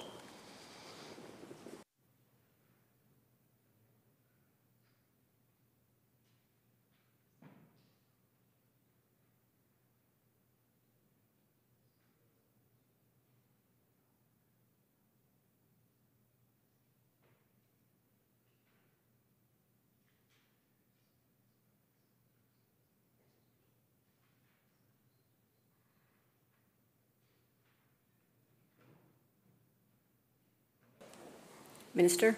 Well, thank you very much, Honourable Chair. And just to say a few things in response to the member's opening remarks.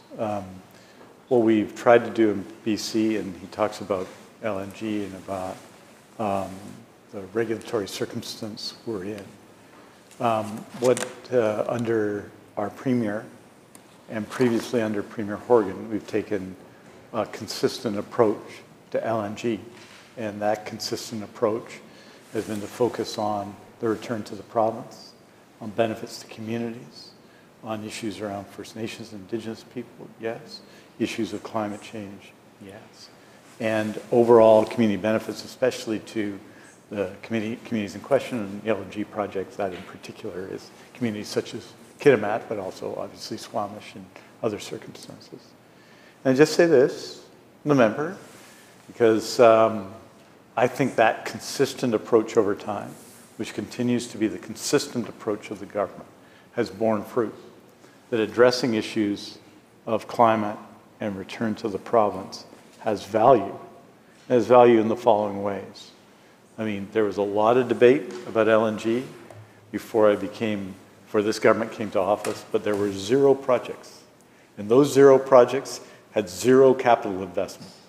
All of the, that was the circumstance when we got here. And we now have 3 projects under construction. The first LNG shipments leaving Kitimat this summer were $36 billion. Now, that's $36 billion to $0. That's 3 projects to 0 projects. Those are just the facts.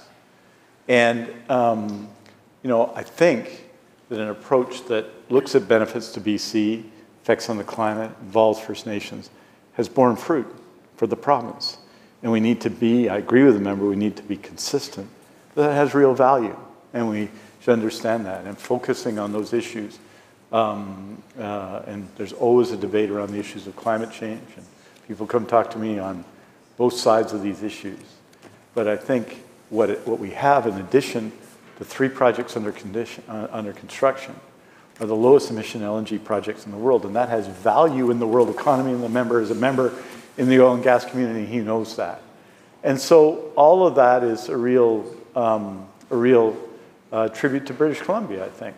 And we've got to continue work to meet our climate responsibilities. But $36 billion in capital investment. The first project was 24 to 28, depends on what you count. Hard to replace that when it's private sector investment, right? When you have that level of private sector investment, it would be hard to replace that with 100 other projects, say. That's a major investment in our province, and it has had real economic benefits in the construction phase, right? Different benefits in the rest of the phases, obviously not as dramatic, but different benefits. And so that consistent approach is our approach. And I heard a speech by the president of CGL today talking about these things. Well, I think that approach is the right approach for BC, which is to focus on our strength. I am so proud that the Haisla people have led a major project in BC. It's on the Premier's list of 18 projects that's proceeding. That is an achievement for the Haisla Nation, and an achievement that I think is going to have one of the, an LNG project that will, with the partnership with BC Hydro and all the work we're doing, will have some of the lowest impacts on the planet and will be real value in the international marketplace. So I know the member talked about hydrogen to begin with, but he started with the LNG issue, so I thought I'd just respond to him just to put the context around my view of what he had to say. And as we've talked about it privately as well, I acknowledge his long experience in the industry as well. With respect to hydrogen, depends how you count, right? Projects that are, the projects that have contacted or expressed interest, that's a large number, like the numbers used by the member. Number of projects that really kind of are live for us now, that I would call live, so it's a different number. You can't say, oh, we've gone from 60 to 20, but the number of projects live would be about 20, I think, that we're working with right now around the province. And I would say that we're making progress. We talked a little bit about the work, for example, of Power Tech Labs earlier at BC Hydro and the work they're doing in the hydrogen space, and it's important. I'm still optimistic and bullish about it. I think we've got great opportunity. And one of the things that we've done that's similar to a bill that's going to be debated in the legislature, so I won't speak about that bill at all, but except to say that the hydrogen industry has essentially been put under the regulatory responsibility of the BC Energy Regulator as of April 1st, 2025. The member will know the outstanding work. Just want to introduce Michel Carr, who's the CEO of the BC Energy Regulator. He'll also know, as someone living in the Peace region, how important it is to have a government agency where the largest group of workers is in the Peace region, is in Fort St. John, the difference that makes in terms of regulatory response.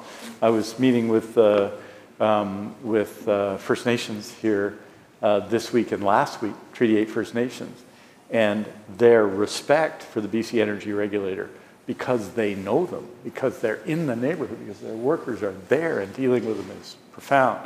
I believe the BC Energy Regulator is setting an important standard for regulation in the province, and the manner in which it's funded is of great assistance, and we'll talk about that maybe a little bit, but it means it's not a core function, it's a different agency, and we'll talk about how many people work for it. But they've taken over as the main regulator in hydrogen, and I think that assists as well.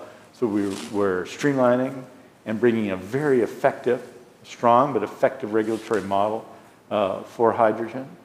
These things always have ups and downs as they go forward, but I'm enthusiastic about the potential for hydrogen. I could list off all the projects and everything else that we're doing, and perhaps I will when the member asks his next question. Member? Thank you, Minister. Actually, I wasn't able to find through research the 20 projects, so I would very much appreciate the list of those so that I can understand them better. I would like to yield the floor to my colleague for a question or two. Thank you. You're back.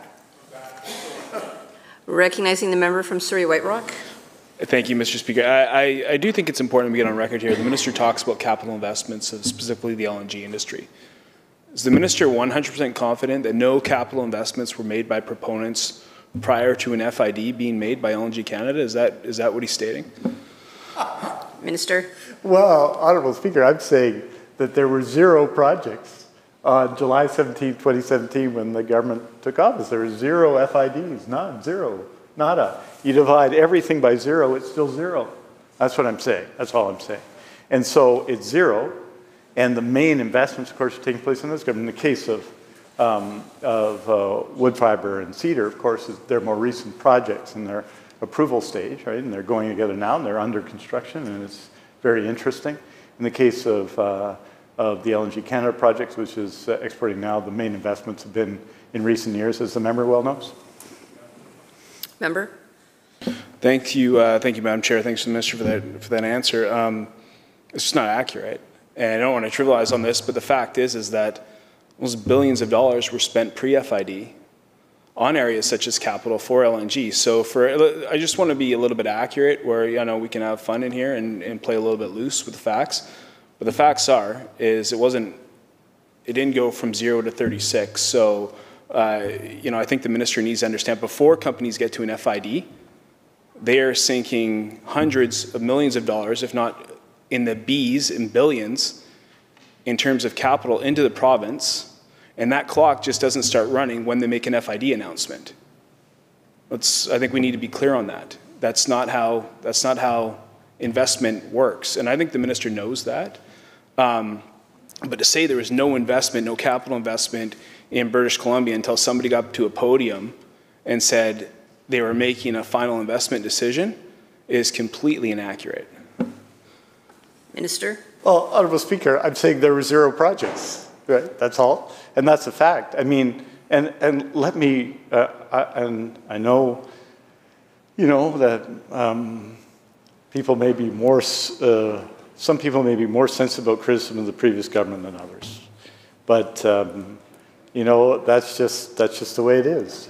Some people may be more sensitive to criticism of the previous government than others.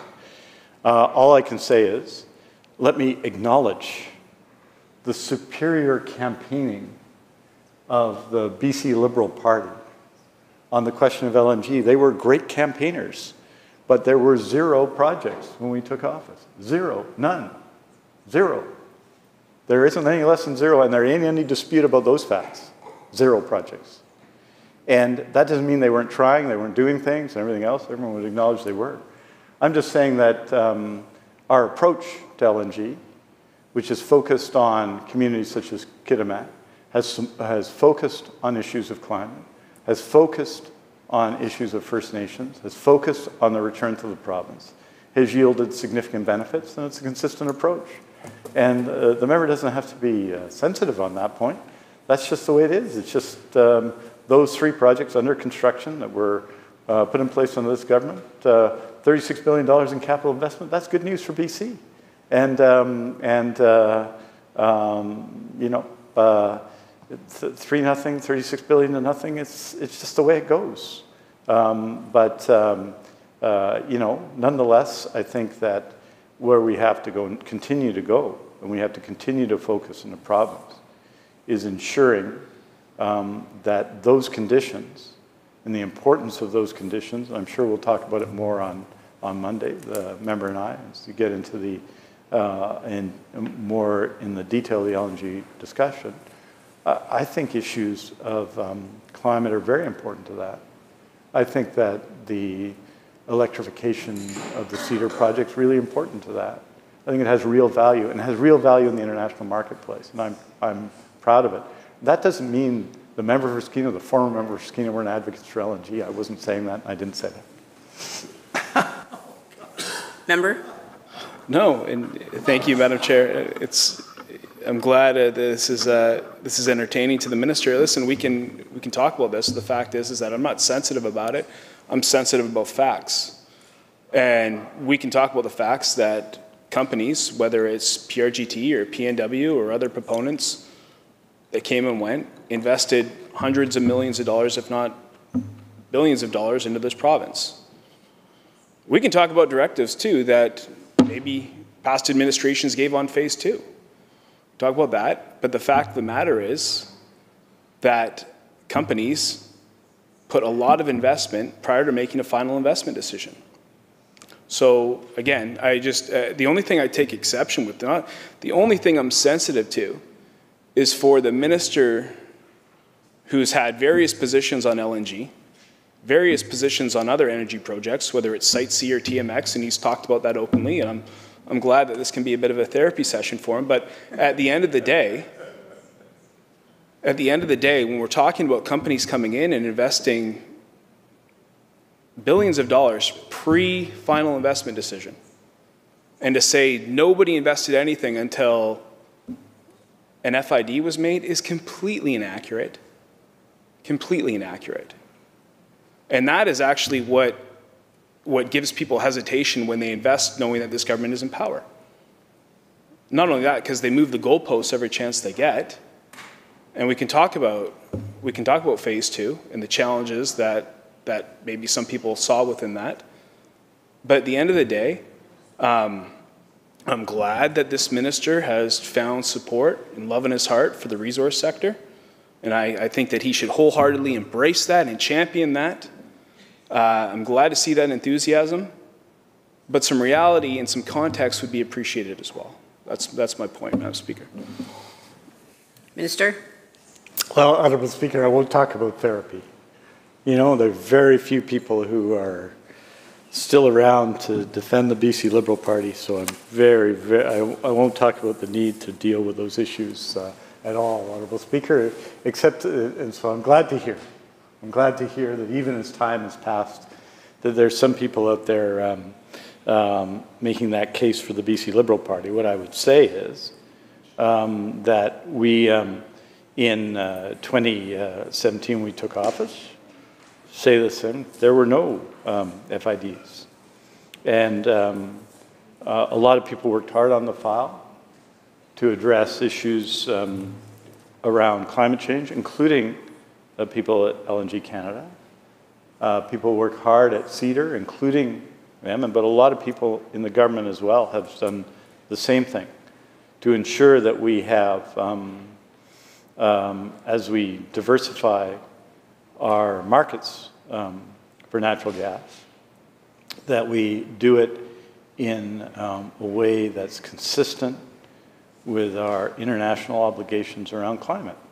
And I don't take the credit for it. I was working as Minister of Health, so there you go. But I would say that I appreciate the determined effort to defend the legacy of BC Liberals in BC. I don't agree. It's zero. It was zero. A lot of efforts were made, but not a lot of results happened. And so, the achievement of the workers, of the people who built these projects, who came together, and including industry, but also government, workers who came together, and a lot of people who've been advocates on all sides of these issues. All of these projects ultimately are the benefit of all of that. So I appreciate the contribution, and I hope it provided assistance as well to the member for Surrey White Rock. Recognizing the member from Peace River South. It seems like we've gotten a little, Madam Chair, it seems like we've gotten a little off topic with respect to the hydrogen question, but let's perhaps bring it back to there. With respect, we will get to LNG, I promise. With respect to the 20 projects that I was unable to find during my research, I'm curious how many tax dollars has the province invested into promoting hydrogen projects since 2022? And I'm curious, as a breakdown, how it was spent. Thank you.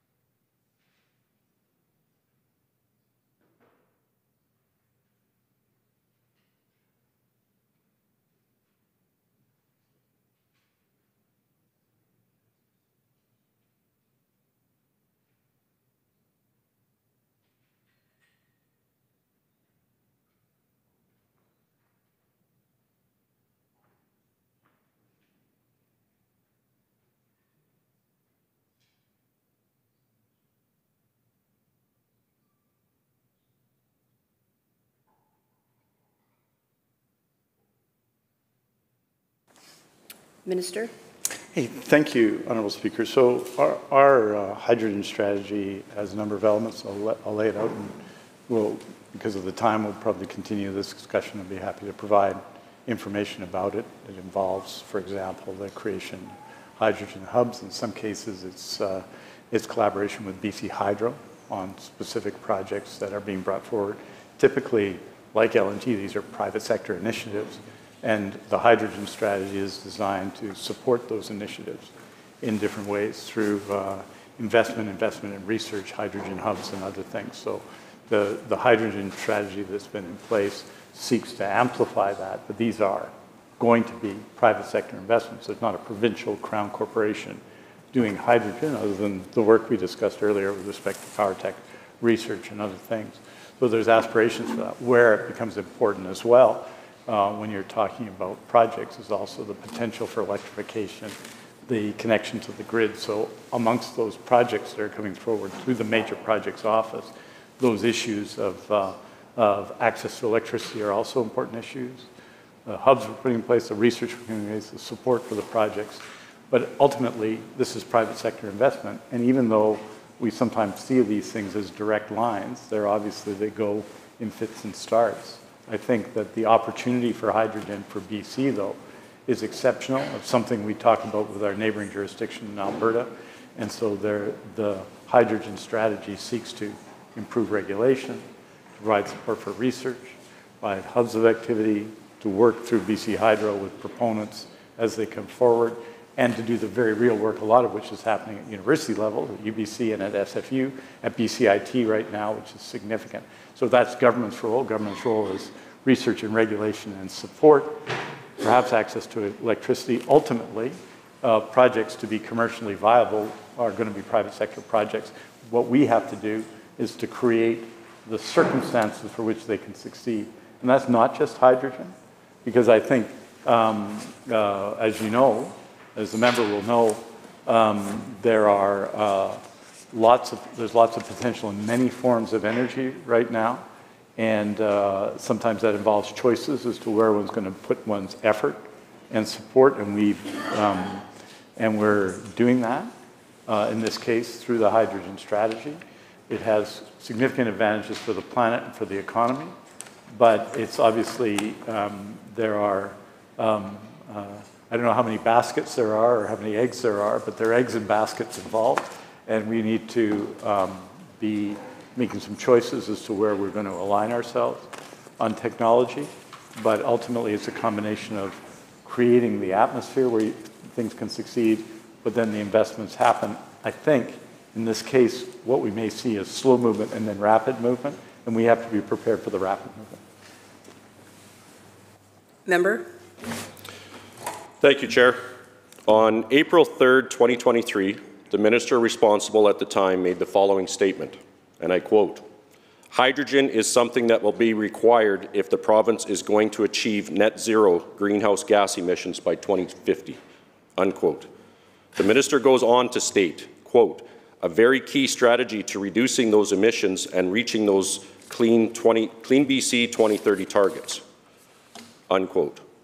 My question to the minister through the chair is, given the current absence of viable hydrogen projects, although I'm told there's 20, which again I wasn't unable to verify through research, which I will admit I may have missed them, but 20 of them seems like a big number to miss. Again, the question, given the current absence of viable hydrogen projects, have Clean BC 2030 targets been revised? And if so, in which way? Minister? Well, remember, the quote the member read out was 2050. Right? And net zero by 2050. I think that's the quote from the minister. At least that's what I heard him say. Because the net zero is by 2050. I think I don't think the expectation would ever have been, or was it, that hydrogen would be a major player in addressing 2030 targets, just because of the nature of the industry, and you'll know that. The goal of many jurisdictions is net zero by 2050, and I think the former minister is correct in saying that hydrogen will play a significant role in that. And for us, that means working with industry partners to develop the regional industry hubs, working with academic institutions, supporting the use of hydrogen in medium and heavy duty vehicles. That's important for the potential that it holds. And like many things, I mean, we sold more electric vehicles in North America last year than we did in all the years before 2017. So things move slowly and then they take off. And that, I believe, will be the case in this thing, and we have to be ready for that. We've established, as I say, the energy regulator. The hydrogen facility regulation is in place. Proponents and investors around the world are making different decisions about it. We had a little bit of the discussion about what Fortescue might do in BC, and they ultimately chose not to proceed. And there's lots of reasons for that. But I think that BC has real competitive advantages here. Our workforce is an advantage. Our location is an advantage, as it is for other energy sources. So in the case of hydrogen, it is a future that I think will render BC's economic future, but also the world's future possible. And we need to be on the cutting edge of it. We don't need to be 5 years behind, we need to be 5 years ahead. And so in terms of reaching 2050 goals, in terms of climate, I think hydrogen will play an important role. We believe so. But we're not there in 2025. and that's obvious. And we were never going to be there in 2025. And the strategy and the statements of the previous minister were not that. Member? Thank you, Minister. What question to the Minister through the chair is what I've heard then is that, and part of the reason, I'll back up for a second, but the reason that I did read out those quotes really was to illustrate to the House that the Ministry of Environment has stated that it's a key cornerstone to climate strategy in the province. And I'm not seeing or hearing what may have been or what is planned in the way of promoting it or specifically trying to attract those projects to this province. Thank you. Minister?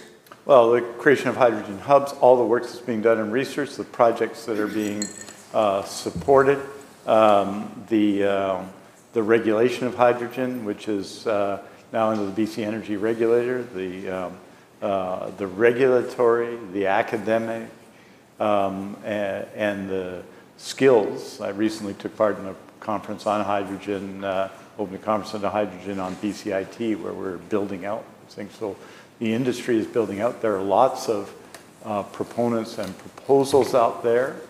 And what we have to do is be in a position to take advantage, because I think the technology is going to be there and we have to do that. And so those are significant actions. These are the things government can do: research and supports and regulation and promotion and working with the industry and looking eventually at access to electricity. These are the things government can do. And with our workforce and with our position in the world, we can be leaders in this space, leaders on climate change. But I think an important part of the progress we have to make on climate change has to be technological as well. EVs went from being nothing in BC 10 years ago to being 23%, 22.65% of new car sales last year, 0 to 22.65. That's a significant achievement. And it's important for BC because we produce electricity and we don't produce gasoline. So that's import substitution as well. That's a benefit to the BC economy that we're doing that. We produce electricity. We tend to import gasoline either from Alberta or from the United States. This is a benefit to us. So that's how technology works, and that's what you have to do. And if we're just dealing with the economy of right now, one set of things, well, we have to be positioned for the economies of the future. That's important for climate change, but it's also important for economic development. Member? Thank you, Minister. It was, I'm very glad to hear talking about getting ahead of the curve, cutting-edge technology, not waiting for the world to do it for us. What I will say, though, is having come from a background of natural gas, I can say 15 years ago we should have been on the cutting edge. We have been left behind. We started at the same time as the United States. We started at the same time as Australia, the two leading producers on the planet of LNG. Those markets, those easy, low-hanging fruit markets are filled. We now have our job ahead of us to capture what's left of that market and to depress pricing from there. But getting back to hydrogen, I know we all want to talk about LNG, so I'm just going to tease you a little bit longer. Getting back to hydrogen, given that hydrogen typically is generated through electrolysis, a very energy-intensive process that results in 1/3 energy loss, followed by a further 1/3 energy loss in efficiency when converted to fuel cells. My question to the Minister through the chair is, will this government allow for the promotion of creating hydrogen from natural gas? And if so, has a plan been put in place to do that?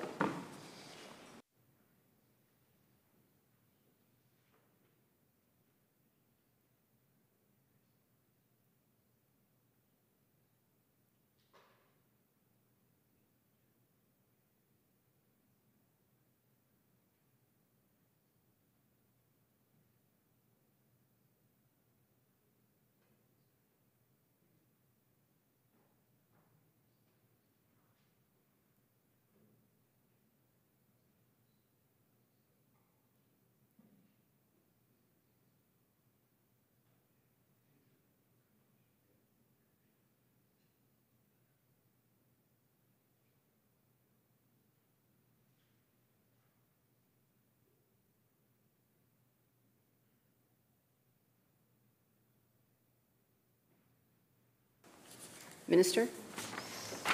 Well, members talking about blue hydrogen and green hydrogen. There's also, he'll know perhaps about turquoise hydrogen, you know, which in the Hazer project that Fortis is leading, for example, has always been part of the hydrogen strategy, of course, with carbon capture, right, which is the notion, and certainly an issue that, for example, discussed with Minister Jean in recent times and others in terms of what we can do together as provinces on these questions.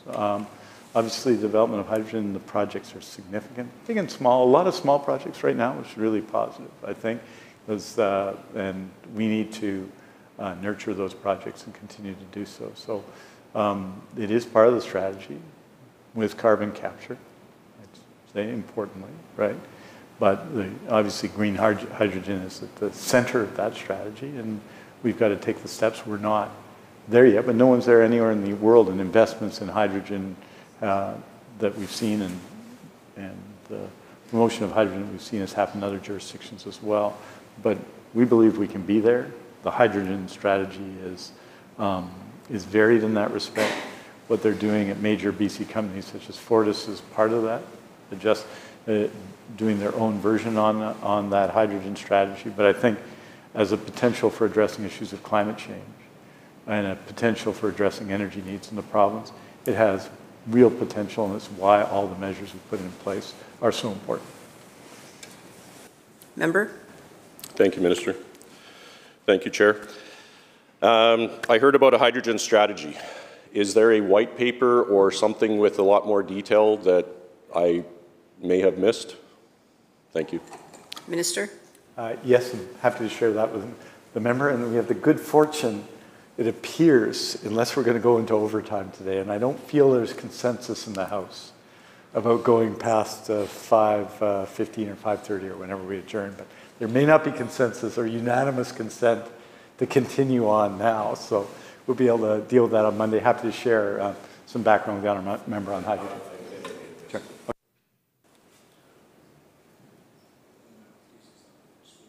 Member?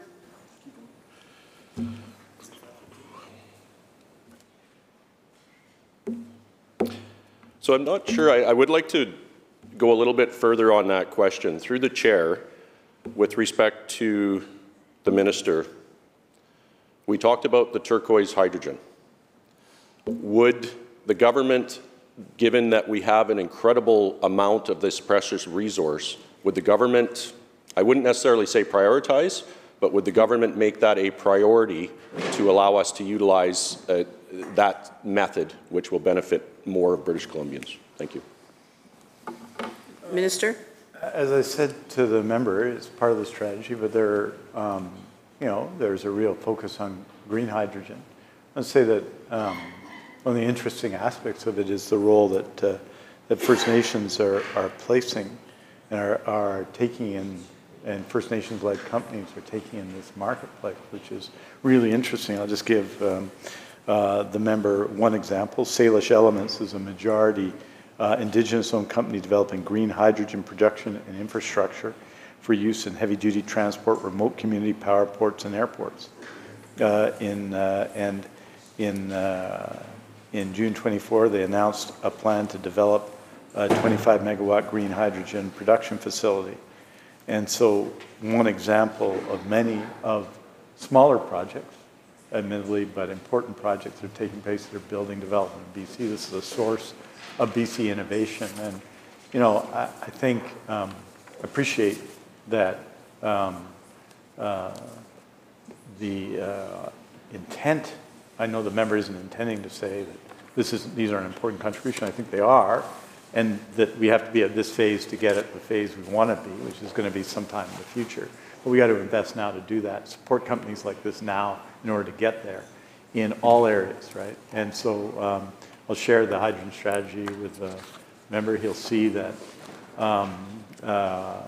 that so-called blue hydrogen or turquoise hydrogen or other things are part of that. But, you know, green hydrogen is at the center of it for obvious reasons. It has the largest benefit to the climate, and it has real potential to support us in a number of industries, including and especially the heavy transportation industry, which is a major source of emissions that we really haven't got at yet technologically. I mean, you know, there's the option of EVs in lots of places, and people have their own feelings about them, but the progress is real, and you can see it growing and taking off, and of its own momentum when more than 1 in 5 car sales are EVs.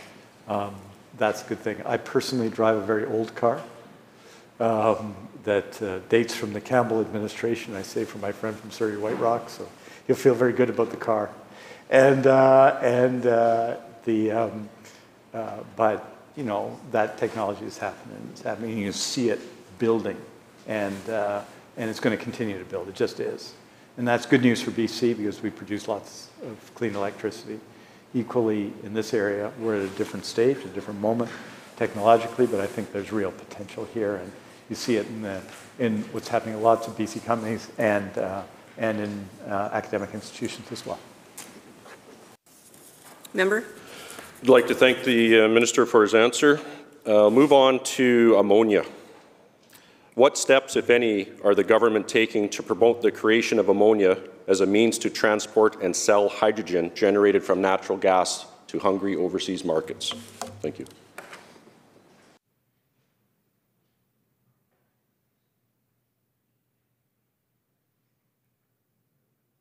Minister. Well, thank you, Honourable Chair, and the member will know that, for example, the CN rail line, obviously, to Prince Rupert from Alberta, falls under federal jurisdiction. But that issue will continue to engage with the Government of Canada after the little election they're having. I don't know how it's going in his constituency. We can compare notes later. On the ammonia by rail issue after the federal interregnum period. Obviously, BC has interests here. It's also an issue that has been raised in my discussions with the province of Alberta, and so it's an issue. It's a live issue for the federal government. Obviously, BC has a voice to be made in that debate, and we're in that discussion. We're also talking to the province of Alberta on it. We want to obviously ensure that people in British Columbia are safe, including in the members' constituency and other places. So it's not a simple issue, but it's one that we're obviously engaged with the federal government as they look at it. Member? I would accept that. I would follow that up with the question of, as the jurisdiction for highway transport is provincial, through the chair, my question to the minister is, would the province support that initiative using highway transport?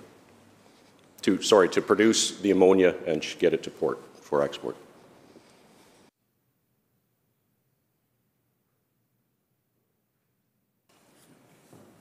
Minister?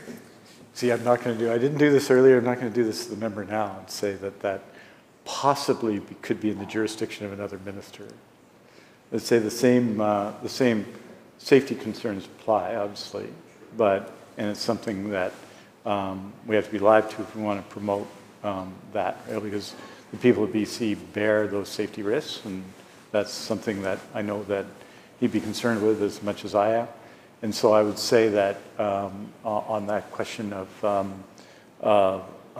ammonia by truck, if you will, or other forms of transportation, that'd be another thing we'd look at, of course. But the broader question of rail transport is a federal issue, but we have a voice to be heard in that as a place where the trains might be going through.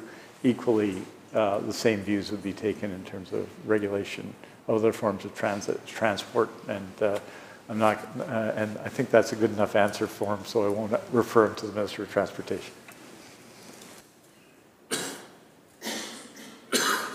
Member?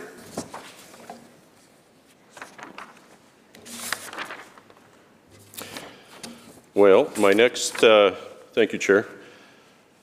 My next line of questioning is going to move into a little bit of a different area. As the Minister is aware, I am a professional engineer. I've worked in various aspects of the oil and gas industry for about 30 years, ranging from academia, where my undergraduate thesis was based on steam-assisted gravity drainage, a tertiary or advanced form of hydrocarbon recovery, which was brand new to Canada at that time.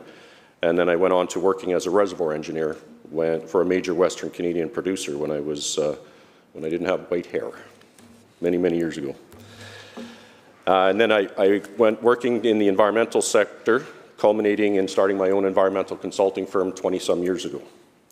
During my tenure as CEO of this engineering firm, I've had the opportunity to travel and complete projects on the international stage. And I can, oh, that doesn't make sense. What I can say from my international experience, in addition to my experience in Western Canada in the oil and gas industry, is that British Columbia, and I have said this worldwide, British Columbia has nothing to be ashamed of, nothing to be embarrassed of with how we operate our oil and gas industry. It is heads and shoulders above other jurisdictions that I've been to, and that is something that we should be proud of. I can personally attest that the standards in British Columbia are in some cases orders of magnitude more stringent than other jurisdictions, to the point where I understand that the BC Energy Regulator is marketing BC oil as green oil, and presumably gas as well, due to the extremely high standards that are imposed on the industry. While I'm certainly not one to argue that standards are unimportant, that's the livelihood that I had for the last 20-odd years, I'm also aware that these standards and uncertainty in the province have pushed billions of investment dollars out of the province into jurisdictions with lower cost per production unit. My question to the Minister through the Chair is, will this government commit to consulting with industry to find a balance between protecting the environment and providing a stable investment atmosphere whereby long-term investment is possible? Minister.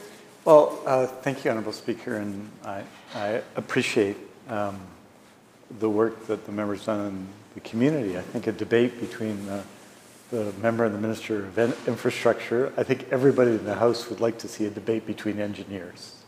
I'm not an engineer. I'm not an engineer, so I'm not going to debate engineering, but that would be an interesting debate. And I want to say I'm looking forward to answering this question in detail in my remaining 14 minutes and 28 seconds I have to answer it. In the next session, when we get together again next Monday. And with that, I move that the committee rise, report progress, and ask leave to sit again. Members, you heard the question. Those in favour? Aye. Those opposed? Motion carried. Session stands adjourned.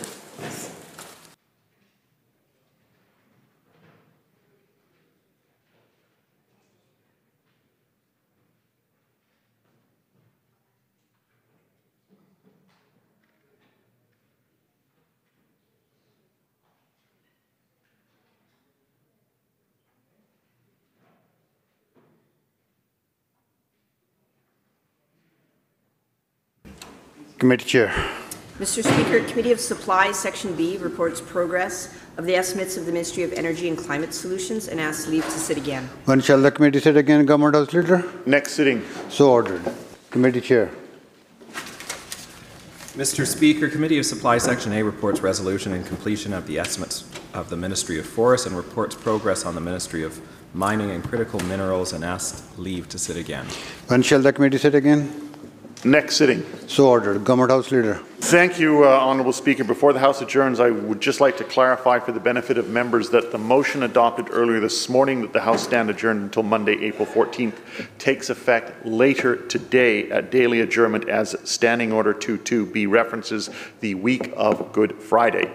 And just to remind people, when I moved the motion this morning, I said that it was because of that irregularity. I just want to make sure that everyone understands that. And with that, I move the House to now adjourn. Member, you heard the question to adjourn the House. All those in favor say aye. Aye. Opposed? Motion carried. This House stands adjourned until 10 a.m. on Monday, April 14th.